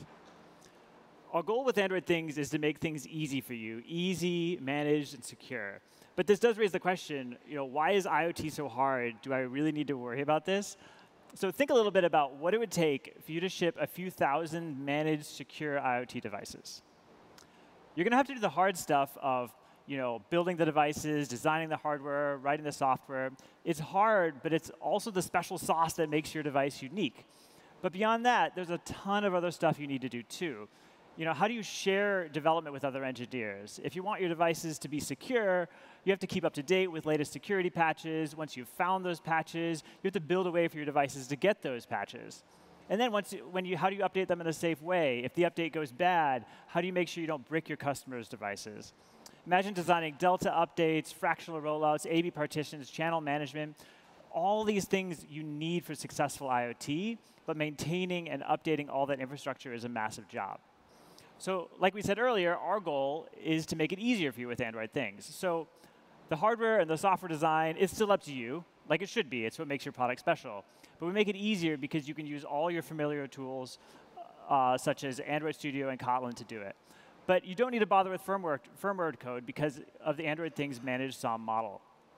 Then when it comes to security updates, you get to leverage the entire Android team here to find and fix security holes. Plus, with automatic updates, you get those security patches with literally zero involvement from you years after you ship your last device. And for updates, we're leveraging the same technology used to update millions of devices in the field every day, hardened, proven, and optimized, so you can focus on the part that actually differentiates your product, the features and applications that you write. So let's walk through an example to see how Android Things will help you do that. Imagine that Adam and I are building a laundry folding robot because, let's be honest, nobody loves folding socks, right? So this robot uses lots of object recognition, vision machine learning, which is a perfect use case for Android Things. So how do I take that from a prototype that I just built at home and make it available for everyone? This is where the magic of our console comes in. Android Things has been designed intentionally to make it easy for you to develop hardware and ship it to the market. And you can use Android Things console to take care of all your needs. First, in Configure, you will define a device management group, which we call products. And by uploading apps you have written using editors like Android Studio, you can manage your apps using App Library in console. And using build functionality, you can create secure Android Things images with the apps that you just wrote.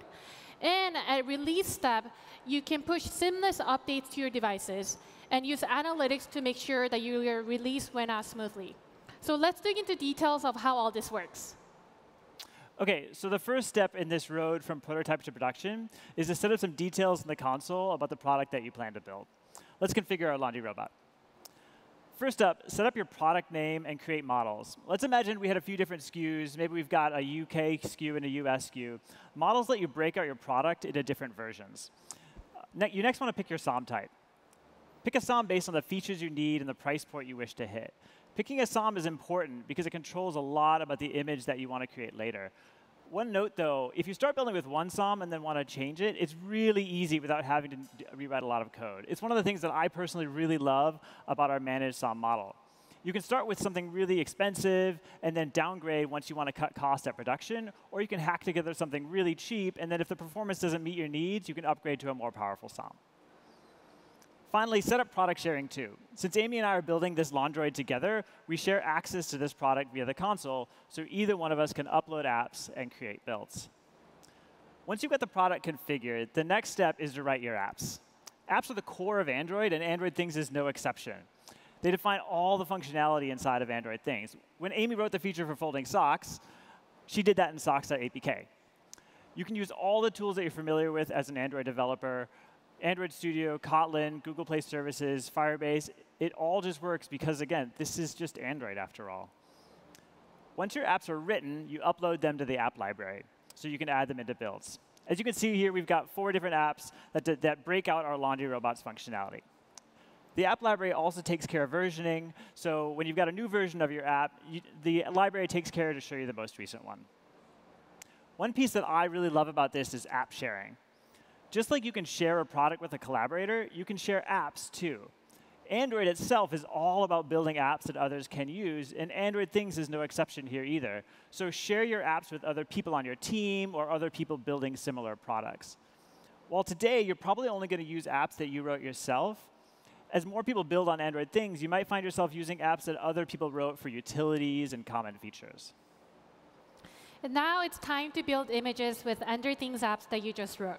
In our case, I wrote a brand new socks.apk to give our robot some awesome new sock folding functionality. Adam just uploaded to the app library in the console, shared with me. So now that we have added this functionality, it's time to package it up into a build and flash onto your devices. So build is where all the ingredients come together. Apps, Google Apps, hardware configurations that you may want to customize for your device. The set of options that you have chosen here are what we call build configurations. And build configurations are like secret sauces and rules and configuration that specify the content of the device image. And by device image, I mean the images to flash to your devices and images to create payloads for over-the-air update. So in this build step, you can create new and many build configurations and manage them. For most of you, you will have just bought or received from this I/O the developer kit. To get started, you can select the Use Starter Kit settings, and all the build details will be pre-populated for you. For this example, though, let's walk through an example of starting from scratch. First, one of the most important things is to select your Android Things OS version. Pick the newest version that you're comfortable with, because those will have the latest bug fixes and security updates. You're not forced to use the latest one, but it's recommended for this reason. Next up, in this step, you will see the list of apps that you have uploaded in the app library. Select the apps that you want to include into your build, and don't forget to include the apps provided by Google, like Google Play Services. And why would you want Google Play Services? With Google Play Services, your apps can take advantage of the latest Google API, such as Nearby, Maps, Firebase, including the new ML Kit, included in the Google Play Service package. Simply click on the checkbox you saw in the dialog, and it will be included in your build. OK, so back to the build. Once you select your apps, take a look at the permissions those apps are requesting and make sure that you're OK with them. Since your users can't opt into permissions themselves, like with regular Android, it's up to you to do it for them. If you're only using apps that you've developed yourself, there really shouldn't be any surprises here. But if you're using apps shared from others, it's worth taking a look. This is helpful to prevent the apps from doing something wrong that you weren't expecting, and a good security measure. As Android Things gets more common, it won't be all that surprising to see other people building IoT products with shared apps from various sources, so looking at permissions is important. The next step is all about adding additional build resources to your build. If your device has a display, you can add a boot animation, as you see here for the Lenovo Smart Display. You can upload your own custom boot animation.zip. Also in this section, we let you choose if you want to include fonts. Since a lot of devices won't have displays, we don't want to burden them with fonts. It's all about reducing the image size for these small IoT products. Now, your Android Things device wouldn't be very interesting if it was just the SOM. Hardware config is where you add your peripherals, control your GPIOs, and bus speed. Starter kits are pre-set up with the default hardware configs, which we provide in the starter kit build. However, you might want to spice up your configurations differently. You can use this UI tool to adjust it. While this tool is currently limited to controlling bus speed and pull-up resistors, this is where in the future you're going to configure all of your peripherals, such as cameras, displays, audio buses, and speakers. We also plan to give you control over your I/O here, so you can do pin muxing and determine which pins are attached to which functions. So keep an eye on this space for more updates soon. So here you are at your final build step. You'll see that the configurations you made are displayed with their total estimated sizes under OEM partition. Review the estimated size in summary, and set the total size of OEM partition as you like. You may wonder, what are these partitions, and what can I, as a developer, change, and which partitions are updatable with over-the-air update? To answer that, let's look at the Android Things partition layout for a moment. On the left is the sample partition layout of IMX7D Pico. That's the board that you got from the developer kit.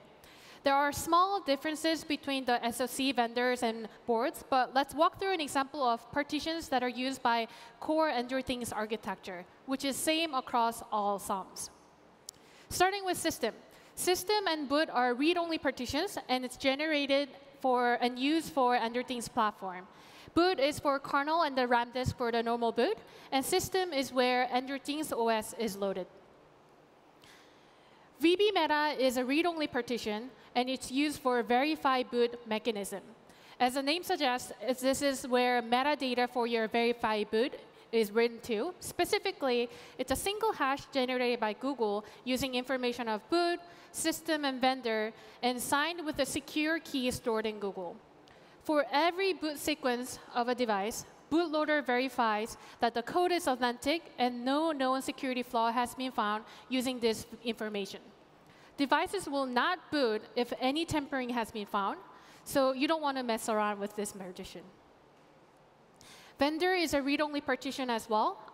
In this partition, the binary image from SoC vendors are loaded.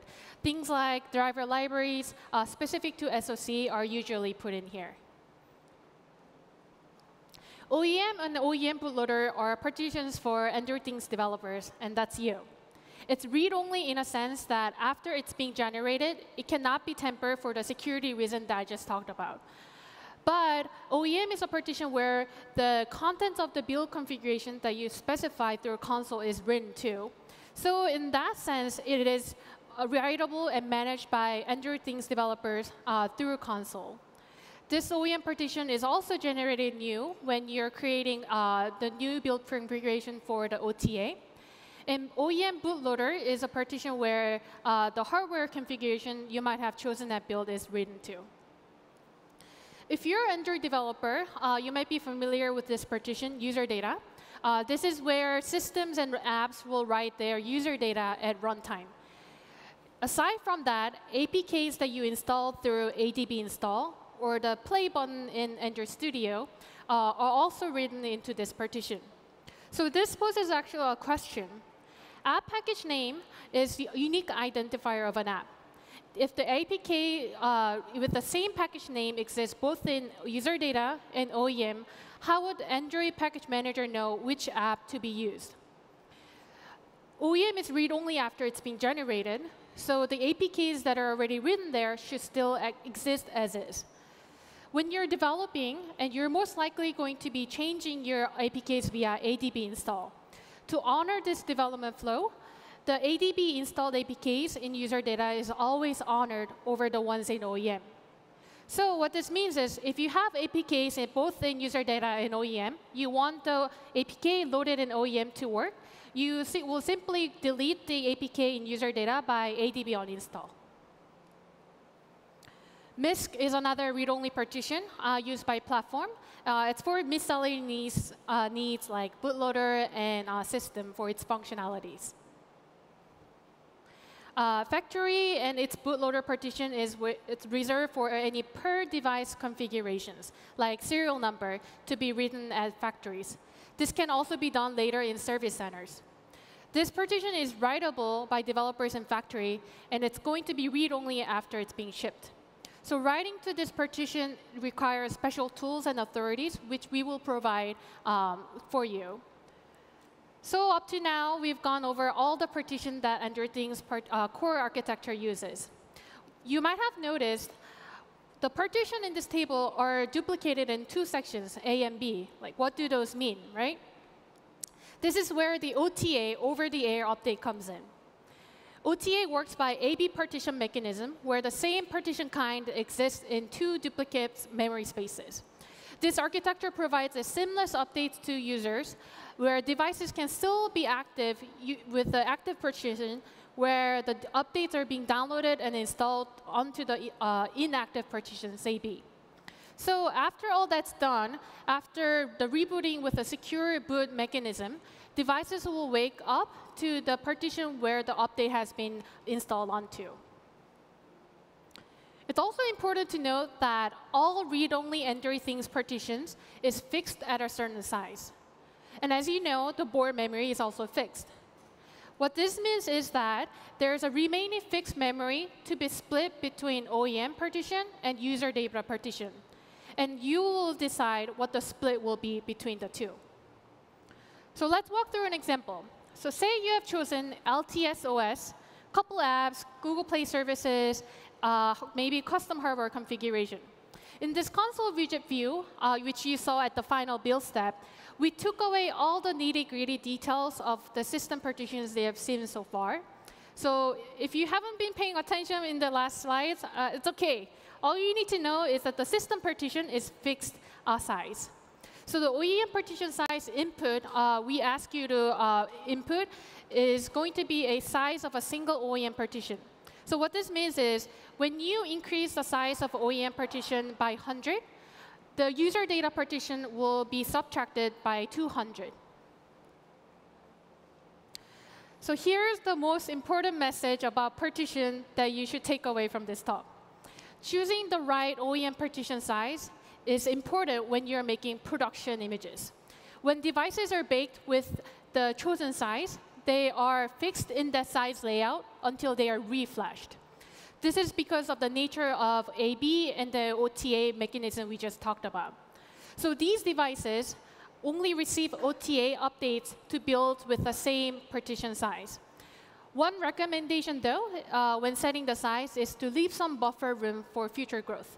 You may want to add new functionality to your APK. You may want to add more like new cool boot animation, which may require more memory. So plan for future and estimate how much you might want between apps growth versus the data growth. Again, you don't have to panic yet. When you're at prototyping and development phase, you don't have to worry about finding the right size, because you can always reflash the device. You just need to estimate and finalize this when you're making production images. You've now chosen the right size, created the build, and with created build configuration, you can choose between two image options, development and production. Development builds provide debugging capabilities like ADB, and production builds are to be secure and used by end users. Thus, it doesn't provide debugging. Note that once devices are flashed with production images, it cannot be tempered for security reasons, so it needs to be recovered in order to make it debuggable. When you click on download, the image will be generated, and the download will start through the browser.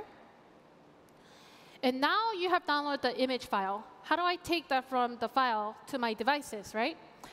And we provide a Flash script tool to make this all super simple and easy for you.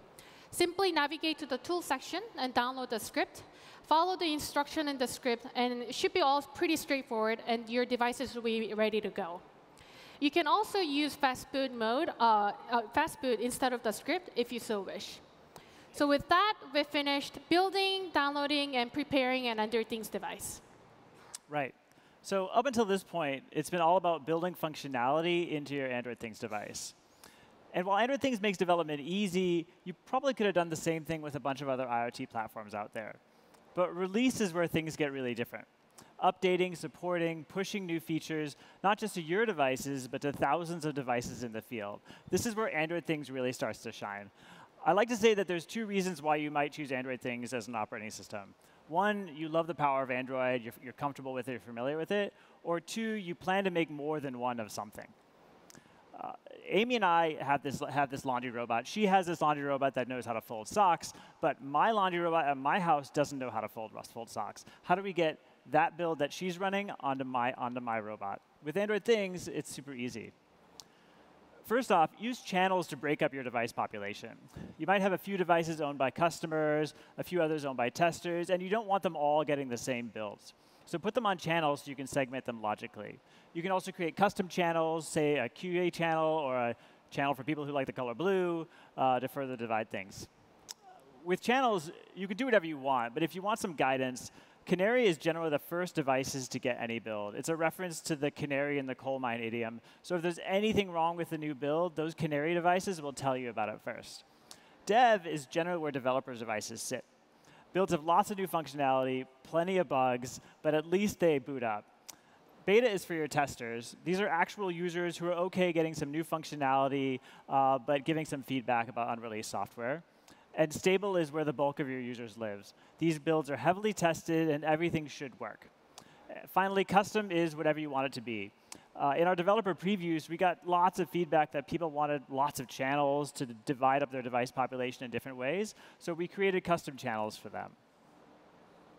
All right, so now that you have these channels, how do you get your devices onto the channels in the first place? Devices default to the stable channel. But if you want to change the channel, you can set it via the API or connect your device and flash it via ADB as shown up here. One thing to keep in mind, remember how Amy talked about release versus development images? You can flash a device to a new channel if it's running a development image. But if you're running a public release image, flashing and ADB are blocked, so you can't change the channel either. We do this to prevent end users from running unwanted or malicious code on your devices. OK, so now that you've assigned the channels, you can push updates to them. You take the builds that we created earlier, create updates from them, and then get them delivered onto your devices. Updates are basically builds with new features, bug fixes, or changes. Pushing them to these devices is called an OTA or an over-the-air update. Devices download these updates and load them into the B partition. Once they reboot, it boots into that B partition. However, if there's a problem, it reverts back to the A partition. I love this because it means that updates feel instant, but they're also fault tolerant too. And everyone on Android Things gets to take advantage of this. One option for OTAs is called fractional updates. Rather than push an update to 100% on your channel, you can roll it out gradually just to make sure if something bad happens, you're not affecting all your users at the same time. We highly recommend using fractional updates to de-risk your OTA approach. Like I said earlier, nearly all of this technology is using the same infrastructure that we use every day to update millions of devices in the field. Stuff like AB updates, Delta updates, fractional updates. These are all difficult things to get right, but crucially important if you want reliable updates for your devices worldwide. So like Adam mentioned, Android Things devices follow the same OTA architecture that Google uses. So you can be confident that it will work. But you might be wondering, how does the OTA work underneath the hood? It's a pretty simple flow. When you specify through Android Things console, we update the OTA server to hold information about your product and your update channel. And the devices will report to the OTA server with its build information every 5-hour interval. Then the OTA server will let the devices know that you have an update to pick it up. Devices download and install the new updated build into the inactive AB partition that we talked about. Users will still be able to use the devices while during this process. Using Update Manager API, you can have full control over the update policy, such as how often do you want your devices to ping for the update check, and also customize device behavior by listening to update events. So let's walk through an example of a normal update sequence, set of events occurring inside a device, and the following update status events that are posted to the app listener. Update engine will check OTA to the server, and the OTA server will let the update engine client know that there's a new update to pick it up, and it will start downloading the update. As you can see in this flow diagram, the corresponding update events are posted to app listener, and that's your app. Depending on the policy that you set, your app can trigger reboot of the device when you think it's appropriate. When the device boots up, it will start with the new partition where the update is written to. Upon reboot, it checks for update again. And because it's already updated, it sits back at the idle state until the next update check happens. So this is how you will use the API to set the policy. You can grab the Update Manager instance and set the policy you would like. Using apply only policy, Update Manager will download and install the update whenever a new update is available. And you can change the update interval frequency using this API, say 2 days, for example. But say you want to control the whole flow. then you can use the check-only policy to listen to all update events and control the whole update process. When you receive the update available status, you can decide whether it's a good time to start the download and install. And when you think it is a good time, you can trigger the perform update now method to trigger it. And when complete, you will get the updated needs reboot status. And also, when you think it's a good time, you can trigger the devices to reboot, and it's all again under your control. It's very possible that your devices will require a 0-day update. When a customer buys a product after some shelf time, you might have already upgraded your new software to the next coolest thing. And you want them to start with that, right? You don't want users to download several gigabytes of the new software before they can start using your product. Delta updates mean this payload update is as small as possible. Basically, based on your factory image options and your previous OTA pushes, Android Things Console will take care for you and automatically generate the Delta payloads between the builds. So devices can then receive the smaller payload packets between their current build and your new coolest thing. Imagine that your friend was unwrapping a Christmas present, and they had to wait 20 minutes to download the latest version. What a terrible experience, right? With Delta updates, it's so much better. At this point, we should probably spend a little bit of time talking about security. As XKCD so elegantly points out, you don't simply build a secure device. Having secure IoT means constantly maintaining and updating and looking for vulnerabilities, pushing changes throughout the lifetime of your product. We've talked quite a bit about how Android Things is great when you want to make a lot of something. But when you make a lot of something, do you really want to be responsible for pushing new updates throughout the lifetime of that product? Amy and I have an awesome laundry robot now. But maybe in a few years, we go on to do something else. Maybe we get different jobs. And then what? When we hear about a new vulnerability, do we research kernel and library fixes? Maybe we get back together with all of our engineers and then compile a new build and push it to our users. No, that's not what happens. In reality, these orphan devices, they live on, connected to the internet, perhaps unused, but really vulnerable. Thankfully, with Android Things, we have a solution for this, the auto update flag. Because of our SOM strategy, Google can confidently push security fixes to all IoT devices running that SOM, be it a laundry folding robot or a webcam. Simply flip this flag on your channel, and all your devices will get regular security updates from Google with zero involvement from you. It's important to note you aren't required to flip this flag. If you don't enable auto updates, Google will still offer up the security fixes, but you can choose how and when you want to implement them. It's up to you. Let Google manage your updates or control when they roll out yourself. Let's talk a little bit about how Android Things updates and versioning works. Major versions on Android Things roughly correspond to dessert releases in normal Android. These are large releases supported for the long term and represent Android API framework changes. The auto update flag on their channel does not update across major versions. So if you start on major version 1, even once major version 2 is released, you'll continue to get security updates based on major version 1 if you so choose. The second number is the minor version. These are comparatively low-risk updates. They don't have any Android API framework changes, but they do have Android Things API additions. If you flip the auto update flag, you can expect to get updates across new major versions. So if you start on 1.2, when the next minor version rolls out, you will migrate to 1.3. The last number is the security update. You can expect these to land approximately every month. There are no API changes, and these updates definitely increment with the auto update flag on. While major versions updates are optional, in exchange for getting free updates for Google, we do expect you to update your versions across each minor version and security patch. But how you do it is up to you. You can either flip the auto update flag or push the updates yourself. It's our goal to make Android Things the easiest and most secure IoT platform out there, easiest to build, and most secure and up to date over the lifetime of your product. So how does this work across SOMs and major versions and years? Each SOM is supported by Google for a minimum of 3 years from the time it was first made available on every available major version. So if you were to buy the IMX8 SOM and start building on major version 1, you can expect updates for the next 3 years, all while remaining on major version 1. You don't have to update to major version 2 to get the full support time.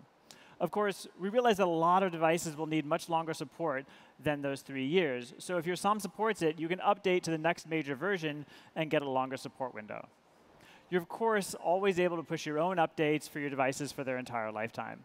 And finally, if you're looking for an even longer support time, come talk to us about some options for extended support.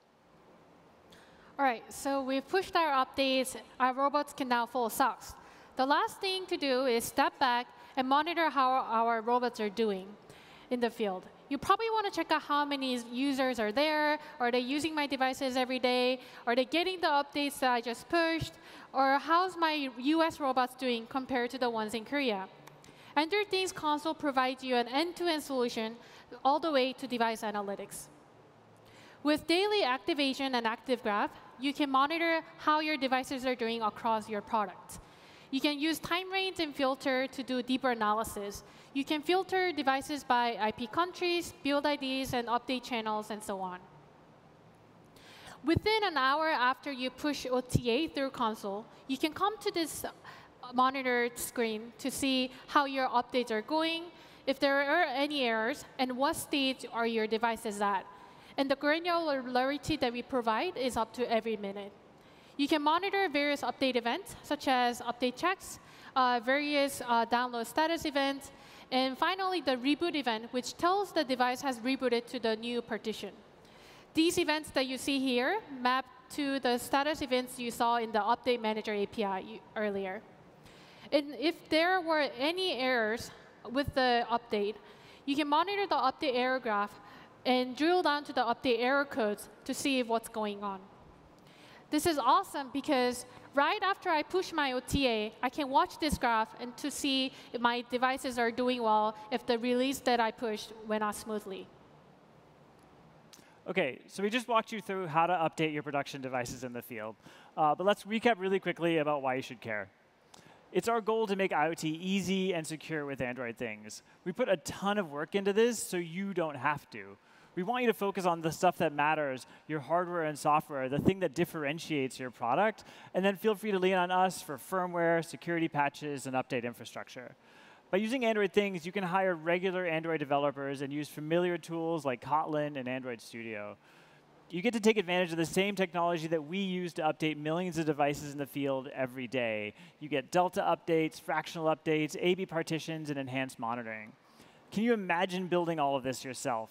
I'm sure you could. But something tells me you'd much rather be developing new features and functionality than reinventing an update infrastructure. There's also the crucial piece of security updates from Google. It's an ideal way to ensure that your products stay secure with zero involvement from you for years down the road. In the end, we really want to make it easy to build secure, updatable IoT because we think there's so much opportunity for new products and ideas in this space. And with that, we want to say thank you for attending our talk on how to update production devices in the field with Android Things Console. Like we said before, there are many options out there for IoT, which OS and hardware you may choose.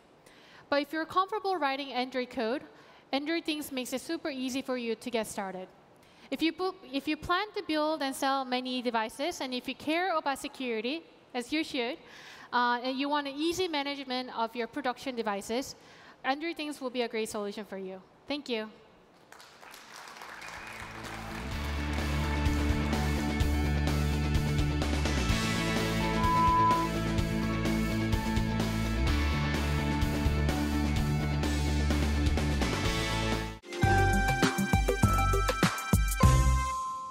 It's been a fun 3 days with all of you here at Shoreline Amphitheater for Google I/O 2018.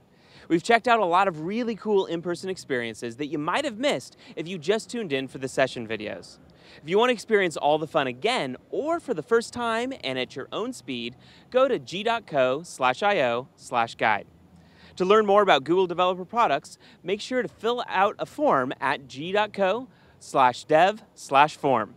I look forward to seeing you all next year, on-site and online for Google I/O 2019.